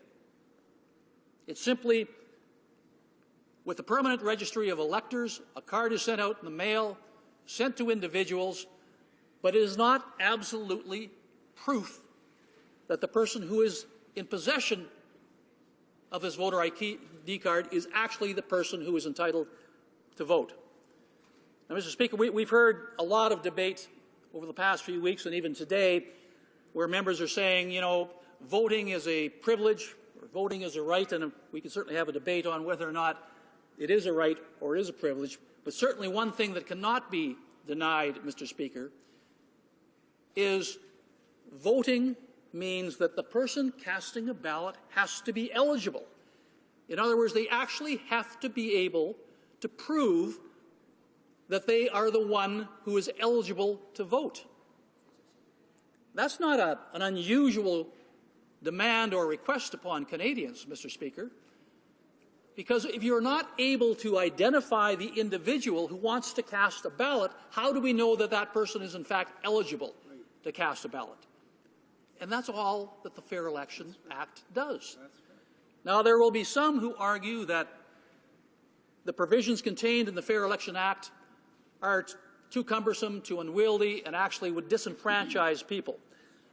Members opposite and the opposition have pointed to statistics saying that in the last federal election there was actually 100,000 people who were vouched for and cast ballots because someone vouched for their identity. And if we did away with vouching, those 100,000 people would somehow be magically disenfranchised. Well, I again beg to differ, Mr. Speaker. I certainly don't know all of the 100,000 people who vouched in the last election, but I do know this. Over my term in office, my 5 terms as a member of Parliament, I have seen voting practices in my riding each and every time we've had a federal election. I have seen vouching in action. And while I agree that many times the person who is vouched for is indeed eligible to vote, it is not because, in many occasions, that they didn't have the proper identification. Many times, frankly, they show up to the polling booth, and when asked to provide or produce identification, say, well, I forgot it. I got a driver's license. I just don't have it with me. And so someone then vouches for them. Well, Mr. Speaker, one of the provisions of the Election Act is that Elections Canada devotes all its advertising and considerable resources to educating Canadians, letting them know not only where and when to vote, but what identification they must possess to prove their proper identification. That's all we're saying. Because if you cannot properly identify a potential voter, how do we know that that voter is in fact who he or she says that they are? Now, Mr. Speaker, secondly, there have been those arguments raised by members of the opposition saying, well, all right, but there still are legitimate people, perhaps many people who have been vouched for in the last few elections, do have the proper identification. It's just that they didn't happen to have it on their person when they came to the polls. But there are many other people that simply don't have the proper identification needed. Well, Mr. Speaker, that's why in the Fair Elections Act we've increased the number of documents that are eligible for identification purposes to 39 different documents that can be used to prove the identity of a potential voter. 39, Mr. Speaker. I would also suggest that if there's anyone in this country that cannot come up with 2 out of those 39 pieces of identification, probably wasn't planning to vote in the first place. Mr. Speaker, we've heard examples about people on First Nations, on reserves, that perhaps don't have a driver's license, that have a lack of the common pieces of identification that many other Canadians, say, in urban centres do have. Well, one of the provisions, Mr. Speaker, is that that First Nation member could get an attestation from anyone on their band council stating that this person is so-and-so and resides on this reserve. So if they didn't have a driver's license, if they didn't have any more commonly familiar pieces of identification, they could get something from their own council member stating, yes, this person in fact resides here and therefore is eligible to vote. Secondly, Mr. Speaker, I think every Canadian has the ability to have a birth certificate. I think most Canadians, Mr. Speaker, have bank accounts and so therefore should have something like a common debit card. University students, perhaps who don't drive and so can't produce a driver's license, certainly have student cards, certainly have transcripts of their marks from their educational institution. Mr. Speaker, all of these type of documents and many more now comprise proper identification as listed in the Fair Elections Act. So we are not trying to disenfranchise anyone in Canada from voting, just the opposite. But, Mr. Speaker, we want to ensure that fraud does not take place.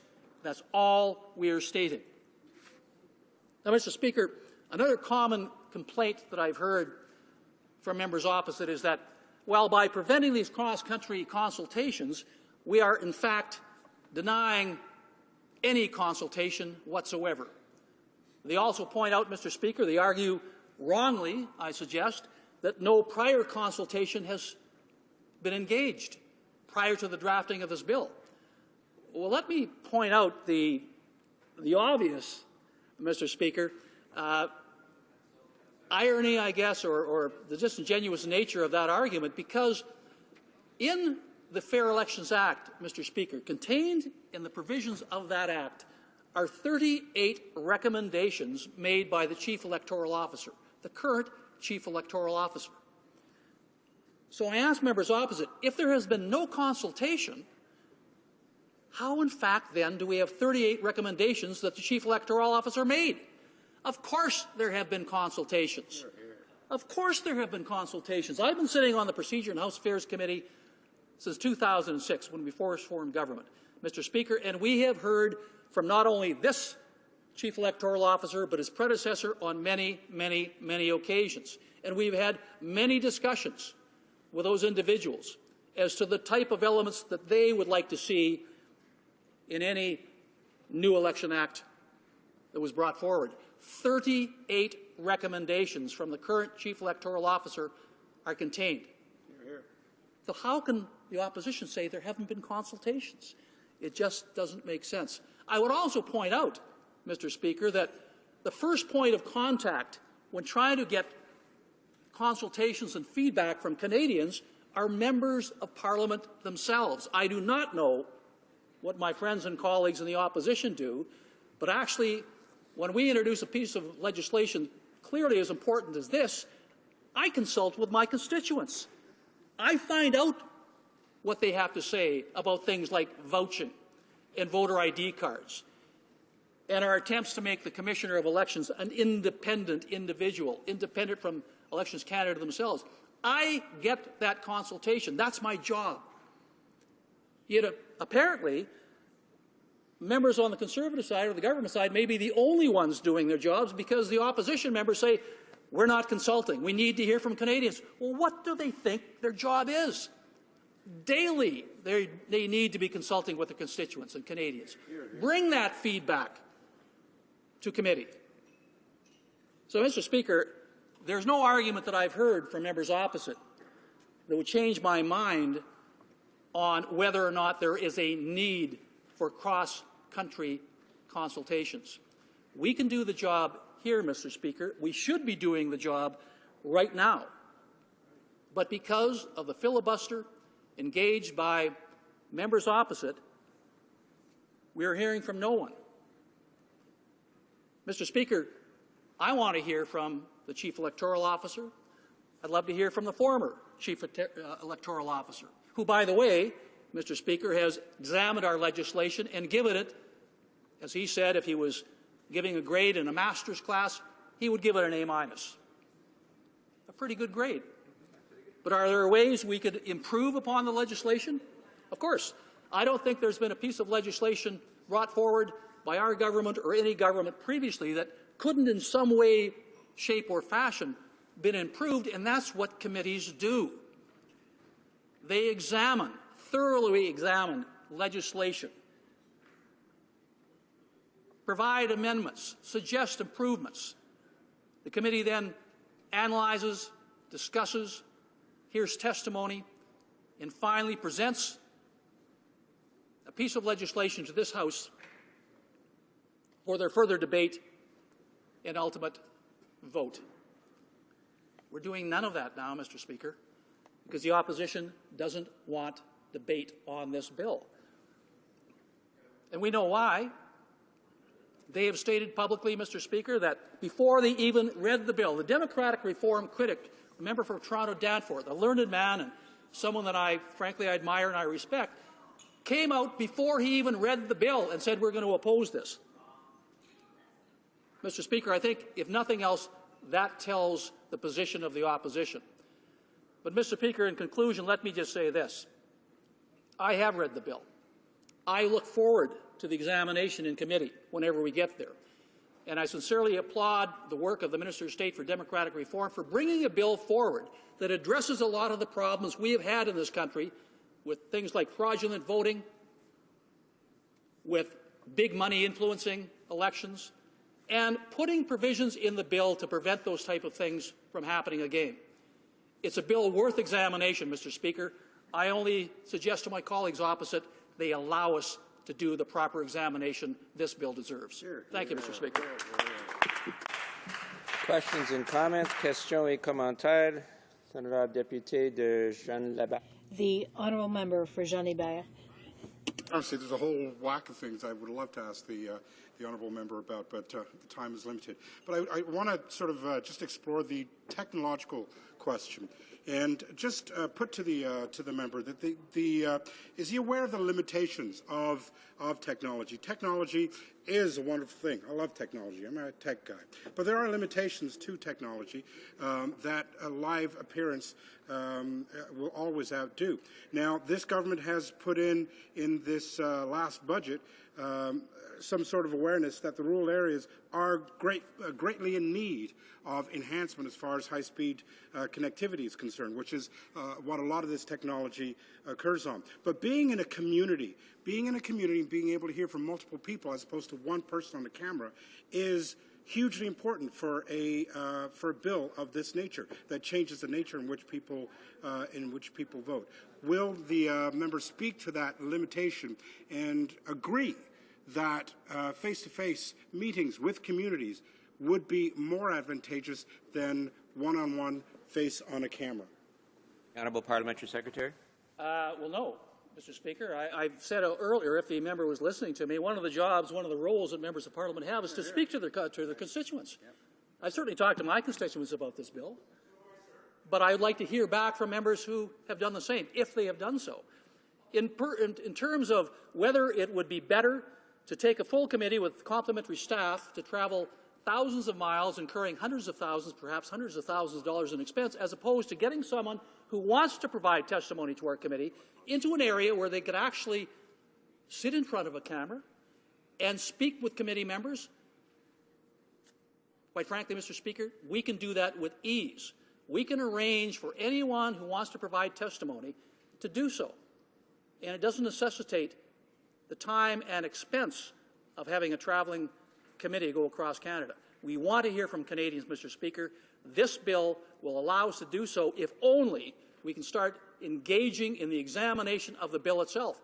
But because of the opposition members' colleagues' attempts to filibuster, we're not hearing from anyone, Mr. Speaker. No examination is taking place at the current time, and that is a shame.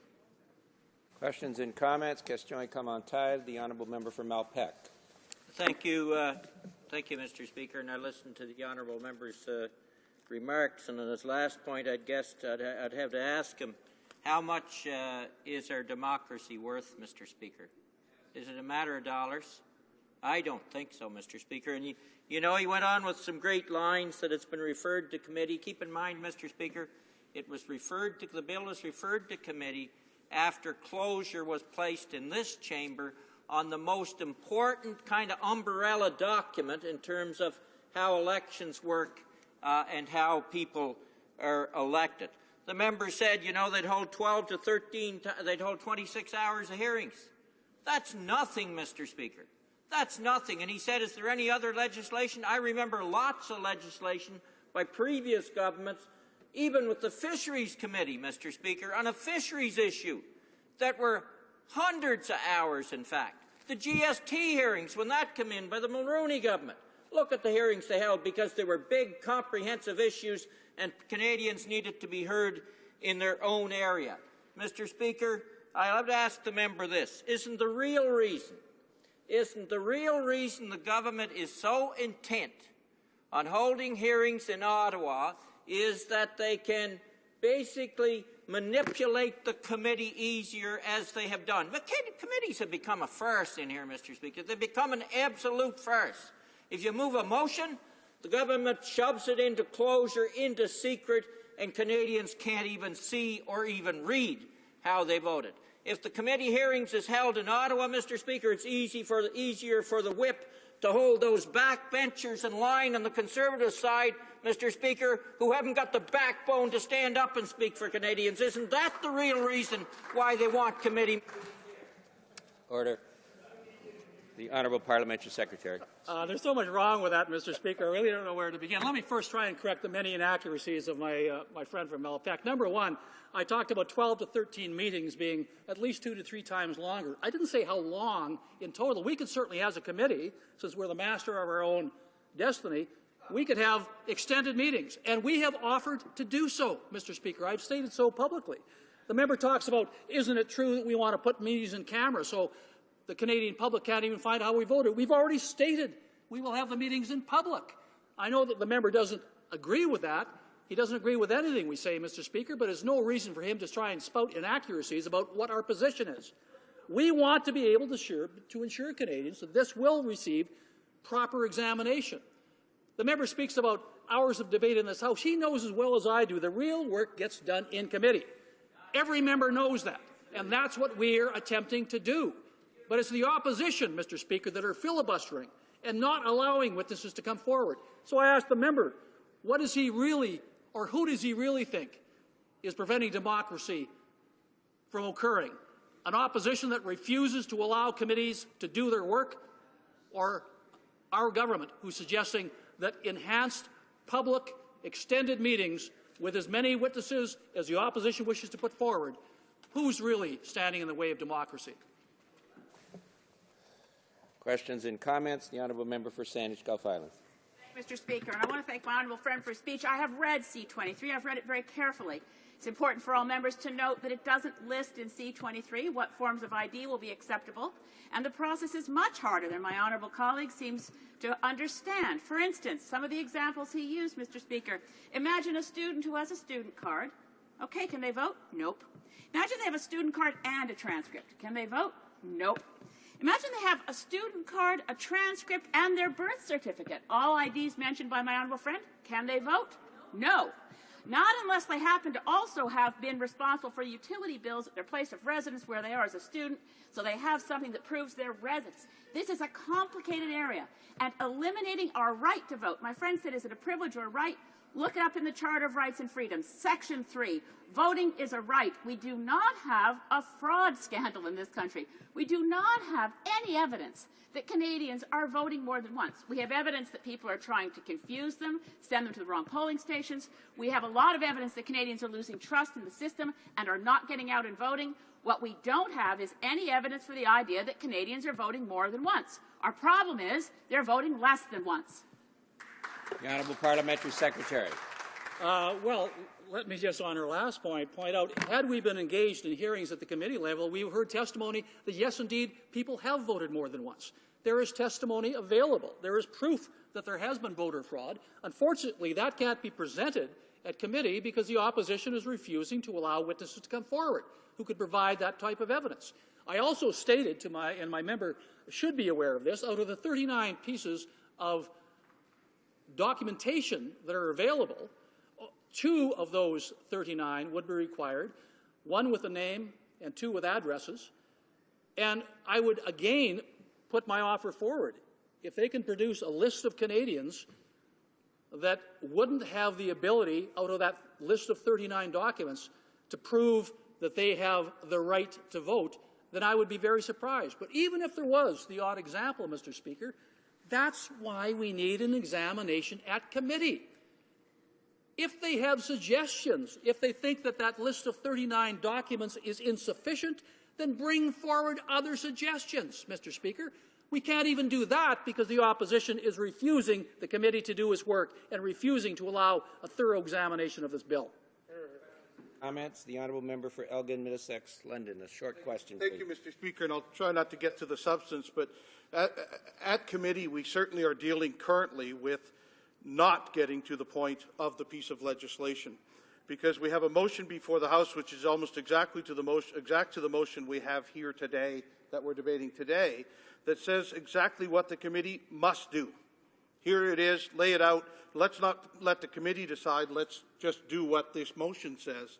I've been certainly a chair of a committee in this place for a long time. I've never seen committee work done this way before, certainly not seen it done here in the House. Well, I'll ask the Parliamentary Secretary about, have we had difficulty in committee before picking witnesses or planning our studies or how to move forward? And wouldn't it be better if we were talking about that? Honourable Parliamentary Secretary, you have 30 seconds. Thank you very much. I agree completely with my colleague who is the chair of Procedure and House Affairs Committee. This is not the way to handle a committee. You don't put forward a motion saying, here's what the committee must do. Committees are the masters of their own agenda. And frankly, Mr. Speaker, as I've stated publicly, and I stated again today, our government has stated, if you want to put forward a list of witnesses, we're not going to oppose it. We want to hear from people.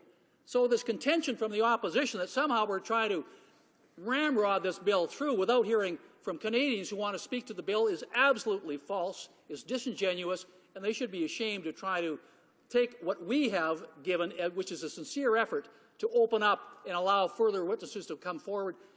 Mr. Speaker, why don't we just, as a committee, get to work?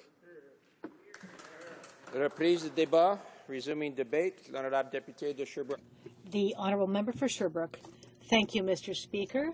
And I'll start by saying that I will share my time with the member for Saint-Hyacinthe-Bagotte.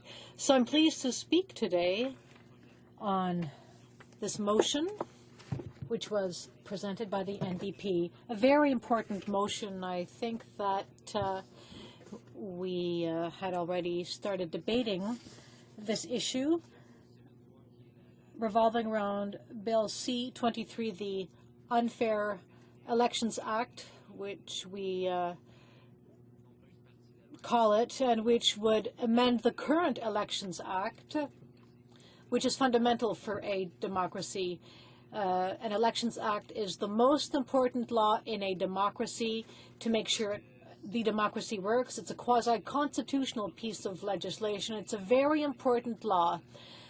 But here it is being changed, and this must be done with the greatest respect for democracy and respect for Parliament.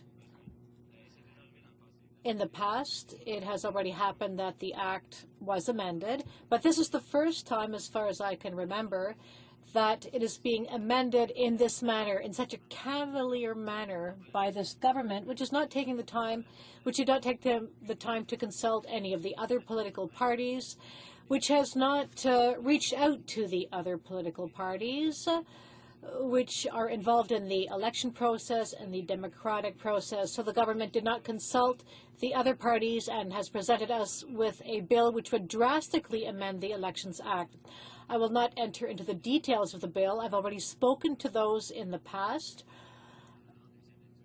at second reading. So really, this is not the way the government should go about doing things. It should not introduce a bill which would amend Canada's Elections Act. It is not going about it the right way. In fact, from the beginning, the government has simply tried to move things forward as quickly as possible. Why? Why, you might ask, Mr. Speaker? Well, I think the reason is simple. I think the government wants to hide certain things in this bill and does not want us to discuss these things. It simply wants to pass the bill quickly and move on to other things, as they did with previous bills. They want to pass their bills quickly so that Canadians do not realize what is going on. So now the Elections Act is about to be changed, and once it's done, it'll be impossible to come back unless a new bill is introduced to re-amend what will become the new Canada Elections Act. Now, of course, I'm concerned by this issue because in the bill, there are important changes which could affect, and these matters have been raised already today and in the past. So this bill would affect certain groups of Canadians, including young people, students. In my riding of Sherbrooke, there are 2 universities and several colleges and cégeps. So I particularly care about this issue. I think it's my duty as a member of Parliament to represent the interests of my constituents as far as this bill is concerned. Today's motion deals specifically with consultations. The motion calls on the committee to hold consultations throughout the country, including, I hope, in the eastern townships and Sherbrooke, which would be affected by the bill. So I believe it should be the duty of the committee to travel. People ask why the House should involve itself in the affairs of a committee. Well, the reason is simple, because we have already used up all of the resources we have at our disposal in committee. So we've already exhausted all of our avenues. And so today, we're not saying that the committee, and I chair another committee, I can say that this committee will remain the master of its own destiny, will remain the master of its work schedule, regardless of whether the House will support the motion or not. If this motion does pass, it would pressure the committee members, who would practically be obliged, although they wouldn't ultimately be obliged because they do not respond to the orders of the will of the House. But it's almost come to this, because in committee we have already exhausted all avenues which were rejected by the Conservatives. But now, by getting all MPs to vote on this bill, we certainly hope that some MPs on the other side of the House, we hope that some Conservative MPs will see the light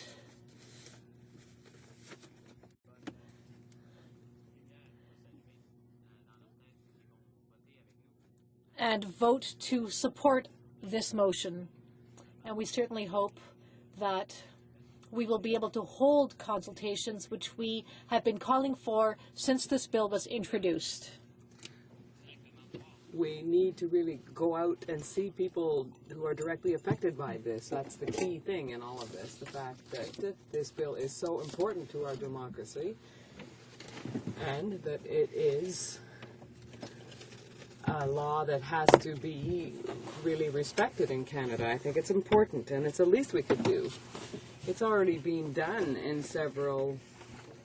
on several other issues with several other bills. There were consultations like that all over Canada for various things. There are examples that have been demonstrated by other members of bills that were tabled before or sent to parliamentary committees. The committees decided to travel and to do consultations on the various bills. So today we have a bill to change the Elections Act, and the government refuses all consultations and refuses to go out on the front lines and speak to people in Canada. And that makes me wonder what importance the government gives to the Election Act in Canada, when they are not even able to accord such a simple request to carry out these consultations, as so many other bills in the past have been studied. So really it makes us wonder what the Conservatives are afraid about, or afraid of. When I see the government so opposed to this idea to go and visit Canadians, just what they're afraid of. They must have fears.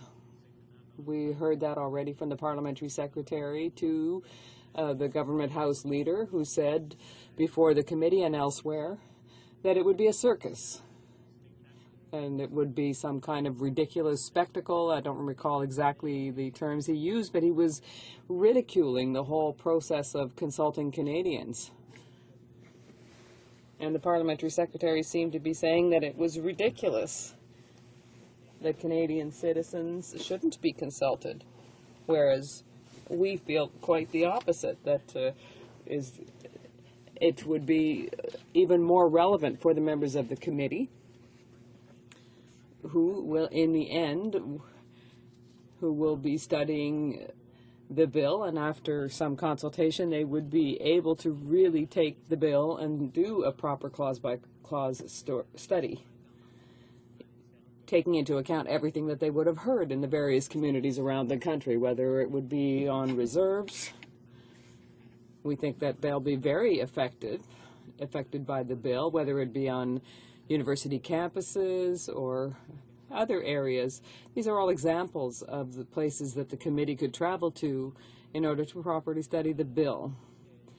I think that, in our opinion, there are several flaws in the bill, and the best way to improve it, because I still believe, perhaps I'm naive still, after almost 3 years here, I think that there would be opportunities to improve the bill, and I still believe that that is possible. And I think that the best way to do that is to consult the people who are concerned by changes to the Elections Act and by the bill.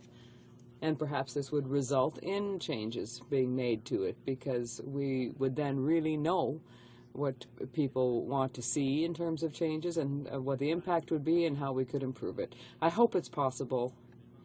And therefore I ask all of my colleagues from all parties to vote in favor of this motion to move forward with consultations across the country. Questions and comments? Honourable Member for Kingston and the Islands. Well, thank you, Mr. Speaker. If a committee went on the road to speak to Canadians about this bill, which affects how we choose our federal government, one question I'd ask, which we couldn't do in committee here on the Hill, is I'd put up on my hand and say, how many people, put up your hand if you can donate $1,200, the maximum amount, to election campaign. And I bet that very few hands would go up, because very few people could actually afford to donate that much. That's the sort of thing that we can't do on the Hill here. And then I'd say, why should we give those people who already donate the maximum even more influence in the political process when most people can't afford that? That's the sort of thing that we could do by going across the country. I'd ask my colleague if he'd like to comment on that. Deputy to Sherbrooke. Honourable Member for Sherbrooke. Thank you, Mr. Speaker. And indeed, that is the objective, the ultimate goal of consultation across the country. And not just staying here in Ottawa, is to indeed go and see people who have concrete examples. they have experienced things and perhaps have something more to contribute to this, because in Ottawa we'll hear from experts and from people who have studied the Elections Act, perhaps when they were at school, or people who are experts in the field. But that's not the only thing we need to hear. Those people are very important to the study of the bill, but it's also very important to hear from people who are at home and who can't come here, and who can provide us with concrete examples. I think that staying here in Ottawa, it makes it impossible to do this. Carrying out consultations allows us to hear from people. Let's say the committee will stop in a town near where they live. They can decide to go and hear what's being said and make a presentation, and that's not necessarily the case when there are just committee hearings here in Ottawa. It's not so obvious to those people to be heard. And I think reaching out to those people is a great advantage to the committee, to really hear what they have to say, to hear the discussions that we certainly wouldn't have if we stayed here in this little bubble that we call Ottawa. Questions and comments? Mr. Secretary. Thank you very much, Mr. Speaker. Mr. Speaker, we've been hearing a lot from the opposition with respect to the debate, but it always comes down, it seems, to a couple of key factors for the opposition. It's an increase in the amount of money that Canadians can contribute, the maximum amount should they wish to contribute. Of course, page 185 of the bill outlines the fact that it actually increases by $25 a year starting on January 1st, Mr. Speaker. They talk about vouching.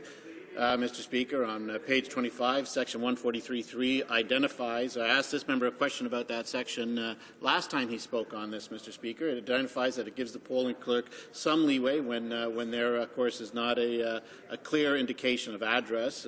Still haven't heard an answer from the NDP with respect to why that provision or how that provision can be improved.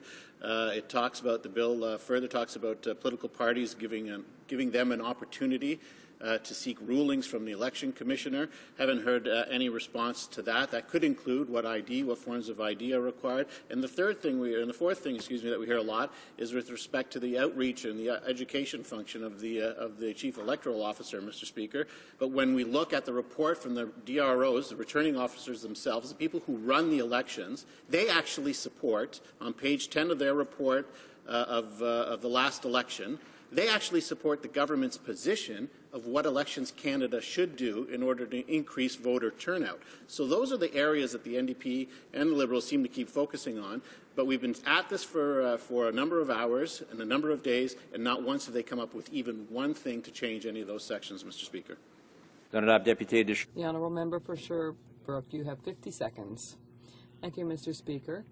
50 seconds to answer such a broad question. Well, to answer, he seemed to be saying that I didn't speak of those things, but indeed today's motion is not on the substance of the bill. It is to hear public hearings across the country.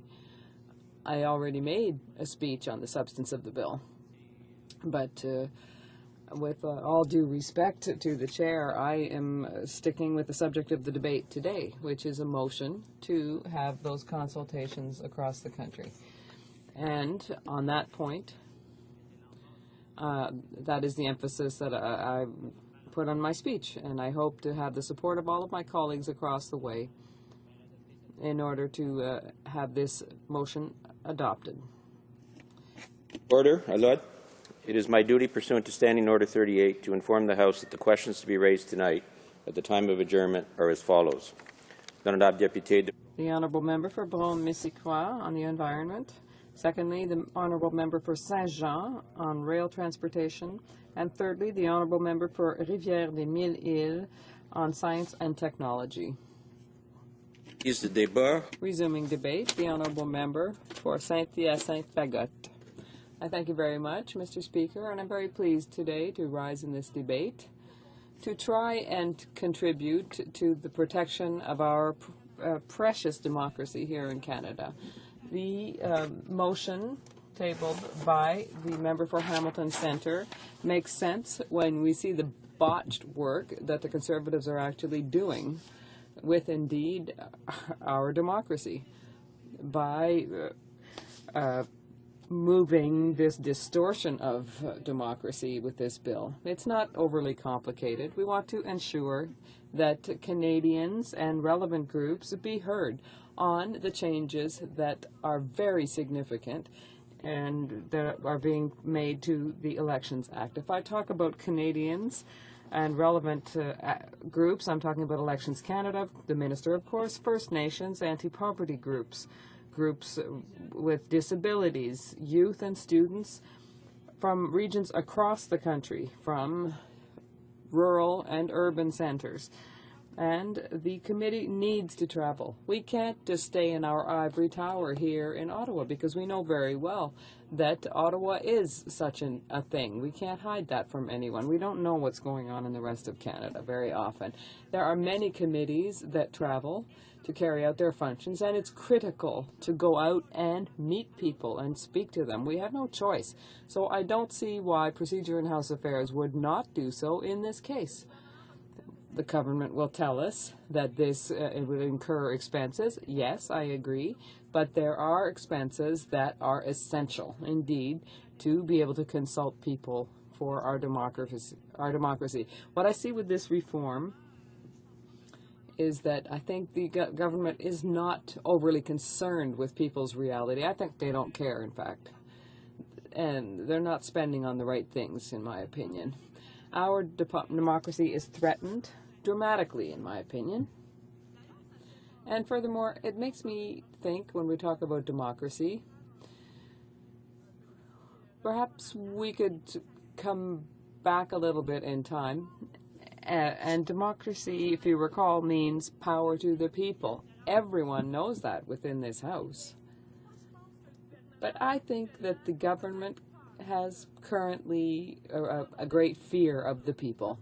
That's my opinion, because they know very well, with all of the terrible work that they've done, that going and consulting people who are very concerned by this kind of reform, well, it won't work, and they'll be put in their place. Perhaps that's what will happen.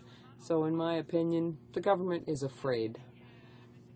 If I may, Mr. Speaker, I didn't have the opportunity to speak on Bill C-23, the bill that we've moved this motion on, and I'd like to really sum it up a bit, if I may, just to demonstrate how critical our motion is today, and just to demonstrate how botched a piece of work this is.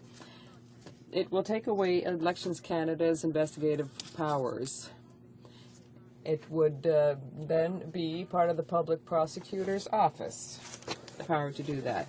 It also would take away the RCMP's powers to investigate on criminal investigations. And now that makes no sense to me at all.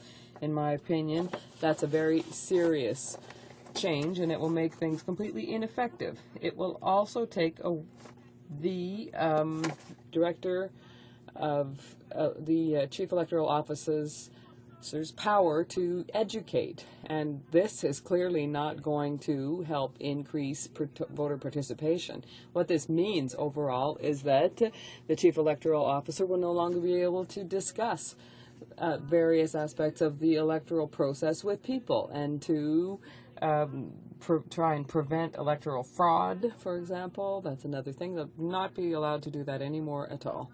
So that's particularly problematic. And the Chief Electoral Officer will have to ask for the permission of Treasury Board to do certain things. Now, that's serious interference in a senior public official's work. I don't think the government should do that sort of thing. It's problematic, and once again, it undermines the efficiency of our system and threatens our democracy. The bill would also put an end to another voter being able to vouch for someone else. Now, that's another thing that is serious, because some people will not be allowed to vote anymore. Let's take an example. A woman who's a senior, not driving anymore, doesn't have that idea, all the bills are in her husband's name, well, that woman wouldn't be able to go and vote. We could take the same example of a student, let's say, who has a student card but no driver's license, and perhaps that person wouldn't be able to vote either. And I'd also add that voter ID cards would no longer be used to identify voters in this instance. The bill would also boost the individual limit of donations to political parties by from 1,200 rather to 1,500. So people who have money are always getting preferential treatment here. And Quebec has done the opposite thing. They decreased the maximum amounts that people could donate to political parties. So I don't know why we'd be making a move in the opposite direction. It makes no sense. The bill will also allow candidates to put $5,000 into their own campaigns. Well, I'll give you a very concrete example here. When I was running for my party, I didn't have any money, at least very little, and so I would not have been able to have been a candidate, and I couldn't have run, and I wouldn't be standing here right now. And my constituents are telling me that I'm handling the job well, so I think that with this, there would be people who, quality people, who wouldn't be able to run because they don't have the money. So, Mr. Speaker, once again, as I was saying, I'm sorry, I'm a little bit lost in my notes here. That sometimes happens to me. But in the end, there are many, many committees that travel to carry out their job, and I don't know why we would deprive ourselves of the opportunity to get out and consult Canadians in this instance. I think that the government is afraid. They're afraid of what might flow from those consultations, and I can tell you, if this might be reassuring to you, is that I consult people regularly in my riding on various subjects. I like to talk to people and find out what they think. And I think perhaps that the government should start to do that, because it's essential. Here, it affects various segments of the population who really would need to give their opinion. And I think we could do a better job by consulting these people, by reaching out and meeting them, going to see them at home. And in my opinion, this is really something that's very important. As I said earlier, we have to spend on the right things. And we have to move forward with this, I believe, so that we'll have a better electoral system. Yes, electoral reform would probably be a good thing. In fact, there's no doubt that it would be a good thing, but not in this way. We're not on the right path with this, I feel, and my colleagues share this opinion. This is not the way to do this. We can't shove things down people's throats and say, okay, this is the way it's going to be from now on. That's not the kind of country that we are. We're a democratic country. It's a good country to live in, and we have to continue in that regard. It's not what the government does. There are several things that are threatened by this government, and in my opinion, that's very problematic. So perhaps if they accept this motion, it would be a good start to start down the right path, consulting people, and really draft a good electoral reform. Thank you. Comments, the Honourable Parliamentary Secretary to the Prime Minister. Thank you very much, Mr. Speaker. Mr. Speaker, I'll come back to it again. I mean, she talked about vouching, and she talked about a senior, in her words, the bills are all in the husband's name. Had she actually read the Act on page 25, 143.3, she would see that that actually is addressed there. Mr. Speaker, the polling clerk actually does have an opportunity to address that, Mr. Speaker, but apparently the member missed that section. She talked also about the education feature. Returning officers post-mortem of the 41st general election. page number 10. It talks about the returning officers. What are the things that they identified as being the biggest problem in the last election, and what could help improve voter turnout? ROs identified that there is need to give out more information to electors. For example, there's not enough outreach activities and communications about where the RO is located and the voting process. They suggest taking out ads explaining the advanced polls, that advanced polls will be busier, even if that was the day after. This would ease voter complaints about long waits. They also recommended being more proactive, informing the public about specific voting issues, and more advertising on the special ballot process, Mr. Speaker. What they talk about is actually telling Canadians how to vote, about advanced polls, to make it easier for Canadians. That's what they think. The people who run elections, that's what they think would help make elections better, Mr. Speaker. Why is it that the member opposite rejects what the returning officers across this country pointed out as the big... The honourable member for Saint-Hyacinthe-Bagotte.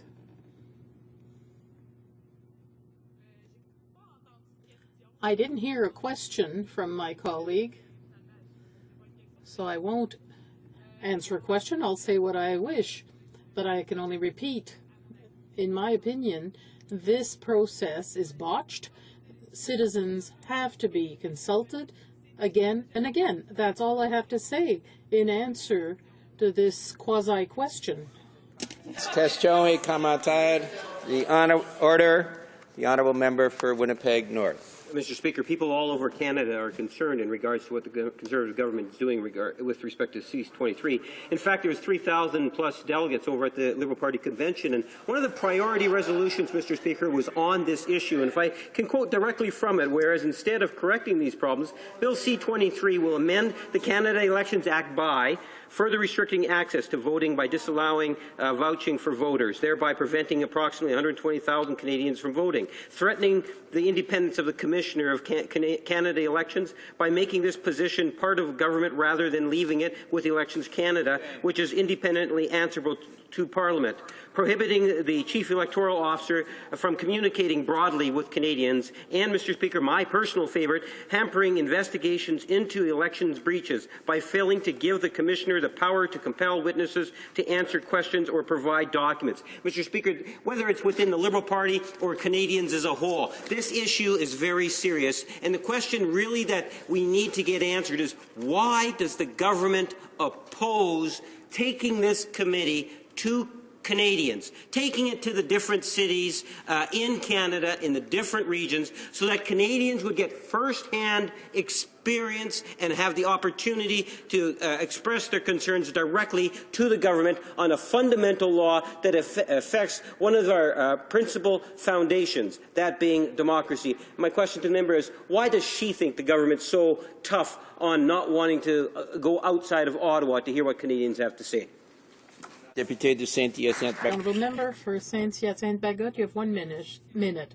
I wasn't sure there'd be a question there, but there is. Well, I think the government does not want to hold public consultations. As I said earlier in my speech, in my opinion, they are afraid of the people. As I said, democracy is equivalent of power to the people, and a government that does not consult its people means that it's fearful, in my opinion. Thank you, Mr. Speaker. Debate, reprise de débat. The honourable member for Mississauga-Streetsville. Well, thank you very much, Mr. Speaker. I'm pleased to rise today on today's Opposition Day motion.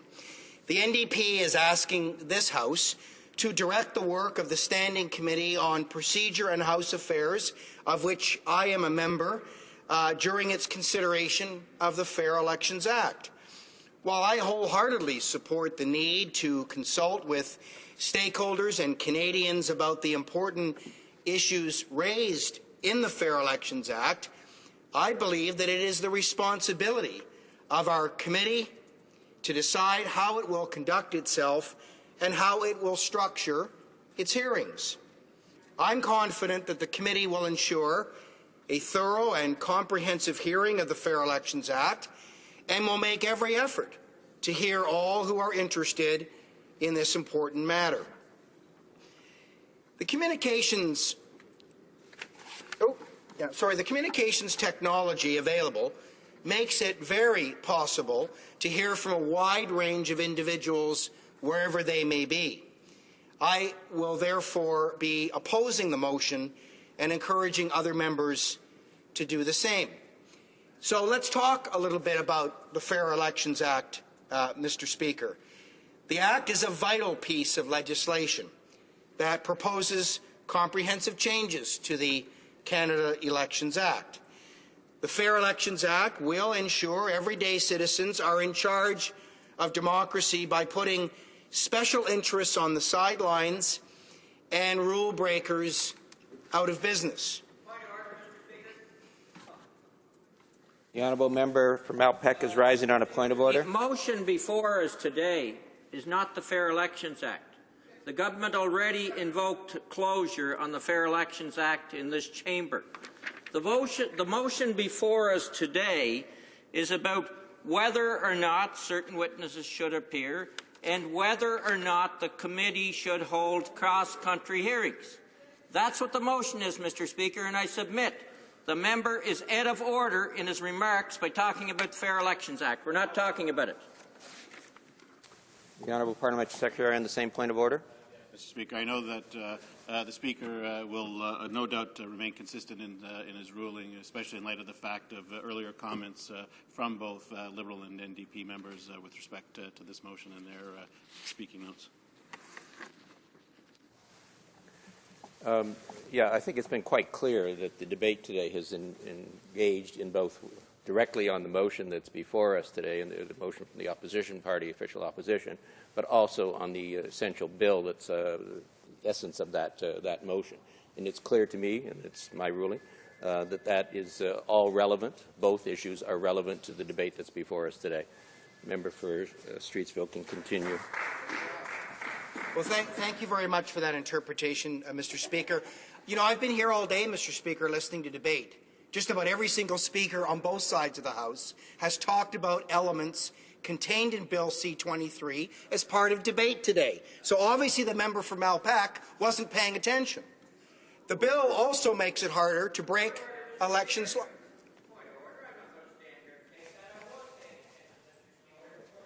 Order, order.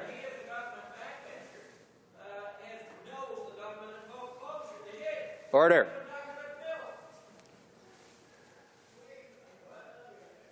That's not a point of order. Member for Streetsville can continue, hopefully uninterrupted. Well, thank you very much, Mr. Speaker. You think someone who's been here as long as that member would know the rules. The bill also makes it harder to break the elections law.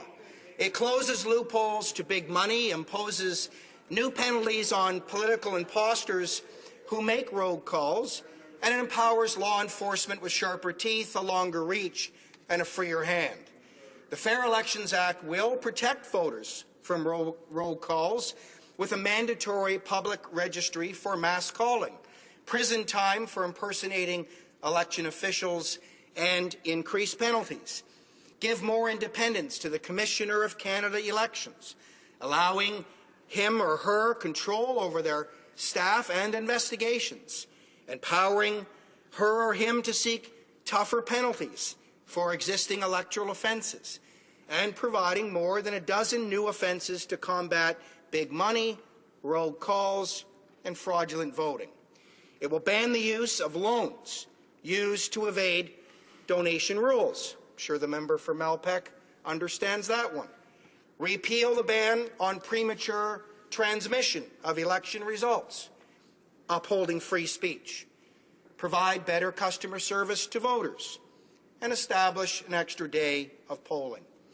In the case of disagreements over election expenses, allow an MP to present the disputed case in the courts and to have judges quickly rule on it before the Chief Electoral Officer seeks the MP's suspension. It makes the rules for elections clear, predictable, and easier to follow. It will crack down on voter fraud by prohibiting vouching or voter information cards as acceptable forms of ID. This last provision, cracking down on voter fraud, will be the focus of my remarks today. Each time someone votes fraudulently, they actually cancel out the ballot of an honest voter. Studies commissioned by Elections Canada demonstrate mass irregularities in the use of vouching and high rates of inaccuracy on voter information cards. Voters will still have 39 forms of authorized ID to choose from to prove identity and residence. The Fair Elections Act will protect the integrity of the vote by ending the risky practices that are prone to errors and irregularities. The measures included in the Act will strengthen our election system through reforms that increase oversight, accountability and enforcement, while taking action to ensure the integrity of the vote and provide greater opportunities for Canadians to vote. Among the important initiatives included in the Act are measures to combat voter fraud and to increase the confidence of Canadians in the electoral process. The current provision that allows for the vouching system in general elections has been used in 2008 and in 2011, as well as in by-elections since 2007. The Neufeld report, a study that was commissioned by Elections Canada to examine administrative deficiencies at the polls in the 2011 election, concluded that vouching procedures are overly complex and that this has contributed to irregularities in the polling process.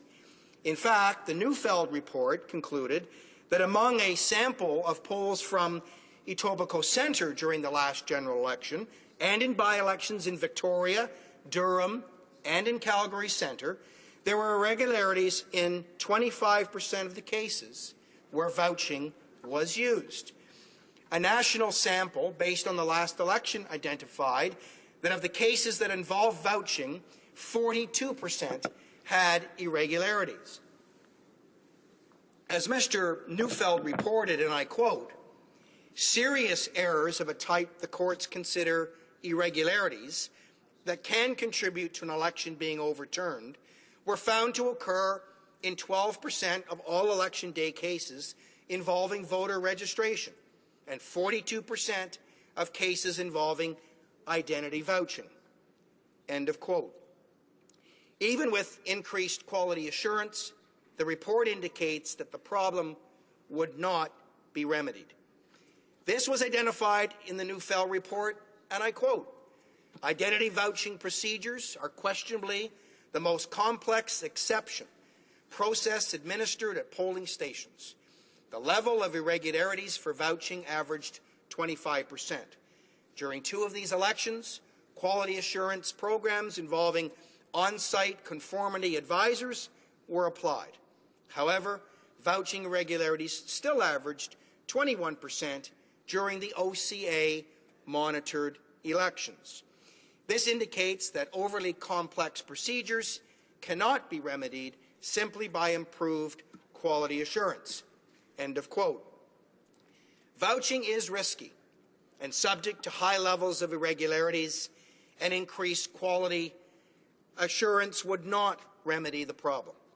That is why our government took steps in the Fair Elections Act to eliminate this practice. In addition to the elimination of the vouching process, the Fair Elections Act proposes to include measures to improve the communication to voters about what types of identification are acceptable at the polls. Canadians are often confused about what forms of ID are acceptable in order to vote. So the Fair Elections Act responds to this by requiring the Chief Electoral Officer to communicate to Canadians what forms of ID are acceptable in order to vote. Research shows that most electors have identification with their name and date of birth. The Uniform Law Conference of Canada indicates that, and I quote, "Almost all voters have some documentary evidence of who they are and their date of birth. What is most difficult for a voter to provide is documentary evidence of residence." End quote. There are many options to choose from. In order to vote, Canadians can choose 2 among 39 unique forms of ID: that show their name and residence. In addition to providing their name, which almost all Canadians can do, residency can be demonstrated with documentation issued by the responsible authority of a shelter, a soup kitchen, a student or seniors residence, or long-term care facility. These documents include an attestation of residence, a letter of stay, an admission form, or statement of benefits. I believe that virtually all Canadians can meet the identification requirements given the exhaustive options that are available. I won't take time to list all 39 options, Mr. Speaker, but I think it's important to read into the record a few that many Canadians already have. A driver's license, a health card, Canadian passport, certificate of Canadian citizenship, a birth certificate, a certificate of Indian status, a social insurance number card, an old age security card, a student ID card, a library card, public transportation card, a Canadian Forces identity card, a Veterans Affairs health card, a hospital bracelet worn by residents of long-term care facilities, a letter from a public guardian, public curator, or public trustee, or a bank credit card statement. I've only mentioned 16, Mr. Speaker, of the 39 options. So this provides you with a good idea of how many identification options are available. While Elections Canada has estimated that as many as 120,000 voters have used vouching on Election Day, these voters could have proven their identity and residence if that requirement and the options available had been explained to them. The Fair Elections Act will require in law that Elections Canada communicate what forms of ID will be accepted at polling stations. This important measure will provide voters with the knowledge they need about what identification to bring before they head to the polls.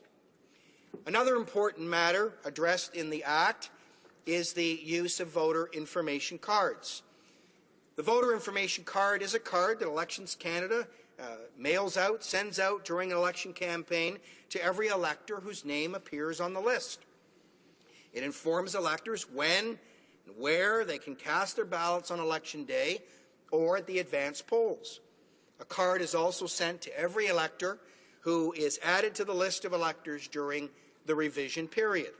The voter information cards play an important role in informing Canadians about where and when they need to vote. However, they have not been used as a proof of identification and residency at the polls, apart from some pilot projects conducted by Elections Canada, and there is evidence that their ID presents proven risks of voter fraud. Voter information cards are regularly sent to electors with inaccuracies that could allow those attempting to subvert election law to use them to vote more than once or in the wrong riding. An Elections Canada report on the last election showed that roughly 1 in 6 eligible voters do not have a correct address listed on the National Register of Electors. The information from the Register provides the information for voters' lists that is reproduced on the voter information cards. In other words, 1 out of 6 voter information cards are wrong.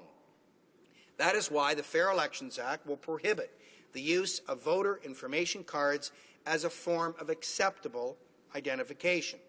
And as I have demonstrated, there are a wide range of voter identification documents that are accepted at the polls that have a proven level of accuracy. There is no need to add voter information cards to that list in light of the apparent lack of reliability of these cards for identification purposes. Mr. Speaker, Canadians must have confidence in the democratic and our electoral process. Not only do they need to know how to cast a ballot, Canadians want to be sure that legitimate votes are not cancelled by illegitimate ones. As I have demonstrated today, the Fair Elections Act goes a long way to ensuring that Canadians will have the confidence in the electoral process that they want and deserve. With the measures to eliminate vouching and communicate the many types of voter identification that are acceptable at the polls, I believe that the incidences of voter fraud will be greatly, greatly reduced. Together, all of these initiatives have advanced the voter identification process significantly from what it was a decade ago. Of course, there still remains the important debate that will continue on the Fair Elections Act, which will include the examination of the bill by the Committee on Procedure and House Affairs. Canadians, interested parties and stakeholders will have the opportunity to make their views known. I have complete confidence that the committee, of which I am a member, will ensure that the study of the bill and the hearings are conducted in such a way as to allow a comprehensive review of the issues. I do not believe that to accomplish this, the committee needs to be directed by this House.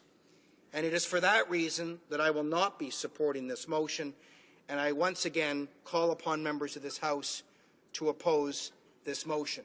And I hope, Mr. Speaker, tomorrow at the Procedure and House Affairs Committee that the filibustering will start, the list of witnesses will be established, we will start to have proper, full and robust hearings on this bill. We have heard from the minister already. The minister came, spent an hour, took every question directed at him, and then as soon as the minister was done, the filibustering by the NDP began. So I'm hoping tomorrow at committee we'll get on with the job that we are paid by Canadians to do, which is to do a robust, careful examination, invite dozens and dozens of witnesses to come in and give us their expert testimony on this bill. I look forward to hearing that testimony from Canadians here in the House of Commons when the committee resumes its good work that it needs to do for all Canadians. Thank you very much, Mr. Speaker. Well said. Questions and comments? Questions et commentaires. L'honorable député de La Pointe de l'Île. The honourable member for La Pointe de l'Île. Thank you very much, Mr. Speaker. There is a difference between the work of an MP and the work of the government, and I would like to simply remind my colleague that the government's work, of course, is to consult Canadians, and I hope that my colleague had not forgotten that aspect of a government's work.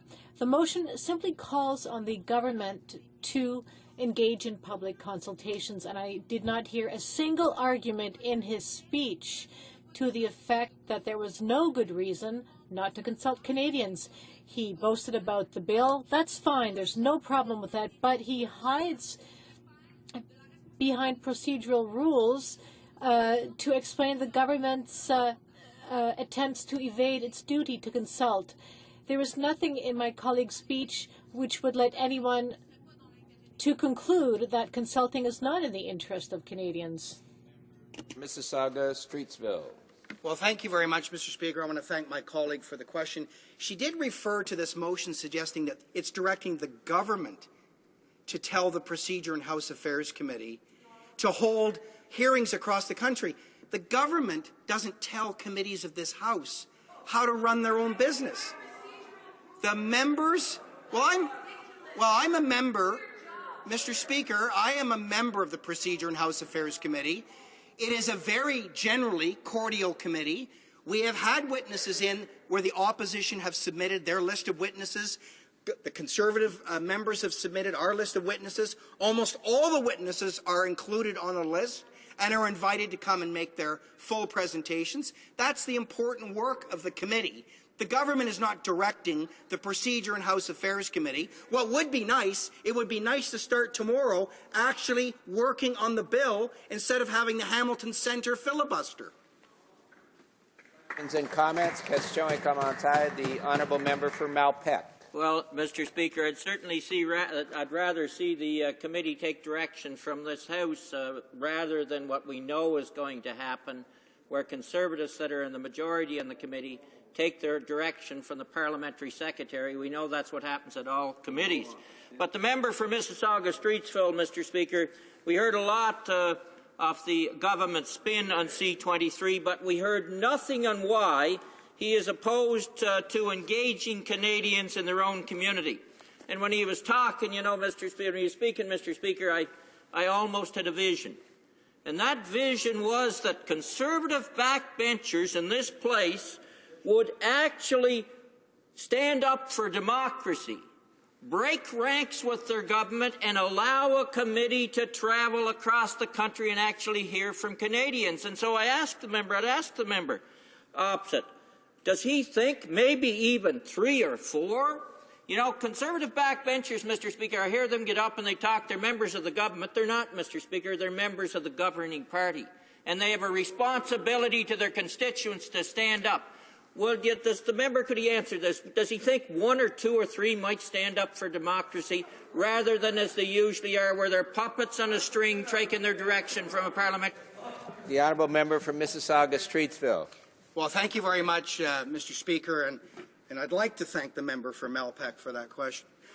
The fact of the matter is that the committee had set aside, I believe, 12 meeting dates, a huge list of potential witnesses that we were already starting to pre-vet as a committee would be excellent witnesses to come in. I actually think we can get a lot more accomplished and hear from a lot more interested parties by holding the hearings here in Ottawa. We have great technology, something called, maybe the member doesn't know what teleconferences are, but it's an excellent way to get people across the country, hear their expert testimony, not have to fly them halfway across the country or fly 12 members of a committee halfway across the country to get as good, if not better, testimony that we can use in our deliberations on the Act. So assuming the filibuster doesn't continue tomorrow morning, we're going to finally start to deal with this bill in a proper way under our procedures at committee.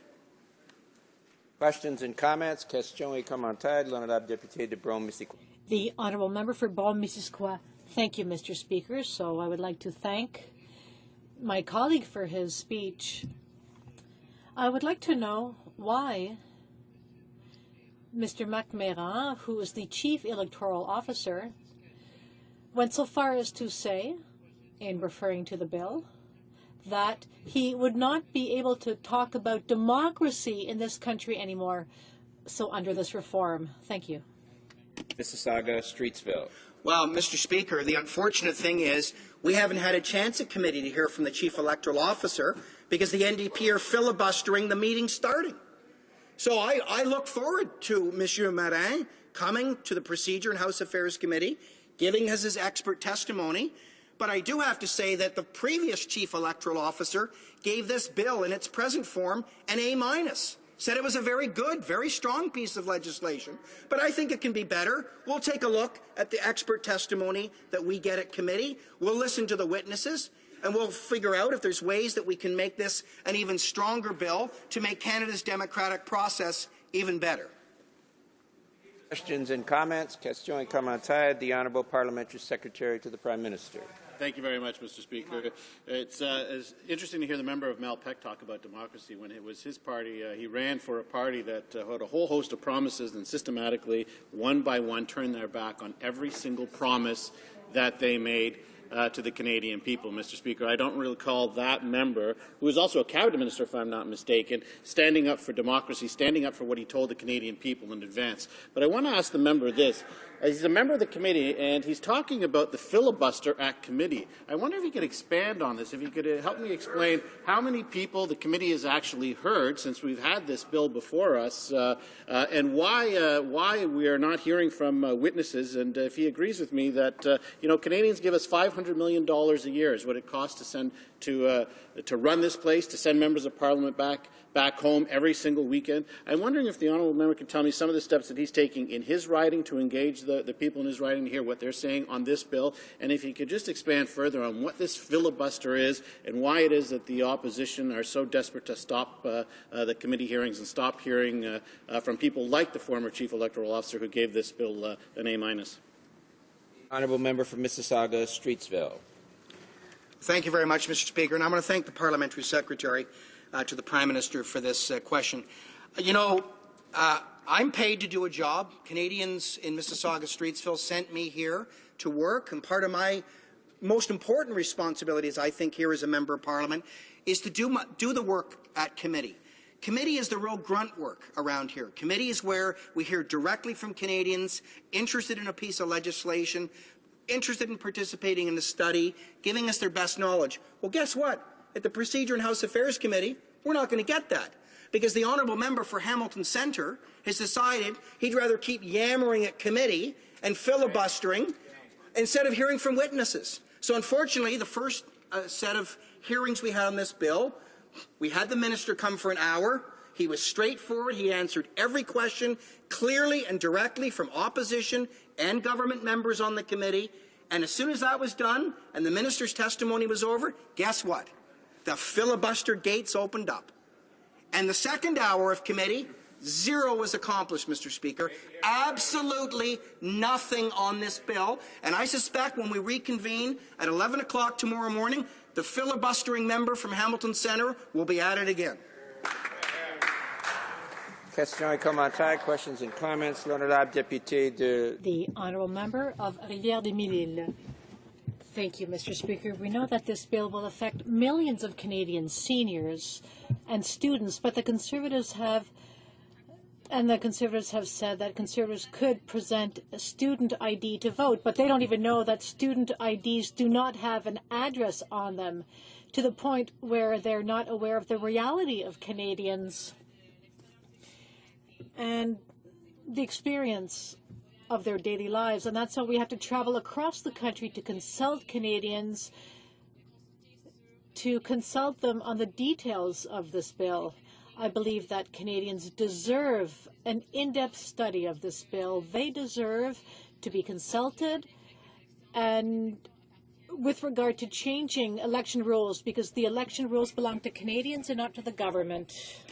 Okay, well, thank you very much, Mr. Speaker. I know there's been a lot made about the student ID thing, so let's remember a couple things. First of all, you've got to be 18 years or older to vote in Canada. So we're not talking about high school students here, and we're not talking about younger people. That's one. Second, though, if you're 18 or over and you're in a post-secondary education institution, you will certainly have student ID, photo ID in most cases, from the universities and colleges I'm used to. It may not have your specific address, but then you bring in the second piece of ID, your lease where you are at the campus, a copy of your transcripts, as another speaker has said, that actually is mailed to maybe your parents' home, that's your principal residence. It's not just one piece of ID. Student ID card, transcript, you can vote. Resuming debate. Reprise de débat. The honourable member for Hamilton East, Stony Creek. Well, thank you, Mr. Speaker, and I'll be sharing my time with the member from Louis Saint Laurent. Come to think of it, Louis Saint Laurent was the first Governor General that I had ever heard of when I was a young boy. But that's sidetracking. Listening to the member from Mississauga, Streetsville, and his view of the functions of committee. If Canadians are watching closely and they're not very careful, they're going to walk away believing in Cinderella and the fairy godmother. I mean, we had omnibus bills before the Finance Committee where we had 3,000 amendments and voted for 55 hours, and they didn't accept one single amendment. So to sit here today and try to tell us how wonderful it is in committee, I am proud of the member for Hamilton Centre. He's joining riding to mine for standing up for democracy as we understand it to be, and to stop these people from trying to force through a bill that is tainted, that is wrong. Now, Mr. Speaker, I always try to look for what is good in people, and so far it has served me well in life. And across the way, I sincerely believe that many of the members of this Conservative government who sought this office to be members of Parliament did it to serve Canadians, their very neighbours. And I also believe that many came to this place to try and make Parliament a better place. But now I have to ask these same good members a question, these pro-democracy Conservatives. How did it come to this point? There is much more wrong with this bill than the vouchering part. If you listen to the speech after speech from the government side, you would think that the only problem that we saw with this bill was around the vouchering, and that's so far from the facts, Mr. Speaker. There is much more wrong. But I have to ask, how did these governing Conservatives reach the stage, these pro-democracy Conservatives, where they feel so empowered that they can justify to themselves that somehow it is their right and it's right and proper for them to deny tens of thousands of Canadians their participation in our democracy? Mr. Speaker, the arrogance of a few over there is quite astounding. One has been recently quoted as saying holding hearings for Canadians is virtually as important as is so important it would set about a circus. I guess that same member must perceive that Canadians who want to come before the circus would be clowns.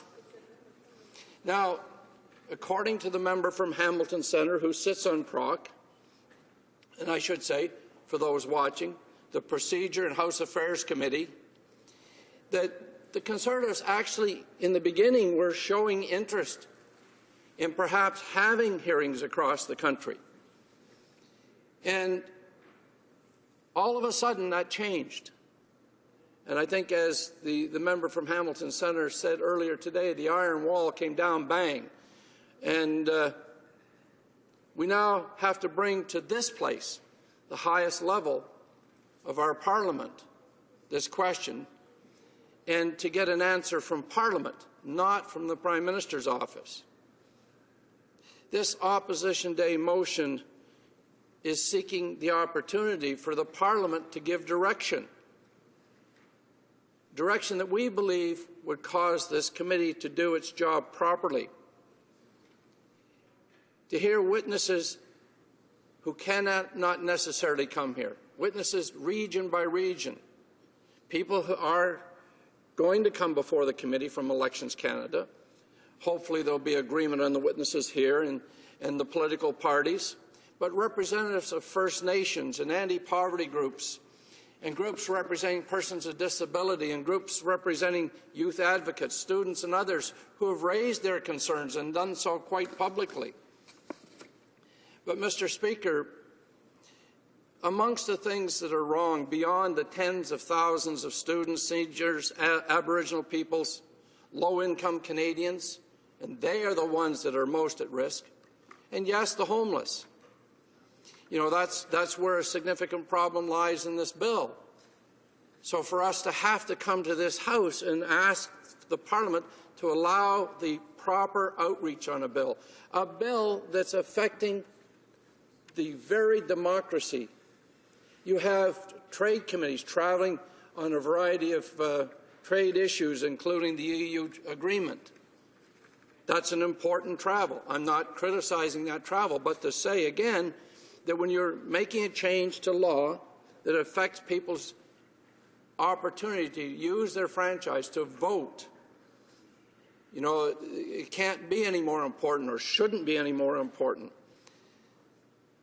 And an odd part of this bill for me, I was a school board trustee before coming to this place, and the wonderful part of that job is when you're talking to grade 4 students, grade 5 students, and they're asking questions about the democracy. And as an MP, I returned to many of those schools to talk to them.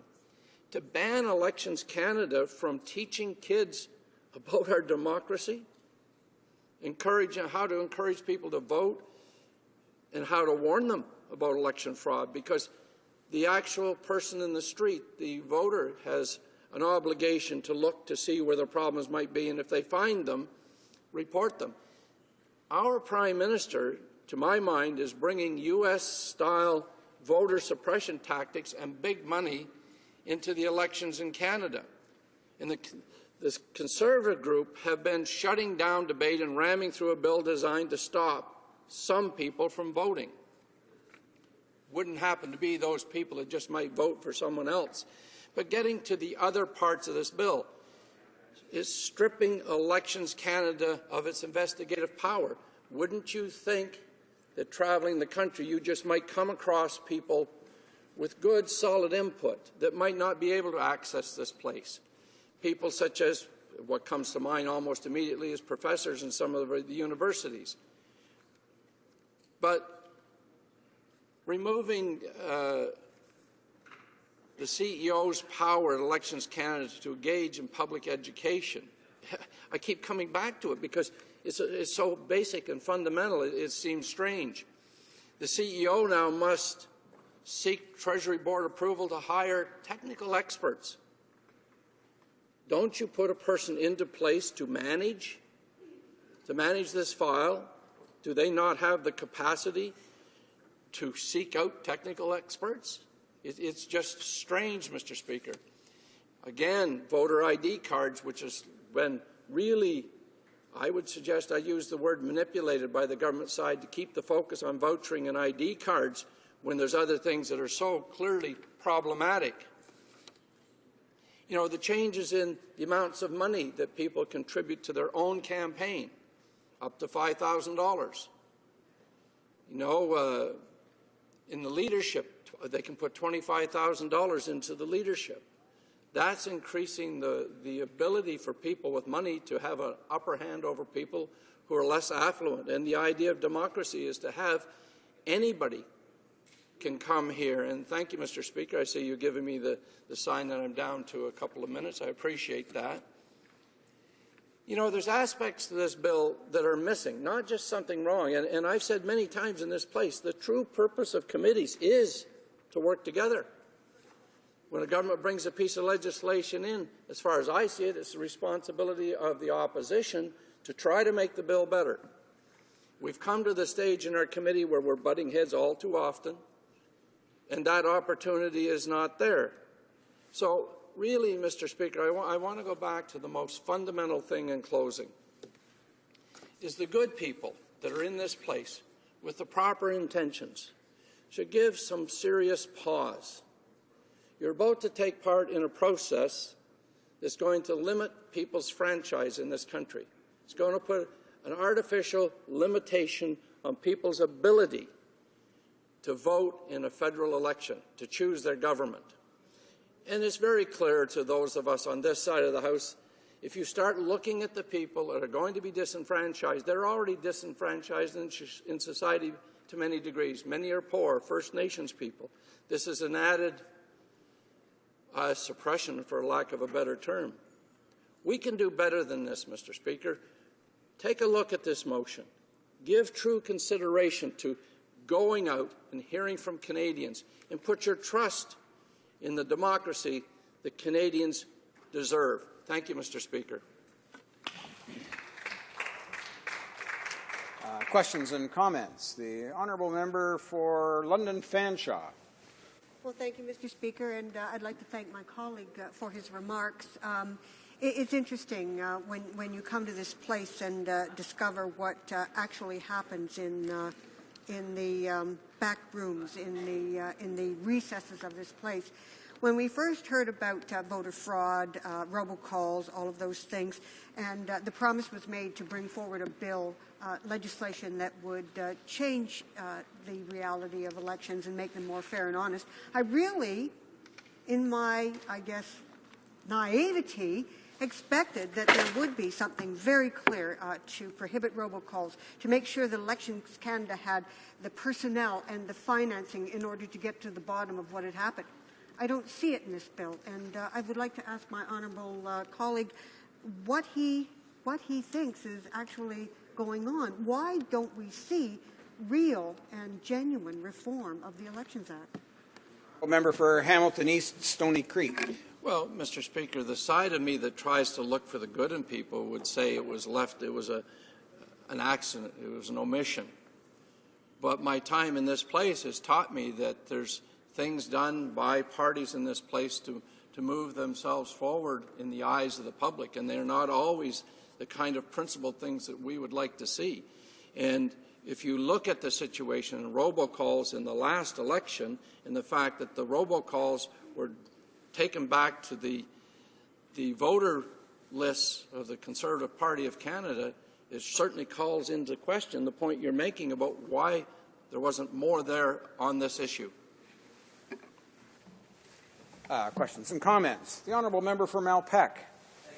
Thank you, Mr. Speaker, and I enjoyed the remarks from the member for Hamilton East, Stony Creek. I think the key point that he made, Mr. Speaker, was that the committee be allowed to do its job properly, and in order to do that, it should travel.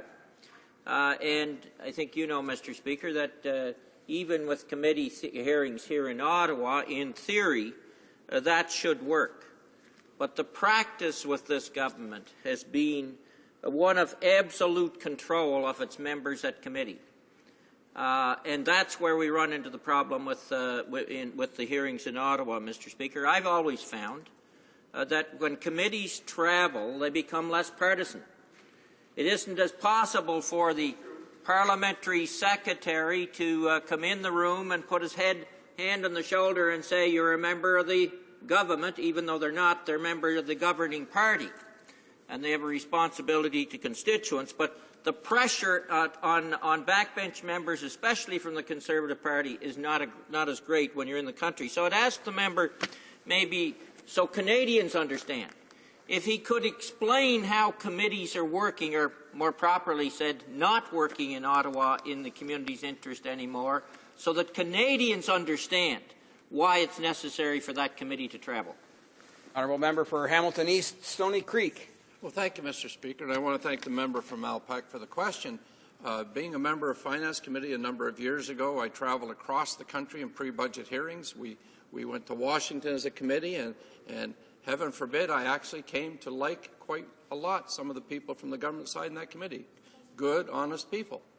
But when you look at the functioning in the committees in this place, and you see the fact that we offer amendments after amendments after amendments, and they're never looked upon favorably by the government, that they restrict the amount of debate that goes on in committee. There's a variety of things that happen there. When it comes to witnesses, there's a control exercise that's quite shocking. Thank you, Mr. Speaker. Questions and comments. The Honourable, I think we have time for one question from the Honourable Member for Saanich Gulf Islands. Thank you, Mr. Speaker. I thank my honourable friend from Hamilton East Stony Creek for his presentation. I think this is an important Opposition Day motion. I haven't made it clear before. I'll make it clear now. I intend to vote for it. We need cross-country hearings, and ideally we should expand them to the other issues that worry Canadians about the health of our democracy, particularly our perverse first-past-the-post voting system, the only system in a democracy that allows the minority of voters to elect a majority government. And this time it happens to be Conservatives. In the past it's been Liberals, but it doesn't reflect the way Canadians really vote. I wonder if he has any comment on that. Honourable Member for Hamilton East, Stony Creek. Oh, I want to thank the member for the question and the observation. The fact is, proportional representation would have made this place look entirely different than what it does today. And that, in my opinion, and the opinion of my party, is healthy for democracy. We have some people are getting elected with a very small majority, or plurality. Thank you, I'm corrected. But very small plurality, but they get to govern as if they've got the majority of the Canadian public when they only have roughly a third. Reprise de débat. L'honorable député de... Resuming debate, the Honourable Member for Louis Saint Laurent. Well, thank you very much, Mr. Speaker. Mr. Speaker, I'm very happy to have this opportunity today to speak to the motion. It's very important. We need to examine C-23 very carefully, and our motion calls for the holding of public hearings across the country on this subject. It's very reasonable, and it's also essential for Canadian democracy and for improving, in fact, the Elections Act as it should be. Personally, I have the privilege of sitting on the Procedure and House Affairs Committee, the committee that's being asked to conduct the consultations. As Vice Chair of the committee for just over a year, in that capacity, I've had an opportunity to participate in a number of debates. Now, over the past 2 years, initially, we were called upon to analyze the recommendations from the Chief Electoral Officer and to produce a report on what the committee thought about the recommendations and what the committee itself recommended to the government in terms of changes to the Elections Act. The Chief Electoral Officer, after the election of 2008, issued some 50 recommendations. Some of them were minor and others were more crucial, and they were designed to fix the Elections Act. Now, when those recommendations came to committee, the process was very long.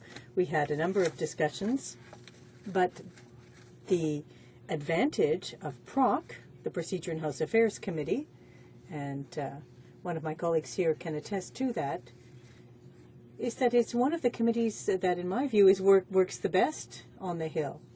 Most of the time, we work on a consensus basis, and we almost always succeed in finding common ground that satisfies everyone, and that's what it's about when I talk about not being partisan. And with respect to the recommendations from the CEO, I found that we had an excellent discussion, and we were in a position to prepare a report that the majority of committee members agreed with, and that it was that was the case for the vast majority of those recommendations. Now we've got this bill that we've been waiting for such a long time, because the changes have been called for a long time. The committee tabled its report a long time ago, and in response to major problems with elections fraud, the NDP had a motion adopted unanimously here in the House calling for specific changes now to the Elections Act, because the situation is urgent. The Chief Electoral Officer was very clear. These changes need to be adopted as quickly as possible for him to be able to implement them in time for 2015. So unless we want to end up with massive election fraud like we had with respect to the robocalls and the voter suppression in 2011, then yes, changes are absolutely essential. Changes must be made as quickly as possible. But the problem is that there are plenty of things in C-23 that have popped up out of nowhere and that aren't solutions. For example, now when we talk about vouching, the Chief Electoral Officer put forth a recommendation, an excellent recommendation, and he said that the best way of avoiding administrative errors and problems with that system was to hire elections workers ahead of time, because the way things work is that they can't do that at present. He said if I could hire the elections officers earlier in the process to give them proper training over a longer period of time, not simply at the last minute and quickly, then we could dramatically reduce the number of administrative mistakes that take place on election day. Now, is that in the bill anywhere? No, it's not. And instead, they've decided to remove that system entirely, which enabled people, like certain groups of young people, people living in rural areas, to go and vote. And now that possibility is being taken away. We think that it's of the utmost importance to hear from the people who will be the most affected by this bill. People with limited mobility, for example, seniors, First Nations, and students. And, Mr. Speaker, I'd like to take a few moments to focus on young people and students, because this is a subject that's very important to me. Last spring at the committee, Procedure and House Affairs, I tabled a motion to study the participation of young people in the voting process. We know that this is a major problem. People are voting less and less, and the figures are quite frankly alarming. In 2011, young people 18 to 24 had the lowest participation rate. It was 38.4%. So that means that a mere 38% of all people aged 18 to 24 went out to vote. And many people within that group, people who had gone out to vote, used their voter's ID card and to vote. Had someone vouch for them. Not only is the turnout rate or the participant rate at a disastrously low level, but of the people in 2011 who did in that category get out to vote thanks to a voucher, someone to vouch for them will no longer be able to do so. And the minister keeps repeating that his bill will help increase the participation of young people. But this isn't 1984. And ignorance isn't a strong point. Just because he is saying that, that's not magically what's going to happen. In reality, if the Conservatives were really interested in improving the voter turnout rate among young people, then why would they take away the voter ID card as a possibility for voting? And why would they eliminate the possibility of having someone vouch for you when those measures are what, for the most part, helps facilitate voting for young people? Now, getting back to the voter card, if the Conservatives are so convinced that their measure is really what's going to help people to get out, young people get out and vote, then why not consult them? Why not crisscross the country, go out and see the groups that are affected, and ask them what they think, whether they think that the measures contained in the bill are really going to encourage young people to get out on the night of the vote. When we see their reply, how in fact they have no intention to hold those kinds of consultations, well, that shows to me that they know exactly what they're doing. They're fully aware that these measures are going to hinder the voter turnout among young people, and that's their objective. That's what they're looking for, to some extent. And I think that, generally speaking, the consultation process, this idea of going out to see the people directly, to ask them their views on something as fundamental as our democracy, is important. Generally speaking, on committee, and that's a very commonly used practice. I myself, 2 years ago, had an opportunity to participate in a diplomatic mission. The Foreign Affairs Committee traveled, and I had an opportunity to go to Ukraine with a group of members of parliament from all parties to hold public hearings. During the course of the day, we heard from people from all different places talk about democracy in Ukraine, what could be improved, what problems they were facing, what obstacles they were facing. And we didn't limit our travels to Kiev, Mr. Speaker. We crisscrossed the country. We went to Kharkiv in the west, we went to the east, we went to meet with people. And that, in fact, is how we were able to paint a picture of the reality there. Now, if we'd stayed here in the basement of the Center Block building and we'd said to the Ukrainians, well, let's Skype us, why don't you? Tell us what's happening in your country. We'll let you Skype.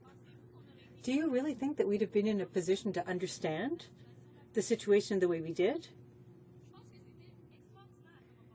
I think it was an extraordinary opportunity. But why can't we do it here in our own country? Why can't we say, we've got something very important to discuss. We need to travel to the regions, meet with people, and tell them about the state of democracy, tell them about the proposed changes, and ask them what they think, and find out what the reality is. I think, in fact, Mr. Speaker, that we need to go to downtown Vancouver, where there are problems with homelessness. We need to go to the north to consult with the Aboriginals. We need to go into places where they have major problems, where there are major difficulties. And I don't think that that's too much to do when it comes to improving democracy in our country. Thank you, Mr. Speaker.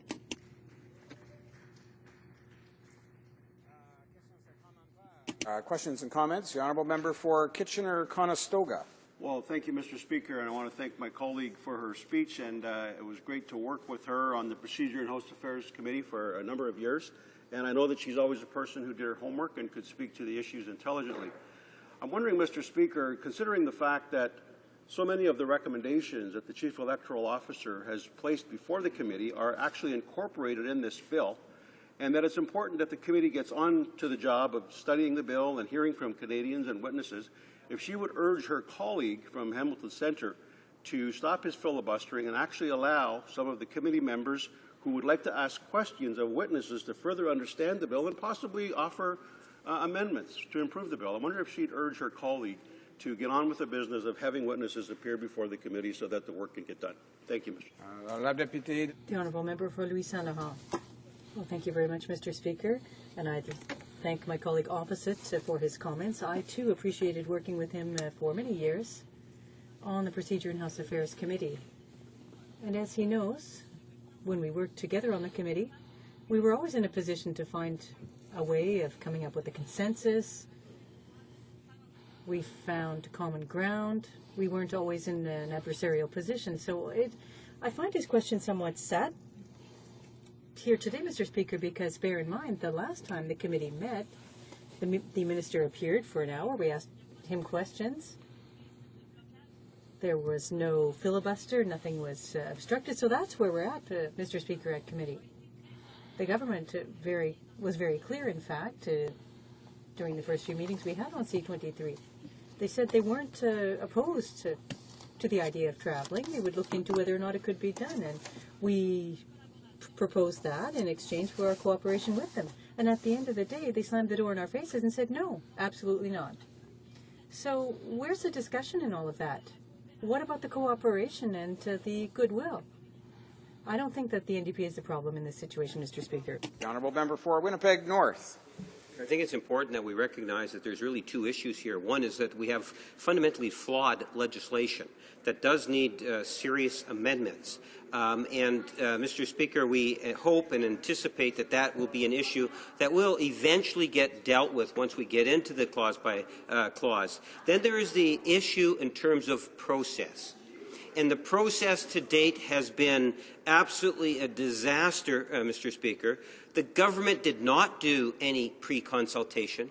They did not do anything in terms of working with Elections Canada. They failed to work with opposition parties on the issue, Mr. Speaker. There is no consensus.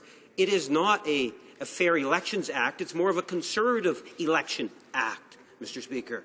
What we need to do is to have more cooperation. All we are asking for, and I ask for the member to recognize that all the opposition is asking for jointly is to recognize that we need to go outside of Ottawa with this committee. Nothing strange about that particular request, given that this is a fundamental principle of democracy. Would she not agree with us and argue that we need to go outside of Ottawa to allow Canadians and the stakeholders direct input into this very important law? Deputy de Louis Saint Laurent. The honourable member for Louis Saint Laurent. Thank you, Mr. Speaker. Absolutely, I'd like to thank my colleague from Winnipeg for his comments. That's really at the heart of our motion here today. That's what we're saying. We're not asking for the moon here. We're not asking for a study of democracy in all the Commonwealth countries. What we're saying is that we should go into the different regions of this country to see what Canadians have to say about these very important reforms to our democracy. That's not asking too much. And at the end of the day, this refusal from the government and the fact that this has been qualified as a gong show idea by the Conservatives, it's very clear that they're very afraid to go and hear what people have to say. They're muzzling people with this bill, and they're afraid to hear what people's opinions are. They're afraid to hear from people who will say, this isn't working.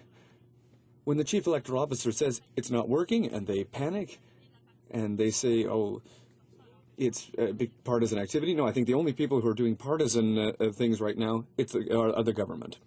Continuing debate, the honourable member for Lanark, Frontenac, Lennox, and Addington. Thank you, Mr. Speaker. I'm rising to join the debate here. I've listened with considerable interest to the foregoing discussions, some of which seem, to be honest, a bit histrionic, given the nature of the subject matter we're dealing with. I've spent over a decade on the Procedure and House Affairs Committee. Normally, people ask me how I managed to pull through on such an uninteresting committee, how I keep myself awake. But as you can see, there's fun, travel, and lots of histrionics involved in all of this stuff, or apparently. Looking at the motion, Mr. Speaker, let me start with that. The motion proposes to have the committee do three things with regard to Bill C-23, an act to amend the Canada Elections Act. First of all, to hear witnesses, and it provides a list of witnesses, which I think are a very reasonable list. Witnesses from, but not limited to, Elections Canada, political parties, as defined by the Election Act, the Minister of State who introduced the bill, representatives of First Nations, anti-poverty groups, groups representing people with disabilities, groups representing youth advocates and students, as well as specific groups which have been active in society on election rules. All good, and I can think of some others I would add to that list. To listen, I'll just hop down to C. It's got 3 things. As I said, to proceed with clause-by-clause consideration of the bill after these hearings have been completed with a goal to commence clause-by-clause consideration on May 1st, 2014. That's probably a reasonable timeline. More or less, one could quibble over that, but I think it's not, in general, an unreasonable timeline. But then, it's got in the middle of this B, have the power to travel to all regions of Canada, which it then helpfully lists. Thank goodness we have those listed for us. Atlantic Canada, Quebec, Ontario, Northern Ontario, the Prairies, British Columbia, and the North, including downtown urban settings, rural and remote settings, and that the committee requests this travel take place in March and April 2014. So I'm a member of the committee. I would get to join in on this road show. Leaving aside the small quibble that I've never considered Northern Ontario to be a separate region of Canada on a scale with, say, Quebec, I find this to be a fairly reasonable layout of the different parts of the country we could go to. The trouble with traveling around this way is that it will not improve our ability to hear from witnesses who have worthwhile, intelligent things to say. I had the good fortune to be on the last traveling roadshow of the Procedure and House Affairs Committee about a decade ago. I think I'm the last person still on the committee who was on it at that time. As we traveled, in that case, all over the planet to hear about ideas for electoral reform. We traveled, we divided the committee into 2 groups. Some of us went off to Australia and New Zealand. Others of us went off to Germany and Scotland to look at their electoral systems. We were looking at alternative electoral systems to what Canada had at the time. It still has. I wrote about my experiences, Mr. Speaker, in an article, which I just happen to have a copy of here, called The Road to Electoral Reform from the Canadian Parliamentary Review in the autumn of 2005, in which I made the following observation, which I will quote. On February 1st, 2005, committee members, including me, voted a travel budget of $289,000, 695 cents for the European and Antipodean trips. Later, while the committee was abroad, one committee member complained to the media about the large size of the travel budget. That actually was not me. It was a member who, at the time, was sitting as a Liberal, who now sits as a New Democrat. I concurred at the time, and I still concur with the assessment that we did not get value for money on that occasion. I assume we can travel more inexpensively this time, were we to do so, than we did traveling all over the world. For one thing, the committee insisted on traveling business class. I'm sure we could all agree to travel coach at best, perhaps by some other means of locomotion, but there was a fair bit of expense, partly because we had to ship, as all such committees do, we had to ship translators with us and clerks and all kinds of people to make sure that we could function as a committee wherever we happened to be. It seems to me to be a lot of expense for not much benefit. In the intervening years, I have chaired the International Human Rights Subcommittee. And we hear frequently from experts who come to us from all corners of the globe by means of video conference. We've watched video conferencing vastly improve from where it was 9, 10 years ago. We get people in from not just from first world countries, but from other countries who come in loud and clear. And the fact is that you can hear from people more or less anywhere, and you can provide them with simultaneous translation and so on without the need to travel. Now, this is significant because we regularly hear from 2 different witnesses. In fact, just the week before the break, we heard from one witness here in Ottawa and another witness coming in by video conference, video link at the same time. We got 2 for the price of 1 in the allotted hour. You can't do that when you're on the road unless you also have video links there on the road with you, which would be an additional expense. So I can't see how we would improve our efficiency. The fact is that when you're dealing with issues like problems relating to urban groups in downtown areas or remote areas of the country, you're going to get a lot of common issues. And you're going to get distinctions too, and you're best going to see what those issues are if you have an interaction of the sort that can best be done electronically. All of this can be done better without traveling than it can when you are traveling. I mean, if the goal was to look at some form of infrastructure, if we were going out to consider whether, for example, a new tunnel had to be blasted through the Rocky Mountains to accommodate a rail line, I could see the point of traveling. I can't see the point of traveling for this sort of situation.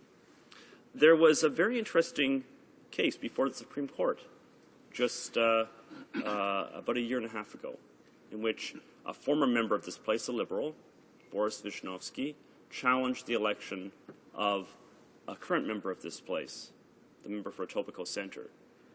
And the Supreme Court heard this case. And the case had to do with whether or not it was legitimate for individuals, particularly individuals at a senior's residence which has closed access. These are the very elderly who have 24-hour care. Whether those individuals who were not vouched for but who voted in the absence of someone vouching for them ought to have had their votes counted. Interestingly enough, in that election, it was the Liberal position that they should not have been allowed to vote because no vouching was taking place. So this is the opposite of the position being taken today. But the interesting thing about this was the Supreme Court of Canada held hearings here in Ottawa, and the Supreme Court was able to do so without having to travel on site. Now, the court actually has, on very rare occasions, that court and other courts have traveled on location. Courts do this sometimes for murder investigations, for example. But in this case, they simply didn't feel the need. And they didn't feel the need because there was no need, because the issues that we're dealing with are issues that can be dealt with best by doing it here in Ottawa. That was a very, very clear example. Just in the midst of saying this, I overheard a member pointing out that it was a split Supreme Court decision. That is correct. In fact, there was a majority and a minority. I'm not sure how that relates to the question of whether they had to travel. Well, first of all, good lords, if we couldn't allow split decisions, nothing but unanimous votes would ever occur in this place, let alone the Supreme Court. So I can't imagine what the member's objection is. But no one objected. No one on the Supreme Court or anywhere else objected to them holding these hearings here in Ottawa.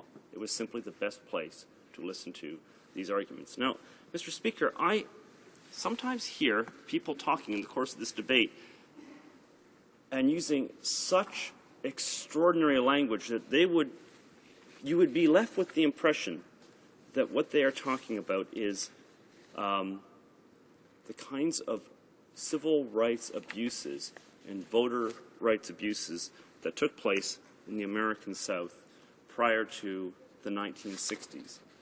I mean, you would think, and I'm just looking at a petition that it's available online.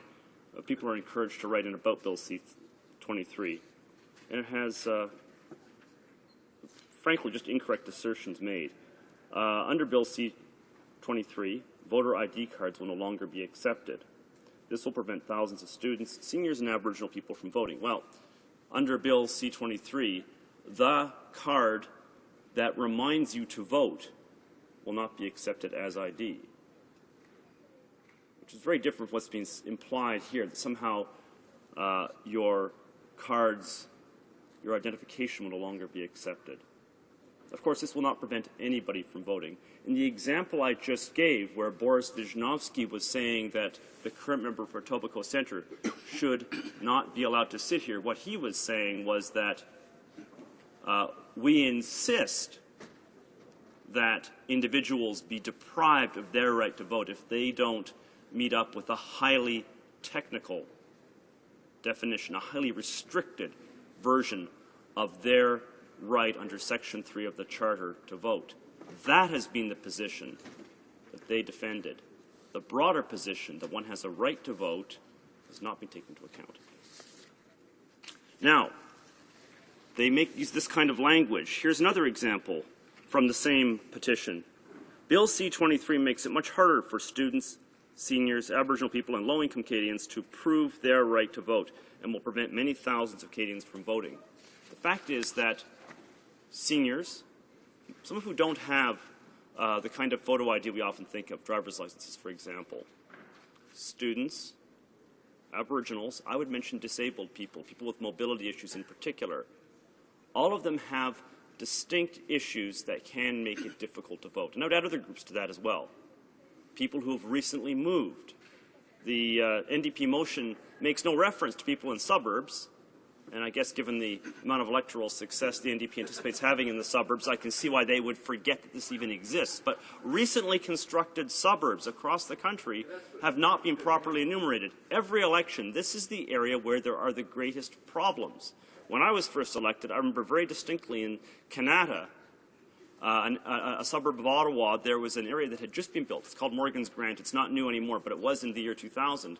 There was one polling station set up, one poll, which included something like 5 or 6 times as many voters as any of the other polling stations at that location, or any of the individual polling booths. And the result was that it took over an hour after the shutting of the poll for everybody to go through and vote, simply because Elections Canada had not been aware that that many people were living in that area, an area that, on their maps, was still empty fields. All these people have genuine problems relating to exercising their ability to vote. What these people need to know is how to exercise their franchise. And how can they learn that? They can learn that if Elections Canada runs advertisements advising them how to exercise their franchise. If you have just moved into a location and have not received a voter card, if you've been asked to go vote on your voter card at an address that is wrong, and this happens a lot, I mean, we hear all kinds of talk about how this party ostensibly was trying to send people off to the wrong locations. Well, let me tell you what happened in my constituency, Mr. Speaker.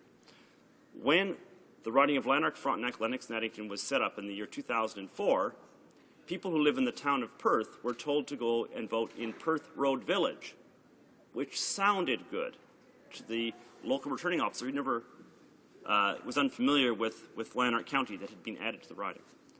But Perth Road Village is the road from Kingston, Ontario to Perth. Perth Road Village is an hour's drive from Perth. So they were being told to go vote in a place they literally could not get to. So what do you do in a situation where Elections Canada has told you to go vote in the wrong place? What do you do if you go to a polling station, the one you're used to going to, and they don't have any forms to fill out the address, the form to fill out so that you can vote at a location other than the one you normally vote at? Are you deprived of your ballot? Deprived of your right to vote, your franchise? Well, those are the kinds of questions they should be answering for people. But of course, they don't do that. Their advertising right now is all about why you should vote. We've all seen these ads from previous elections.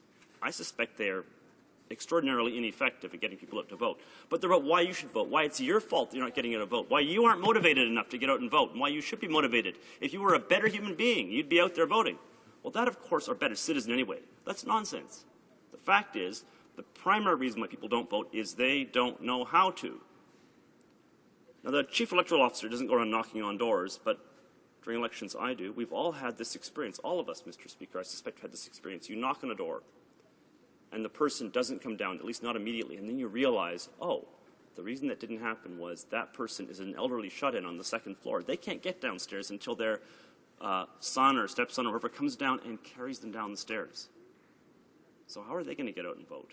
Or someone was changing a diaper. That happens too.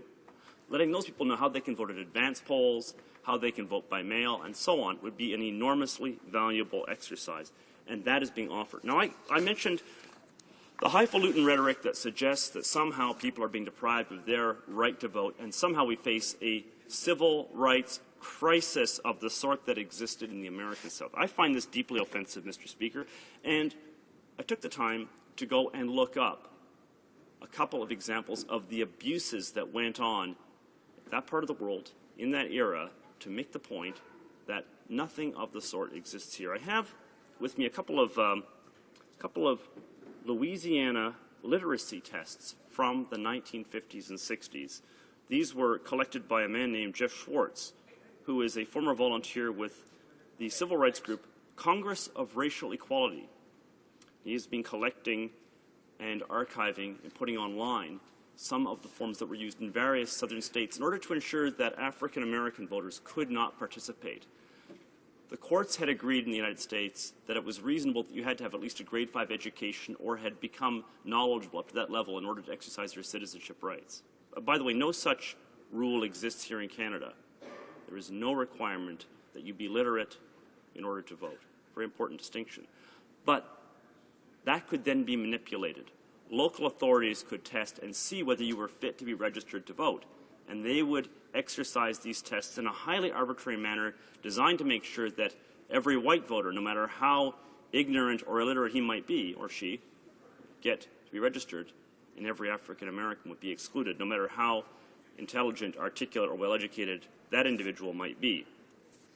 And I can tell you, having looked at some of the questions that are on this test, that forget about a grade 5 education. I've been in 5 degree programs, including 2 PhD programs. I taught university, and I published 2 books, and I can't figure out the answers to some of these questions. For example, here's a question from the Louisiana form. Quote, write every other word in this first line and print every third word in the same line, original type smaller, and first line ended at comma, but capitalize the 5th word that you write. So, Mr. Speaker, what is the right answer to that question? I'm just going down here. Question number 9 from this list. Draw a line through the 2 letters below that come last in the alphabet. And they've got a series of letters down here. Question 10. In the first circle below, write the last letter of the first word beginning with L. And they've got a series of circles. And cross out the number necessary when making the number below 1 million. Now, that's an interesting one. Does it mean the number below 1 million, which is 999,999? Or does it mean take this number with all these zeros and scratch them out so you get 1 million? Well, of course, this was designed to ensure that if I was a white guy and I got it wrong, it would be right. And if I was an African-American guy and I got it right, I would be wrong anyway. Oh, and they mentioned, by the way, on the literacy test, this test is to be given to anyone who cannot prove a 5th grade education. Do what you are told to do in each statement, nothing more, nothing less. That's an important caveat that makes sure that you'll fail. Be careful, as one wrong answer denotes failure of the test. Imagine if we had on driver's tests, we'd have no drivers in Canada. You have 10 minutes to complete the test. I could go on and on, Mr. Speaker. I actually, if I get the consent of the House, I would love to table these. People can examine them. If not, I can provide you with the email address. My point here is there have been genuine abuses of the rights of voters. I'm giving you examples from the States. We can find them from other countries, including this one. No such abuse is being considered or has been considered by any party that is here. The fact is that we have a good system. We want to make it better by doing a series of technical amendments to how elections run in Canada. They will benefit the country. They will benefit democracy. Thank you very much, Mr. Speaker.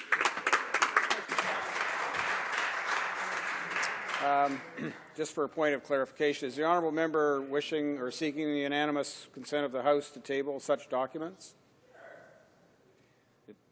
Does the honourable member for Lanark, Frontenac, Lennox, and Addington have the consent of the House to table the documents as aforementioned? Yes? Yes? Agreed? Agreed and so ordered. No, there's no consent. Questions and comments? Questions et commentaires. On order. La députée de... The Honourable Member for Louisiana. Thank you very much, Mr. Speaker, and I would like to sincerely thank my colleague for his speech. I work with my colleague on PROC, and I have done from the beginning, and I know that each time that he gives speeches like this, he often brings forward excellent points. I heard a number of them in his speech today. There are certain elements that, in my opinion, call for a bit more clarification. But my question right now, because I know that, he gave a lot of anecdotes, but so I'm going to do the same thing. Personally, for many years, I'm talking about 4 or 5 years, I lived a very long way from my parents' home for my studies, and I never had to change address. I never had to do anything for that students usually have to do. I always voted by proxy, whereas I lived a long way from my parents' home. So I would like him to explain to me how he can justify the fact that someone who is interested, like me, who's interested in politics, would not have been able to vote in any of the federal elections if C-23 had been in force at the time. Frontenac, Lennox, and Addington.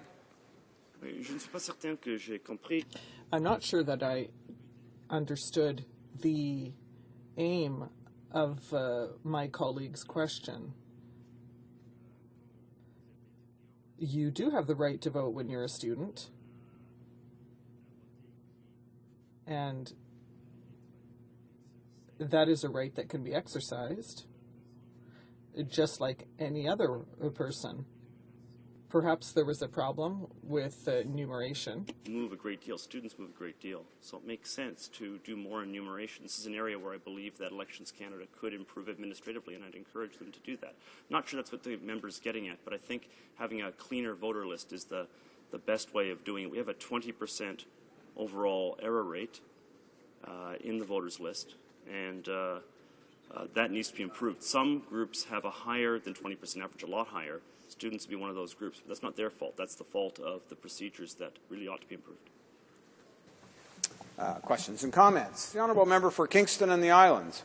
Well, thank you, Mr. Speaker. I'd like to contest the assertion of my honourable colleague that this bill is really a number of technical amendments, because my view is it's not technical amendments. It's actually tilting the playing field a little bit, and the direction that I'm concerned that it's tilting the playing field is in people with money. Currently, you can only donate $1,200 to a political party, and that is being increased to $1,500. Not that many people can donate $1,200. So the people who have means will be able to donate more and have more influence in the political process. I don't think that's just a technical amendment, and I think that's something that if we went out across the country and asked people, how many of you actually can donate that much, and how many of you do you really want to? How many people really want people who have that much money, extra money, to have even more influence over the federal government? The honourable member for Lanark, Frontenac, Lennox, and Addington. The honourable member's obviously been talking to the people at Elections or Revenue Canada who do my taxes every year, because they always challenge the fact that I claim I've donated $1,200 to the Conservative Party and $1,200 to the Lanark, Frontenac, Lennox, and Addington Association. I have to dig up my figures and send them in. And a couple of years ago, they challenged my contribution to the Scott Reid campaign. I couldn't find the receipt for it, but I did point out, well, I am Scott Reid, and the Elections Canada website shows that someone living at my address with my name donates to the Scott Reid campaign, so either I really did donate or else I hacked into the Elections Canada website and changed the information there, in which case you want to charge me with something more serious. But I guess with regard to the $1,500, that, as I understand it, that's just keeping up with inflation. I should point out, though, this government, was one of its first acts, lowered the donation rate from $5,000 to what at the time was $1,000. It's since crept up due to inflation per person as a donation. Only real human beings could make donations, not corporations, not unions. That's a big change.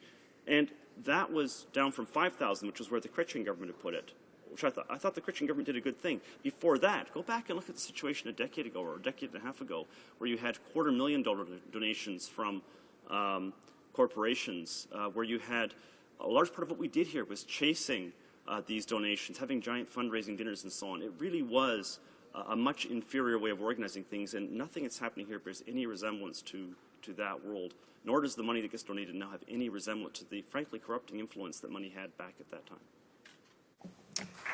Questions and comments? The Honourable Minister of State for Democratic Reform. On the same point, Mr. Speaker, I'd like the member's comments with respect to campaigns finance. The Fair Elections Act seeks to allow small donors to contribute a little bit more to democracy through the front door while blocking illegal big money from sneaking in through the back door. It closes the unpaid debt loophole, which has allowed large donors to call their donations loans, which are never actually repaid. At the same time, the member for Kingston correctly points out that it does allow a very modest increase in the donation limit The balance we're trying to strike is to allow parties to finance their operations and Canadians to contribute as they wish, while preventing anyone from contributing enough to actually influence in their own personal favor a decision by the Government of Canada to the expense of everyone else. I wonder if the member can comment on whether or not we've struck that right balance. Honourable member for Lanark, Frontenac, Lennox and Addington. Well, the answer is yes. I think in general, the financing arrangements in this country have been heading in the right direction. They have been improving. I will say, if the goal was to reduce contributions to zero, which is what would happen eventually in practice as inflation goes up, then it would make sense to just never change it from the level it was set back in 2006. But I don't think that's a wise idea. I think we want to make sure that individuals can contribute. There's something that was done earlier. It has not been, by earlier I mean in 2006 by this government. It has not been changed in this legislation. I think it's very important, getting rid of the corporate donations, getting rid of the union donations. There's something else that has been done as well that's very significant. And this took place at the beginning of the 41st Parliament. That is the elimination of the per-vote subsidy to parties. I always thought that was a kind of poison in the system. What happened is that the party that did the best got a subsidy larger than any other party.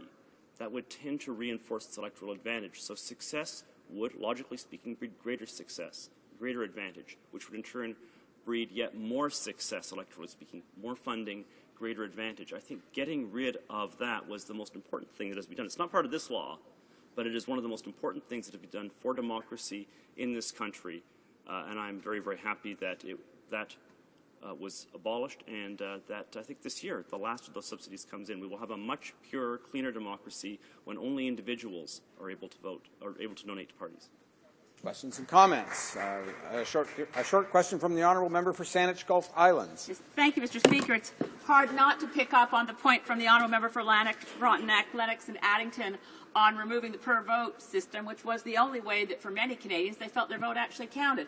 But moving on, because he cited the Supreme Court decision that dealt with the current member for Etobicoke Centre, while missing one of its central features, and that is that the majority decision of the judiciary, I want to draw his attention to this sentence, quote, "The goal of accessibility," that is the goal of being able to fulfill the Section 3 right to vote under the Charter of Rights and Freedoms, "the goal of accessibility can only be achieved if we are prepared to accept some degree of uncertainty that all who voted were entitled to do so," unquote. In other words, Mr. Speaker, the ability of vouching to make sure that they have the right to vote and can exercise that at the polls is so important that that's why the court found that in that instance the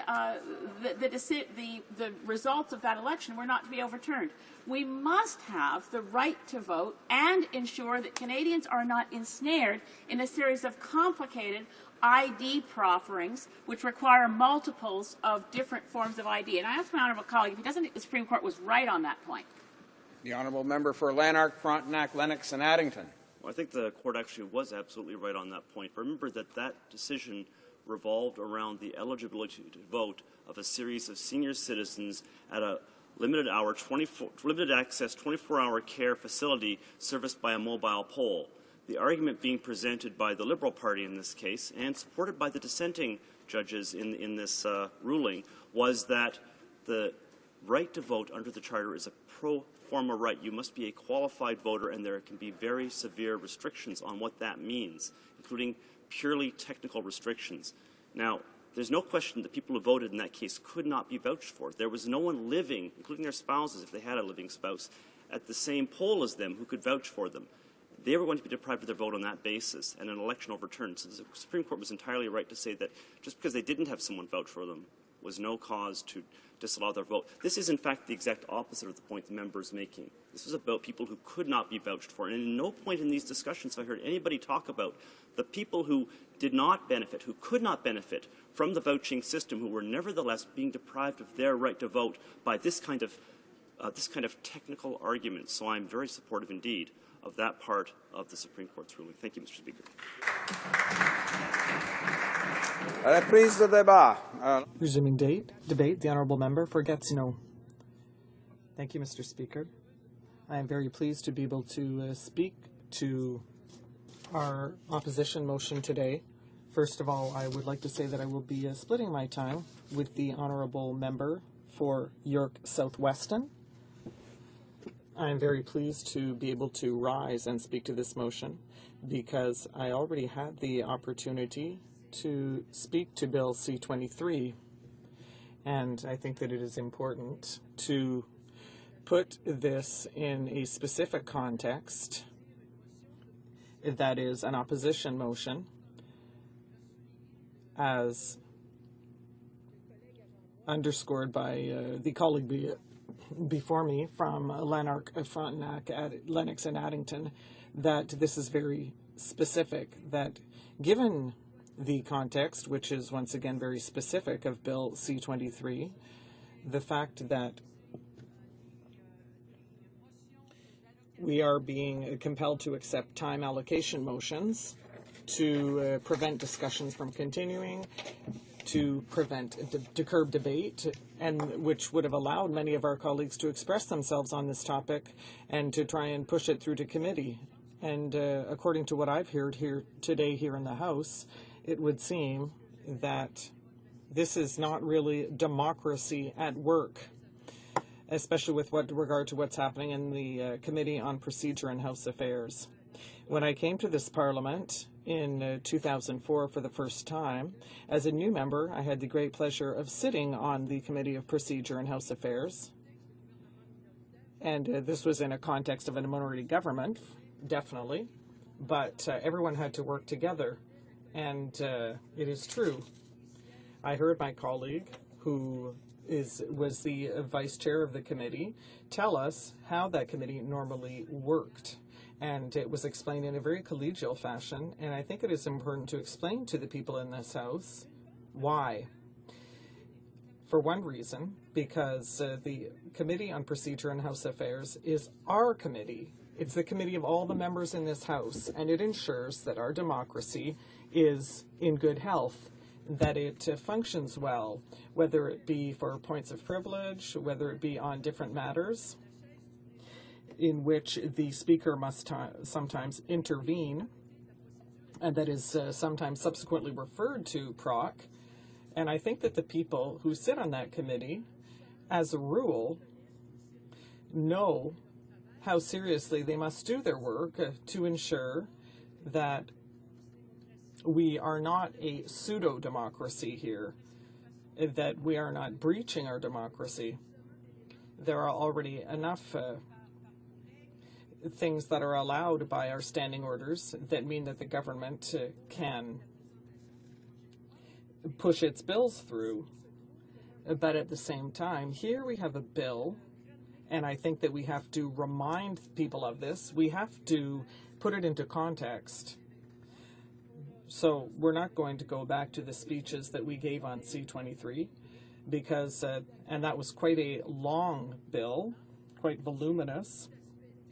The colleague who spoke before me said that there are a great many facets and there are a great many points of substance in it. And he unashamedly said that these are just technicalities, whereas when we are trying to see, Mr. Speaker, when we are trying to encourage voters' rights, that is not merely a technicality. They're trying to police Canadians' right to vote, and that is all about how our elections unfold democratically, and that is much more than a technicality, and I think we have to emphasize that. But beyond all of that, we have a motion here that was presented by my colleague from Hamilton Centre that seeks, as the colleague before me, that seeks that an instruction to the Standing Committee on Procedure and House Affairs be given. And when I read this motion, Mr. Speaker, I said, well, I can't believe that we have to come back to the House to avail ourselves of this kind of right, which should go without saying in the context of Bill C-23. And my first reflex when I read the motion, Mr. Speaker, when I read it to see what it was about, and when I hear the speeches that I have heard today and the type of discussion or lack thereof that has prevailed within the Procedure Committee. The concerns that I have in this context with respect to democracy and the way it unfolds on a daily basis, and knowing that it all comes down to the Procedure and House Affairs Committee, well, that's something that concerns me a great deal. Because I don't know if you, like me, now maybe I'm the only person who did this last week, but we all know just how important it is to consult people.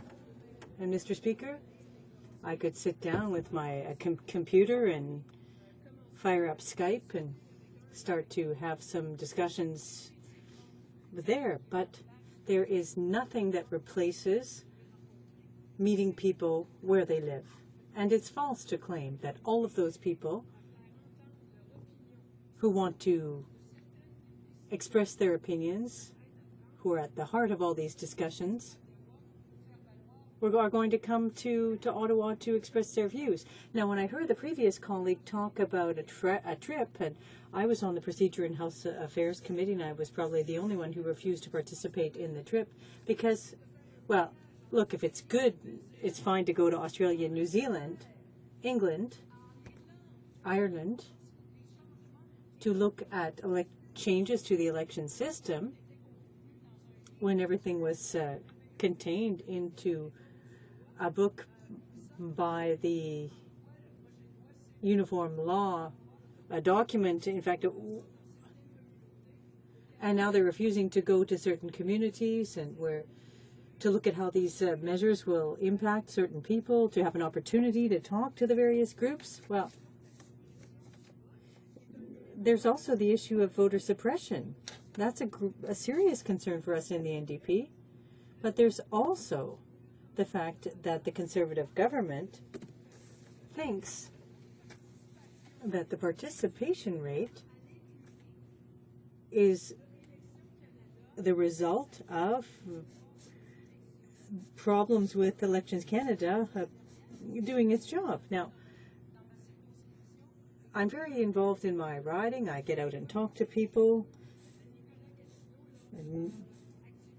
young people, during some fundraising activity organized by Alexandre, a young man called Alexandre in high school. And when I went out to talk about democracy and asked them why they don't go out, it's not because Elections Canada isn't doing its job.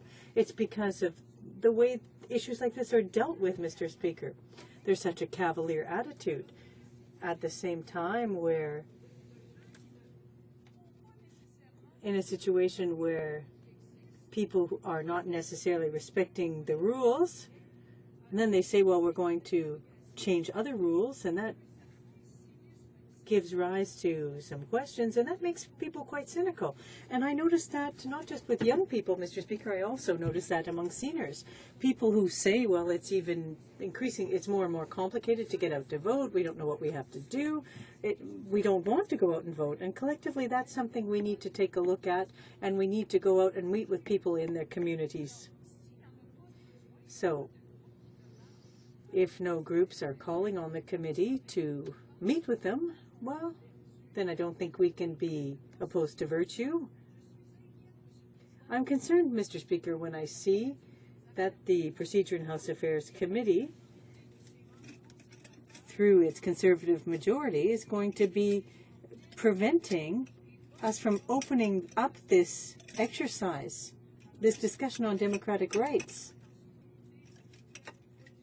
I'm very concerned with this at committee, Mr. Speaker, because it's the same committee that is supposed to be protecting our privileges. And if they can't protect Canadians, well, really, I wonder just how able they are to protect the privileges of representatives of this chamber. Now, I think that everyone should perhaps take a couple of minutes to reflect. People keep saying, read the bill, read the bill. Well, we've done that. And perhaps people should take time to read the motion. What it says is that Canada, that lectures other countries on how to hold their elections and their votes. They should perhaps look at itself in the mirror first, Mr. Speaker. Thank you very much. Commentaire. Questions and comments. The honourable member for Winnipeg North. Mr. Speaker, I want to take this opportunity just to highlight what I think is the most important issue, because we're going to be coming to a vote shortly, Mr. Speaker, and that is the fact that there is a need. We're talking about an election law. There's a need for government to take responsibility and build consensus. It is very apparent that the government did not do its job. It did not consult with Elections Canada. It did not consult with Canadians. It did not consult with opposition parties. It invoked time allocation or closure on the bill in second reading. We need and have a responsibility to ensure that this legislation is in fact amended, improved upon, and most importantly, that we bring this legislation into the different communities outside of Ottawa. And I ask the member in my final question on the issue is, does she, like Liberals inside the House, believe that it would be a tragic mistake for this government in any fashion whatsoever to try to pass this bill through committee without going outside of Ottawa, visiting the communities to have their direct input on such important legislation that affects the fundamental principle of democracy here in Canada. Deputy de Gatineau. The honourable member for Gatineau. That's exactly what I've been saying for the last 10 minutes, que c'est important de se déplacer. That it's important to travel, to meet with people who we wouldn't otherwise see here in Ottawa, who don't necessarily have an opportunity to come here. This is at the heart of a democratic exercise here in Canada. We're talking about our election system, which is suffering. I agree. Everyone agrees with that here in this House. We need to look at how we can resolve the problems, because this bill, we're dealing with it 2 years after the adoption of a motion put forth by one of my colleagues, where everyone had voted in favor of it. And now we've got a bill that changes many of the sections. Mr. Speaker, there is a major problem in that regard, and I don't know why the Conservatives are so afraid to listen to people, to go out and meet with them, and to hear what they have to say. They don't have a problem to crisscross the world and travel there. Questions and comments, the Honourable Minister of State for Democratic Reform. The Fair Elections Act deals with the loans loophole. To refresh your memory, Speaker, that is the loophole that allowed Liberal leadership candidates to take hundreds of thousands of dollars in unrepaid debts from large donors and then to exceed the donation limit by refusing to repay those debts. The Fair Elections Act makes this an offence. It also prevents non-financial institutions and non-political parties from loaning money to candidates in the first place to prevent people from getting insurmountable levels of debt. In other words, it closes the loans loophole. I wonder if the member across agrees with that provision. Deputy de Gatineau. The honourable member for Gatineau. Well, Mr. Speaker, everything the Conservatives have done today is to avoid speaking to the content of the motion.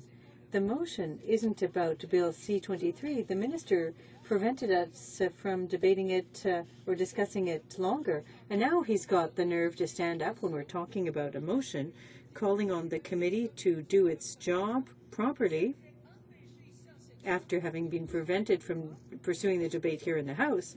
Well, if he'd been here the day when I expressed my opinion, or where others could have had more time to speak to the issue, he'd have the answer to that question, Mr. Speaker. But for the time being, what I would tell him to do is to read the motion, because he gets so much pleasure out of telling everybody to read the bill. This is not as long as his bill. I'd like him to read this bill and to see or to say whether or not he thinks it's undemocratic.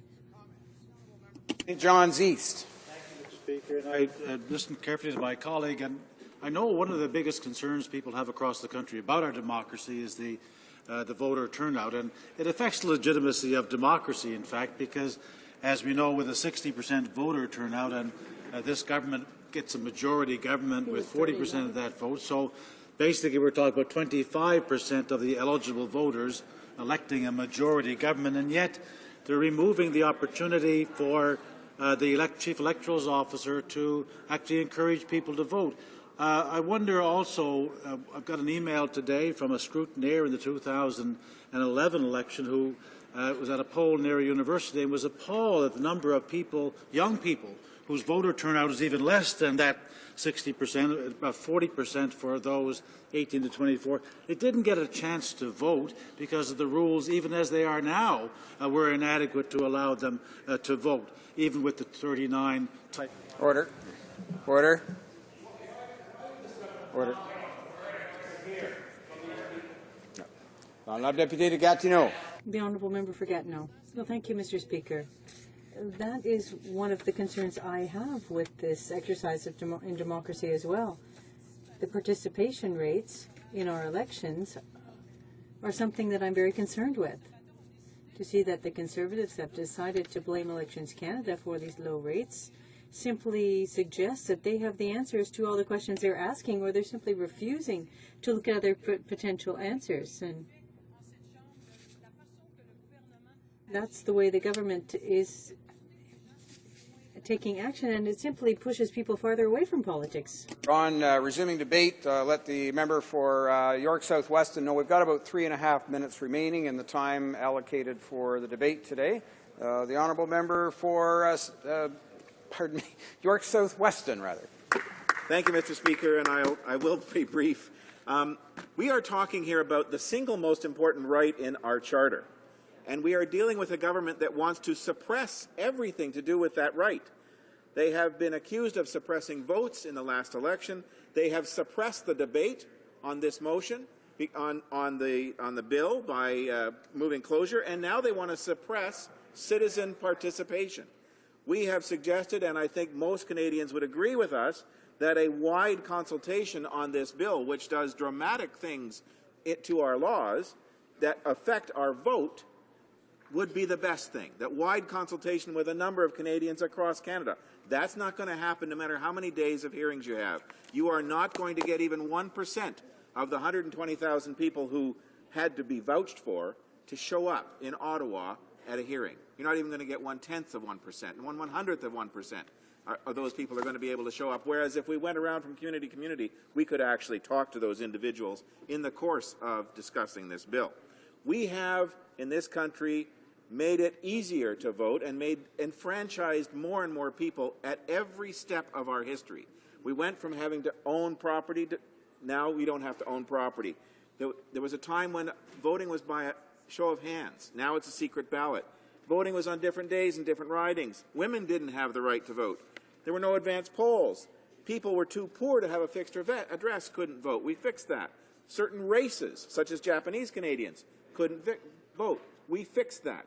Aboriginal Canadians couldn't vote. We fixed that. At every step of the way, we have made it easier to vote.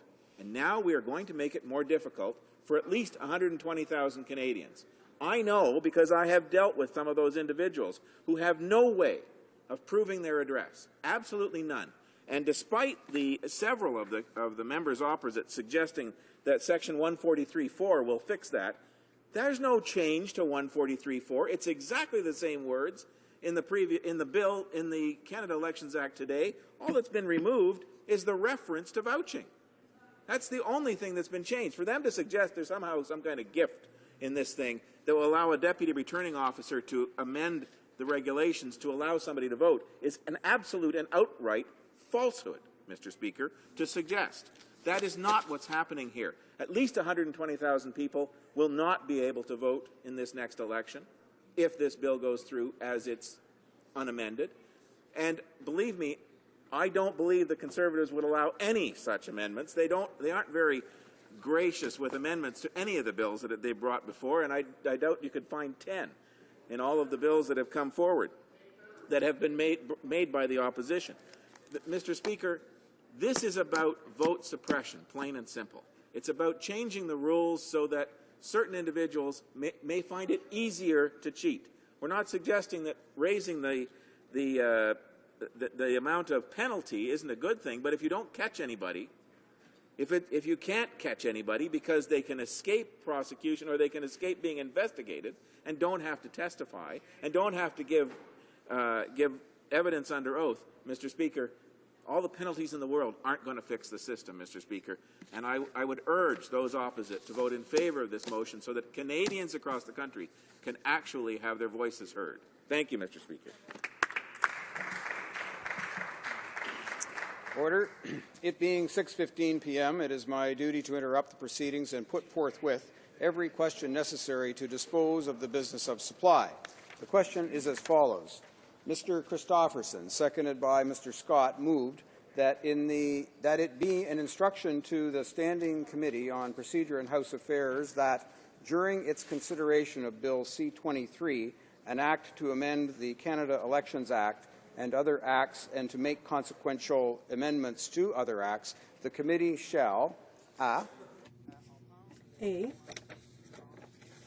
Hear witnesses from, but not limited to, Elections Canada, political parties as defined under the Canada Elections Act, the Minister of State who introduced the bill, representatives of First Nations, anti-poverty groups, groups representing persons with disabilities, groups representing youth advocates and students, as well as specific groups which have been active in society on elections rules, have the power to travel to all regions of Canada, Atlantic Canada, Quebec, Ontario, Northern Ontario, the Prairies, British Columbia, and the North, including downtown urban settings, rural and remote settings, and that the committee requests that this travel take place in March and April 2014,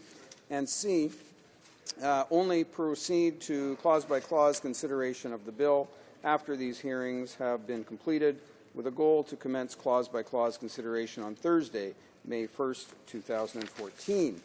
Is it the pleasure of the House to adopt the motion? All those in favor of the motion will please say yea. All those opposed will please say nay. In my view, the nays have it.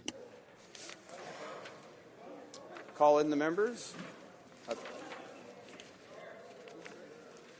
Mr. Speaker, I request that the vote to be deferred until tomorrow at the end of time provided for government orders. Accordingly, the recorded division is deferred until tomorrow at the end of government orders. And I see the Honourable Chief Government Whip is rising on a point. Yeah, thank you very much, Mr. Speaker. I would request that we see the clock at 6:30. Perfect. Is it the pleasure of the House to see the clock at 6:30? Yes? Yes? Pursuant to an order made on Wednesday, February 12, 2014, the House will now proceed to the taking of the deferred recorded division on the sub-amendment of motion number 6 under Ways and Means Proceedings. Call in the members.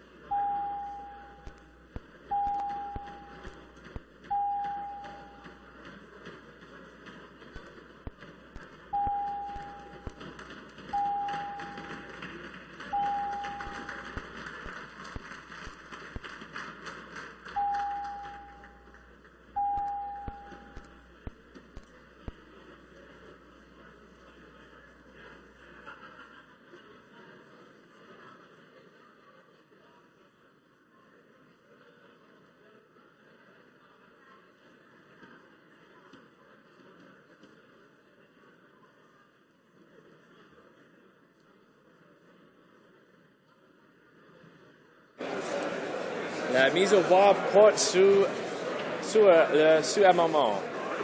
M. Flaherty, appuyé par M. Sorensen, propose que la Chambre approuve la politique budgétaire générale du gouvernement.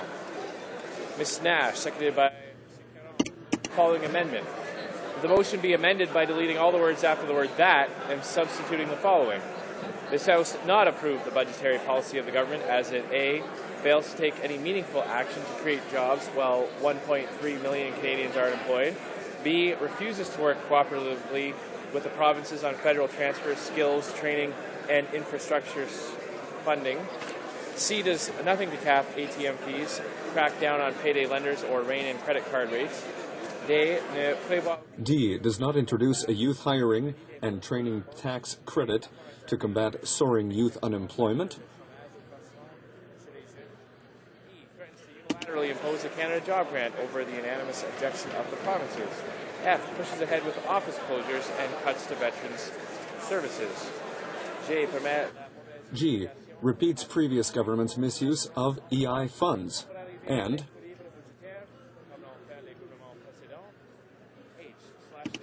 billions of dollars from the health care plans of Canadian Public Service retirees. Mr. Bryson, seconded by Mr. Casey, move the following sub-amendment. That the amendment be amended by deleting all the words after the word services and substituting the following. G, slashes billions of dollars from the health care plans of veterans, RCMP officers, and of other Canadian Public Service retirees. H, fails to offer a real plan for long-term economic growth that would help middle-class families. I, takes money from workers and employers by keeping employment insurance premiums artificially high. Revoke the budget 2013 tariff hikes that increase the cost on everything, from wigs for cancer patients to tricycles. And K, fails to fill the $3 billion infrastructure hole that budget 2013 created in the Building Canada Fund. All those in favor of the sub-amendment will please rise. Monsieur Mulcair. Monsieur Mulcair. Ms. Ashton. Ms. Ashton. Mr. Alan Wellen. Alan Wellen. Ms. Chow. Ms. Chow. Mr. Dewar. Mr. Dewar. Mr. Harris St. John's East. Harris St. John's East. Madame Boivin. Madame Boivin. Ms. Leslie. Ms. Leslie. Mr. Cullen. Mr. Cullen. Ms. Davies, Vancouver East. Ms. Davies, Vancouver East. Mr. Christopherson. Mr. Christopherson. Ms. Nash. Ms. Nash. Mr. Julian. Mr. Julian. Ms. Crowder. Ms. Crowder. Mr. Davies, Vancouver Kingsway. Mr. Davies, Vancouver Kingsway. Ms. Matheson. Ms. Matheson. Mr. Godin. Mr. Godin. Madame Perrault. Madame Perrault. Mr. Martin. Mr. Martin. Mr. Scott. Mr. Scott. Mr. Bevington. Mr. Bevington. Madame Moore, Abitibi-Témiscamingue. Madame Moore, Abitibi-Témiscamingue. Madame Day. Madame Day. Mr. Donnelly. Mr. Donnelly. Madame Leblanc, La Salle-et-Mare. Madame Leblanc, La Salle-et-Mare. Mr. Kellaway. Mr. Kellaway. Monsieur Toom. Monsieur Toom. Madame Turmel. Madame Turmel. Ms. Charlton. Ms. Charlton. Mr. Chisholm. Mr. Chisholm. Monsieur Boulris. Mr. Boulris. Mr. Angus. Mr. Angus. Mr. Marston. Mr. Marston. Madame Laverdière. Madame Laverdière. Madame Hughes. Madame Hughes. Mr. Rankin. Mr. Rankin. Mr. Harris, Scarborough Southwest. Mr. Harris, Scarborough Southwest. Mr. Thibault. Mr. Thibault. Madame Papillon. Madame Papillon. Madame Lou. Madame Lou. Mr. Stewart. Mr. Stewart. Mr. Garrison. Mr. Garrison. Monsieur Ravignac. Monsieur Ravignac. Madame Blanchette-Lamotte. Madame Blanchette-Lamotte. Monsieur Aubin. Monsieur Aubin. Monsieur Dubé. Monsieur Dubé. Madame Groguet. Madame Groguet. Madame Boutin-Souis. Madame Boutin-Souis. Monsieur Saganache. Monsieur Saganache. Monsieur Nantel. Monsieur Nantel. Madame Piclet. Madame Piclet. Monsieur Gravel. Monsieur Gravel. Monsieur Rafferty. Monsieur Rafferty. Monsieur Maille. Monsieur Maille. Monsieur Caron. Monsieur Caron. Monsieur Larose. Monsieur Larose. Monsieur Giguère. Monsieur Giguère. Monsieur Rousseau. Monsieur Rousseau. Monsieur Genet-Jourdain. Monsieur Genet-Jourdain. Monsieur Côté. Monsieur Côté. Monsieur Dussault. Monsieur Dussault. Monsieur Choquette. Monsieur Choquette. Madame Sella. Madame Sella. Madame Michaud. Madame Michaud. Madame Freeman. Madame Freeman. Miss Sitsa Bison. Monsieur Tsebaïs. Madame Doré-Lefebvre. Madame Doré-Lefebvre. Madame Quash. Madame Quash. Madame Borg. Madame Borg. Monsieur Nichols. Monsieur Nichols. Monsieur Bramy. Madame, Monsieur Bramy. Monsieur Blanchette. Monsieur Blanchet. Mr. Sullivan. Mr. Sullivan. Mr. Comartin. Mr. Comartin. Madame Morin, Saint-Hyacinthe-Bagotte. Madame Morin, Saint-Hyacinthe-Bagotte. Monsieur Jacob. Monsieur Jacob. Monsieur Nunez-Mello. Monsieur Nunez-Mello. Monsieur Tremblay. Monsieur Tremblay. Monsieur Pilon. Monsieur Pilon. Monsieur Genet. Monsieur Genet. Monsieur Chiquan. Monsieur Chiquan. Mr. Cleary. Mr. Cleary. Monsieur Morin, Chicoutimi-Le-Fjord. Monsieur Morin, Chicoutimi-Le-Fjord. Madame la Tendresse. Madame la Tendresse. Madame Morin, Notre-Dame de Grâce, la Chine. Madame Morin, Notre-Dame de Grâce, la Chine. Monsieur Dionne Labelle. Monsieur Diane Labelle. Mr. Benskin. Mr. Benskin. Monsieur Morin, Laurentier de Labelle. Monsieur Morin, Laurentier de Labelle. Monsieur Trudeau. Monsieur Trudeau. Mr. Macaulay. Mr. Macaulay. Mr. Goodale. Mr. Goodale. Mr. Leblanc, Beau Séjour. Monsieur Leblanc, Beau Séjour. Mr. Easter. Mr. Easter. Ms. Fry. Ms. Fry. Mr. Regan. Mr. Regan. Monsieur Bélanger. Monsieur Bélanger. Mr. Valerian. Mr. Valerian. Mr. Lamoureux. Monsieur Lamoureux. Ms. Scrope. Miss Scroll. Ms. Bennett. Miss Bennett. Mr. Eiking. Mr. Eiking. Mr. McCallum. Mr. McCallum. Mr. Karagianis. Mr. Karagianis. Ms. Murray. Ms. Murray. Mr. McGinty. Mr. McGinty. Mr. Scarpalegia. Mr. Scarpalegia. Madame Saint-Denis. Madame Saint-Denis. Mr. Sims, Buena Vista, Gander, Grand Falls, Windsor. Mr. Sims, Buena Vista, Gander, Grand Falls, Windsor. Mr. Andrews. Mr. Andrews. Ms. Duncan, Etobicoke North. Ms. Duncan and Etobicoke North. Mr. Garneau. Mr. Garneau. Mr. Chou. Mr. Chou. Mr. Casey. Mr. Casey. Ms. Jones. Ms. Jones. Mr. Dubourg. Monsieur Dubourg. Mr. Plamondon. Monsieur Plamondon. Mr. Fortin. Monsieur Fortin. Mr. Patry. Monsieur Patry. Ms. May. Ms. May. All those opposed to the sub-amendment will please rise. Mr. Harper. Mr. Harper. Mr. Fletcher. Mr. Fletcher. Ms. Leach. Ms. Leach. Mrs. Glover. Mrs. Glover. Mr. Fantino. Fantino. Mr. Valcourt. Valcourt. Mr. Blaney. Mr. Blaney. Ms. Finley, Alderman Norfolk. Ms. Finley, Alderman Norfolk. Mr. Nicholson. Mr. Nicholson. Mr. McKay, Central Nova. McKay Central Nova. Mr. Van Loan. Mr. Van Loan. Mr. Clement. Mr. Clement. Mr. Paradis. Monsieur Paradis. Mr. Kent. Mr. Kenny, Calgary Southeast. Mr. Kenny, Calgary Southeast. Mrs. Aglukak. Mrs. Aglukak. Mrs. Shea. Mrs. Shea. Ms. Ambrose. Ms. Ambrose. Mr. Oliver. Mr. Oliver. Ms. Raitt. Ms. Raitt. Ms. Finley, Delta Richmond East. Ms. Finley, Delta Richmond East. Mr. Alexander. Mr. Alexander. Mr. Benoit. Mr. Benoit. Mr. Brightwrights. Mr. Brightwrights. Mr. Ashfield. Mr. Ashfield. Mr. Chong. Mr. Chong. Mr. Hahn. Mr. Hahn. Mrs. Troupe. Mrs. Troupe. Mr. Dykstra. Mr. Dykstra. Mr. Gould. Mr. Gould. Mr. Moore, Fundy Royal. Mr. Moore, Fundy Royal. Mr. Poiliev. Mr. Poiliev. Mr. Bernier. Mr. Bernier. Mr. Goodyear. Mr. Goodyear. Mr. Duncan, Vancouver Island North. Mr. Duncan, Vancouver, Ireland North. Mrs. Wong. Mrs. Wong. Ms. Bergen. Ms. Bergen. Ms. Rempel. Ms. Rempel. Mr. Upal. Mr. Upal. Mr. Sorensen. Mr. Sorensen. Mr. Rickford. Mr. Rickford. Mr. Lake. Mr. Lake. Mr. Anderson. Mr. Anderson. Mr. Carey. Mr. Carey. Mr. Camp, Pitt Meadows, Maple Ridge Mission. Mr. Camp, Pitt Meadows, Maple Ridge Mission. Mr. Keddy, South Shore, St. Margaret's. Mr. Keddy, South Shore, St. Margaret's. Mrs. Oblonsky. Mr. Oblonsky. Mr. O'Connor. Mr. O'Connor. Mr. Kent. Mr. Kent. Mr. Rajat. Mr. Rajat. Mr. Reed. Mr. Reed.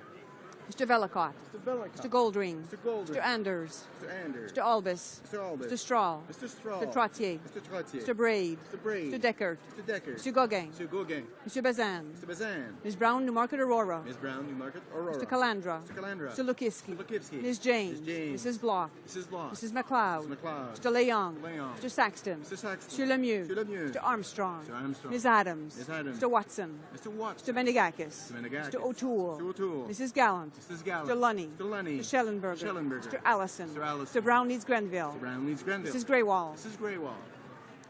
Mr. Hoback. Mr. Hoback. Mr. Hebert. Mr. Hebert. Mr. Komarnicki. Mr. Komarnicki. Mr. Cramp, Prince Edward Hastings. Mr. Cramp, Prince Edward Hastings. Monsieur Lauzon. Mr. Lauzon. Mr. Miller. Mr. Miller. Mr. Preston. Mr. Preston. Mrs. Smith. Mrs. Smith. Mr. Tilson. Mr. Tilson. Mr. Trost. Mr. Trost. Mr. Albrecht. Mr. Albrecht. Mr. Mackenzie. Mr. Mackenzie. Mr. Allen Tobic McTaquack. Mr. Allen Tobic McTaquack. Mr. Brown Berry. Mr. Brown Berry. Mr. Bernouge. Mr. Bernouge. Mr. Calkins. Mr. Calkins. Mr. Cannon. Mr. Cannon. Mrs. Davidson. Mrs. Davidson. Mr. Galipo. Mr. Galipo. Mr. Mays. Mr. Mays. Mr. Norlock. Mr. Norlock. Mr. Shipley. Mr. Shipley. Mr. Storsett. Mr. Storsett. Mr. Sweet. Mr. Sweet. Mr. Van Kesteren. Mr. Van Kesteren. Mr. Wallace. Mr. Wallace. Mr. Workington. Mr. Workington. Mr. Clark. Mr. Clark. Mr. Bowen. Mr. Bowen. Mr. Dreeshen. Mr. Dreeshen.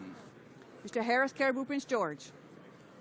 Mr. Harris, Caribou, Prince George. Mr. Holder. Mr. Holder. Mr. Kerr. Mr. Kerr. Mr. Lobb. Mr. Lobb. Mr. McColman. Mr. McColman. Mrs. O'Neill Gordon. Mrs. O'Neill Gordon. Mr. Payne. Mr. Payne. Mr. Richards. Mr. Richards. Mr. Shorey. Mr. Shorey. Mr. Weston, West Vancouver, Sunshine Coast, Cedar Sky Country. Mr. Weston, West Vancouver, Sunshine Coast, Cedar Sky Country. Mr. Weston, St. John. Mr. Weston, St. John. Mr. Woodworth. Mr. Woodworth. Mr. Young Oakville. Mr. Young Oakville. Mr. Sopak. Mr. Sopak. Mr. Aspen. Mr. Aspen. Mr. Butt. Mr. Butt. Mr. Hayes. Mr. Hayes. Mr. Hillier. Mr. Hillier. Mr. Leaf. Mr. Leaf. Mr. Leeson. Mr. Leeson. Mr. Opitz. Mr. Opitz. Mr. Seaback. Mr. Seaback. Mr. Tote. Mr. Tote. Mr. Wilkes. Mr. Wilkes. Mr. Williamson. Mr. Williamson. Mr. Zimmer. Mr. Zimmer. Ms. Crockett. Ms. Crockett. Madame Bateman. Madam Bateman. Mr. Adler. Mr. Adler. Mrs. Ambler. Mrs. Ambler. Mr. Stanton. Mr. Stanton. Mr. Daniel. Mr. Daniel. Mr. Devolan. Mr. Devolan. Mr. Falk. Mr. Falk. Mr. McGuire. Mr. McGuire. Mr. Del Mastro. Mr. Del Mastro.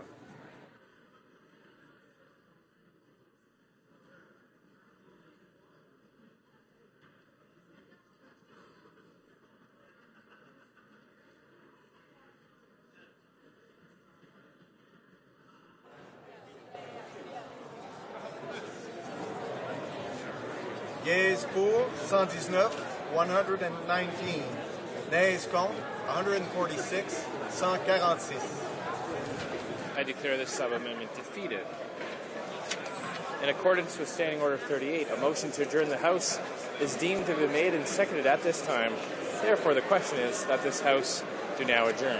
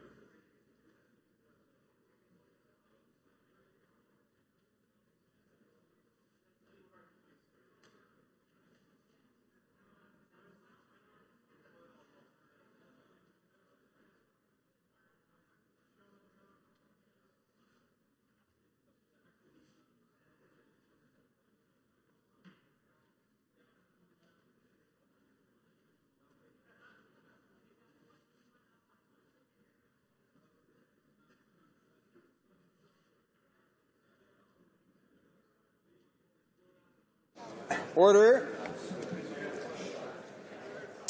The honourable member for Gros-Missisquoi.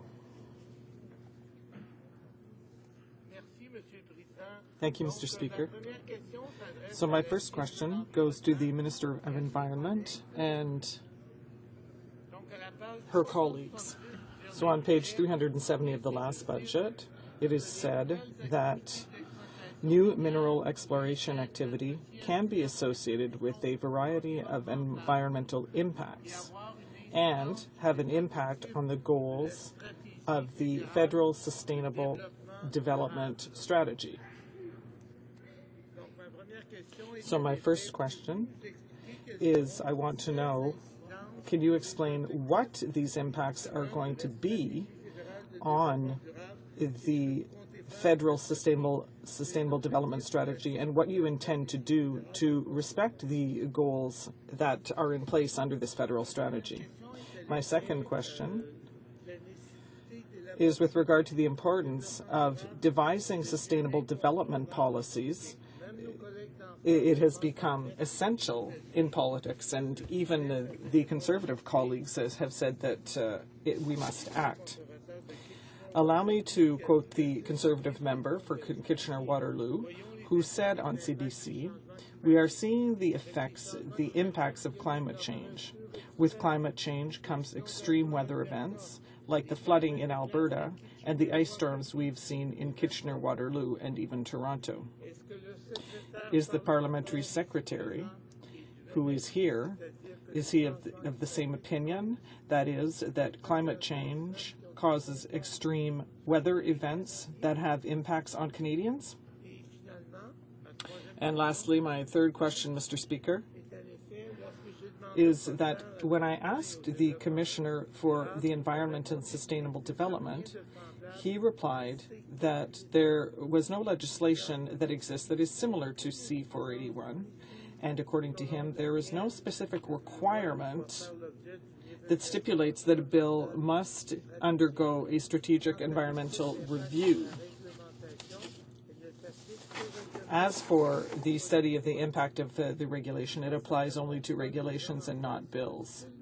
So can the people across the way tell me if they are going to support my bill C-481, which will place sustainable development at the heart of the decision-making process in the House of Commons? The Honourable Parliamentary Secretary to the Minister of the Environment. Thank you, Mr. Speaker. I want to thank the member for his questions about Bill C-481. Mr. Speaker, our government is committed to enhancing the transparency and accountability of environmental decision-making. The fact is that it's our government who created the Federal Sustainability Act, which serves as evidence to this commitment. That being said, Mr. Speaker, we do not see any reason to support the member opposite's bill, which is calling for a massive new bureaucracy that would provide no new benefit to taxpayers. Rather than a meaningful enhancing transparency and accountability, the bill would add a layer of red tape that is redundant and unnecessary in light of the actions our government is already taking and the effective tools already in place. The entire bill perfectly demonstrates the wasteful policies of the NDP. Rather than finding problems that need solutions, Mr. Speaker, they instead want to increase the burden on Canadian families through higher taxes by coming up with a solution when there are no problems. Mr. Speaker, in fact, I think everyone should be a little concerned at the growing slate of evidence that the NDP does not actually have a plan for Canada other than to increase taxes on hard-working Canadians. That being said, I'd like to take the opportunity now to provide an update on the significant progress being made in implementing the Federal Sustainability Development Act. In 2010, Mr. Speaker, our government tabled Canada's first Federal Sustainability Development Strategy, or FSDS. Canadians had for the first time a comprehensive picture of actions across government that contribute to environmental sustainability. Since that time, Mr. Speaker, much has happened. Since 2011, departments and agencies have produced annual departmental sustainable development strategies integrated into their core planning and reporting processes that contribute to the overarching federal strategy. Our government has also demonstrated its commitment to measurement, monitoring, and reporting by issuing 2 progress reports with an expanded suite of environmental sustainability indicators. The 2012 progress report was tabled in Parliament in February 2013. Fulfilling the requirement to update the FSDS every 3 years, the 2013-16 FSDS was tabled in Parliament in November 2013. For that reason, Mr. Speaker, we will not support the NDP in their never-ending crusade to find new ways to waste taxpayers' money. Instead, we will continue to enhance the transparency and accountability of environmental decision-making through our current legislation. Thank you very much, Mr. Speaker. The honourable member for Brome-Missisquoi. Thank you, Mr. Speaker. So, I see that the parliamentary secretary has not responded to my questions, neither the first one that was addressed to him or to the minister, nor to the second question, and especially not to the third one. So I'm going to repeat the third question. When I asked the Commissioner for the Environment and Sustainable Development, he said that no similar legislation exists to C481. And according to him, there is no specific requirement that calls for a bill to be submitted to strategic environmental assessment. So there is no burden for Canadian taxpayers, there is no additional cost, and so can the people across the way tell us if they're going to support my bill, C481, which will put sustainable development at the heart of the decision-making process of the House of Commons. Because what use is it to have more money if we are going to lose our planet? The Honourable Parliamentary Secretary. Mr. Speaker, been very clear we will not be supporting that bill. The government already has tools in place to inform decision-making in support of sustainable development. These include Strategic Environmental Assessment, or SEA, and Regulatory Impact Analysis. SEA is used to identify and assess the environmental effects of federal policy, plans, and program proposals, and must explicitly address their effects on the goals and targets of the federal Sustainability Development Strategy.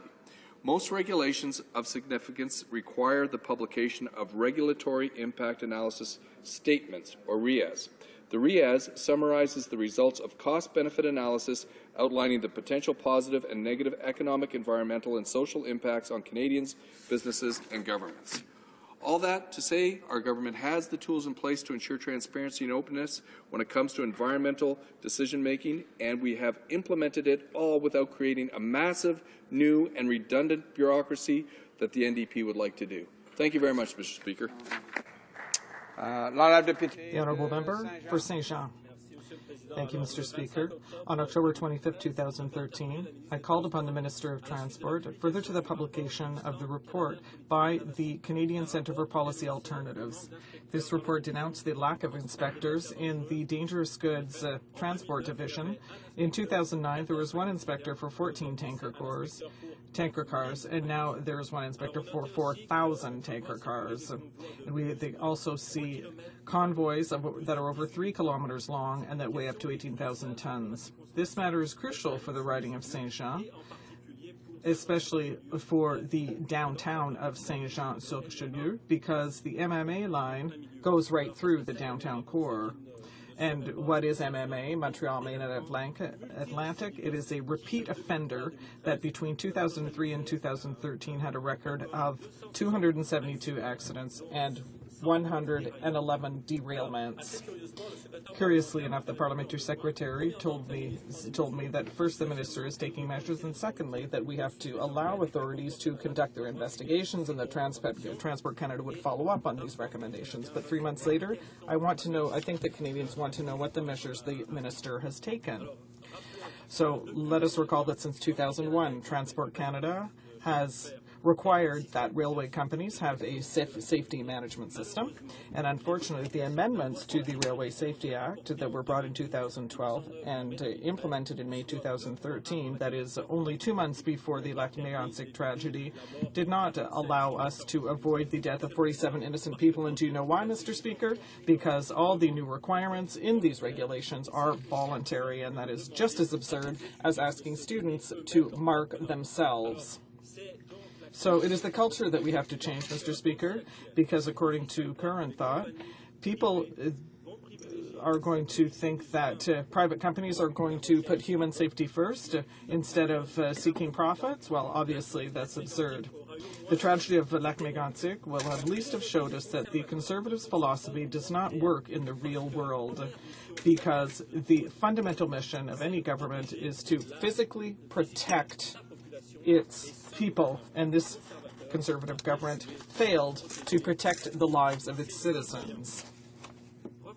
Let us come back to the insufficient number of inspectors that is talked about in the report that calls the MMA a rotten apple that ignores its own directives. Transport Canada now has only 35 inspectors to cover all methods of transport in its hazardous goods division, while the circulation of oil by rail has soared.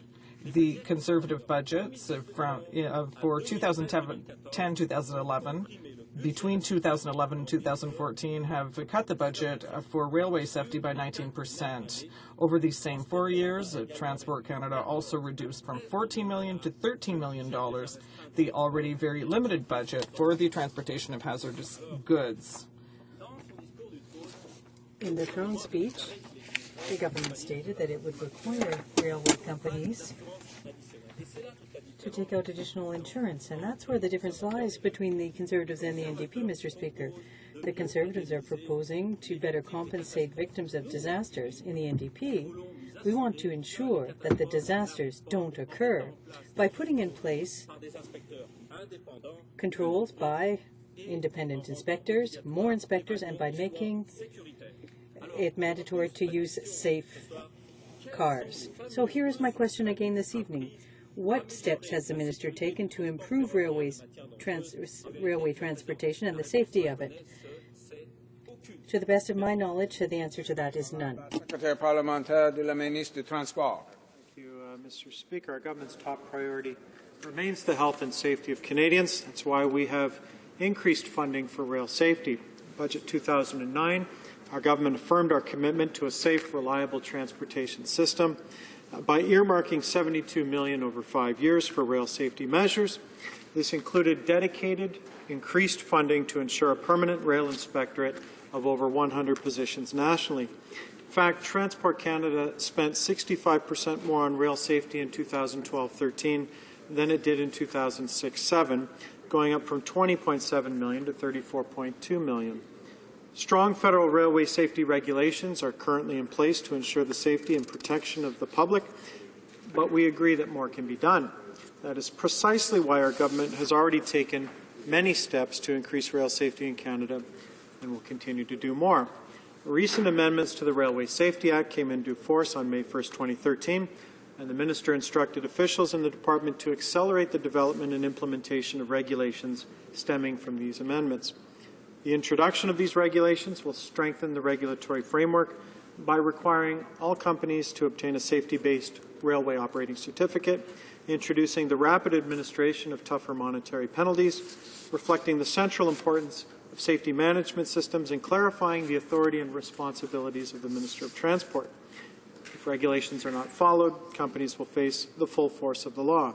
Following the tragic events of Lac Mégantic, our government has taken further concrete steps to enhance the safety of rail and the movement of dangerous goods by issuing an emergency directive to all federally regulated railway companies, which imposed measures pertaining to the securement of unattended locomotives and the number of crew required for operating a locomotive carrying dangerous goods. These rules have now been made permanent and have the force of regulation. Speech from the throne also noted two significant regulatory actions we would pursue. First, that shippers and railway companies would be required to carry additional insurance, so they are held accountable. Second, that we would take targeted action to make the transportation of goods safer. We are taking a similar approach to that of the World-Class Tanker Safety Initiative that we developed for marine transportation, focusing on prevention, response, and liability. Following on this second point, Speaker, the Minister issued a protective direction on October 17, 2013, requiring all parties who import or transport crude oil to conduct classification testing. They must make those test results available to Transport Canada. Upon request, update their safety data sheets and immediately provide them to Transport Canada's Canadian Transport Emergency Centre. And finally, until such testing is completed, they must also ship all crude oil as Class 3 flammable liquid packing Group 1 when shipping by rail.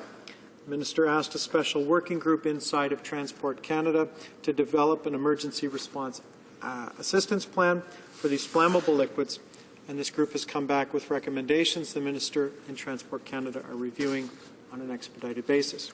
It is vitally important to engage all interested parties, from community representatives to technical experts to industry officials, in order to identify practical ways to further improve rail safety and the safe transportation of dangerous goods.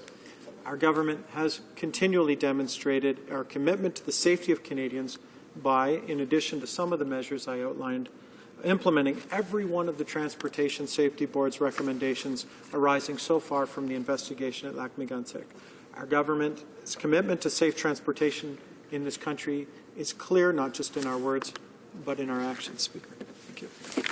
The Honourable Member for Saint-Jean. Mr. Speaker, the Parliamentary Secretary was not able to explain how the Minister of Transport has been taking so-called targeted action, because obviously she has not. The reason why all the amendments to the Railway Safety Act that came into force in May 2013 could not save the lives of 47 innocent Canadians is that they were all based on self-regulation, and the number of inspectors has not increased in spite of the exponential increase in the transportation of dangerous goods by rails. So I ask the question again, what did the Minister do to protect the public against the deadly consequences of self-regulation in the private railway industry? Parliamentary Secretary. Speaker, I'm not sure that the member opposite understands the system as it works, Mr. Speaker. First of all, rail companies must be primarily responsible for their safety. We have regulations in place, and if regulations are not followed, they will face the full extent of the law. Now, the Railway Safety Act amendments that were brought in require regulation for implementation. Those are being done on an expedited basis and will provide additional safety measures. But since Lac-Mégantic, the member should know that there have been protective directions on the classification and testing of flammable liquids, Speaker. There are information sharing protocols now with first responders. There are emergency protective directions that are now permanent and carry the full force of regulation and law, Speaker. There have been a number of important actions. And by the way, we continue to hire inspectors. They continue to vote against the appropriations, Mr. Speaker. And while we are at it, the Minister has directed the Standing Committee on Transport to study the transportation of dangerous goods and report back with further recommendations, and it's that member and his caucus who are blocking our ability to get to Lac-Mégantic and the Bakken oil fields in playing politics on the Elections Act, Mr. Speaker. If they're serious about getting on board with rail safety in this country, they should quit the obstructionist politics on the other side. The Honourable Member for Rivière-des-Mille. Thank you. I'm happy to have this opportunity to go back to a question that I raised on February 14th, dealing with changes made to the National Research Council. Bear in mind that the NRC is a former driver of innovation in science in Canada and is responsible for an impressive series of discoveries, for example, for a cardiac stimulator and other computerized reanimation techniques. The Conservative government, however, decided to reform the NRC in the last two budgets. They, in fact, granted $188 million to the NRC in order to help it refocus its work on the requirements of business. The Conservative government, by doing so, wants to make it a single service wicket for business. While nearly $200 million were invested in restructuring operations, we are still waiting to see the government's detailed business plan. What's worse, all operations are taking place behind closed doors. It's not just opposition parties and the paranoid bad journalists who are concerned. Scientists are worried as well. According to a survey conducted by the Professional Institute of the Public Service, 86% of scientists at the NRC think that recent changes will limit or do limit basic research and that that will have a negative repercussions on research and development in general. It would therefore appear that the replacing of applied science by service to businesses will not help Canada in terms of innovation, at least in the views of the scientists who are best placed to discuss that. Moreover, it's important to see that the reorganization is part of a context where the government is slashing research budgets. At the same time, or in fact taking into account the impact of expenditures between 2008 and 2013, $600 million has been clawed back from the budgets of science and technology departments, and 2,141 jobs were eliminated. For the NRC alone, it is estimated that $129 million and 798 positions cut. When the government is boasting about having invested $188 million over 2 years in the NRC, we have to bear in mind that $129 million were cut over the past 5 years, and that a large portion of funding allocated for restructuring did not go to research. But the worst is yet to come. According to calculations by the Professional Institute of the Public Service between 2013 and 2016, 10 departments with a scientific focus will have lost $2.6 billion and 5,064 jobs. These cuts will have an impact on the knowledge pool and on scientific information available to Canadians. There has been a lot of talk about scientific libraries that have been dismantled, but what about the individuals who work for the government and who alone were a wealth of knowledge that was a benefit to all Canadians? I'm thinking, for example, about the case of Jean-Pierre Gagnon, who is one of the greatest North American experts on the transportation of dangerous materials by rail and on the DOT 111 cars at the heart of the Lake Megantic tragedy. An engineer with the government for over 32 years, he retired because of workforce readjustment.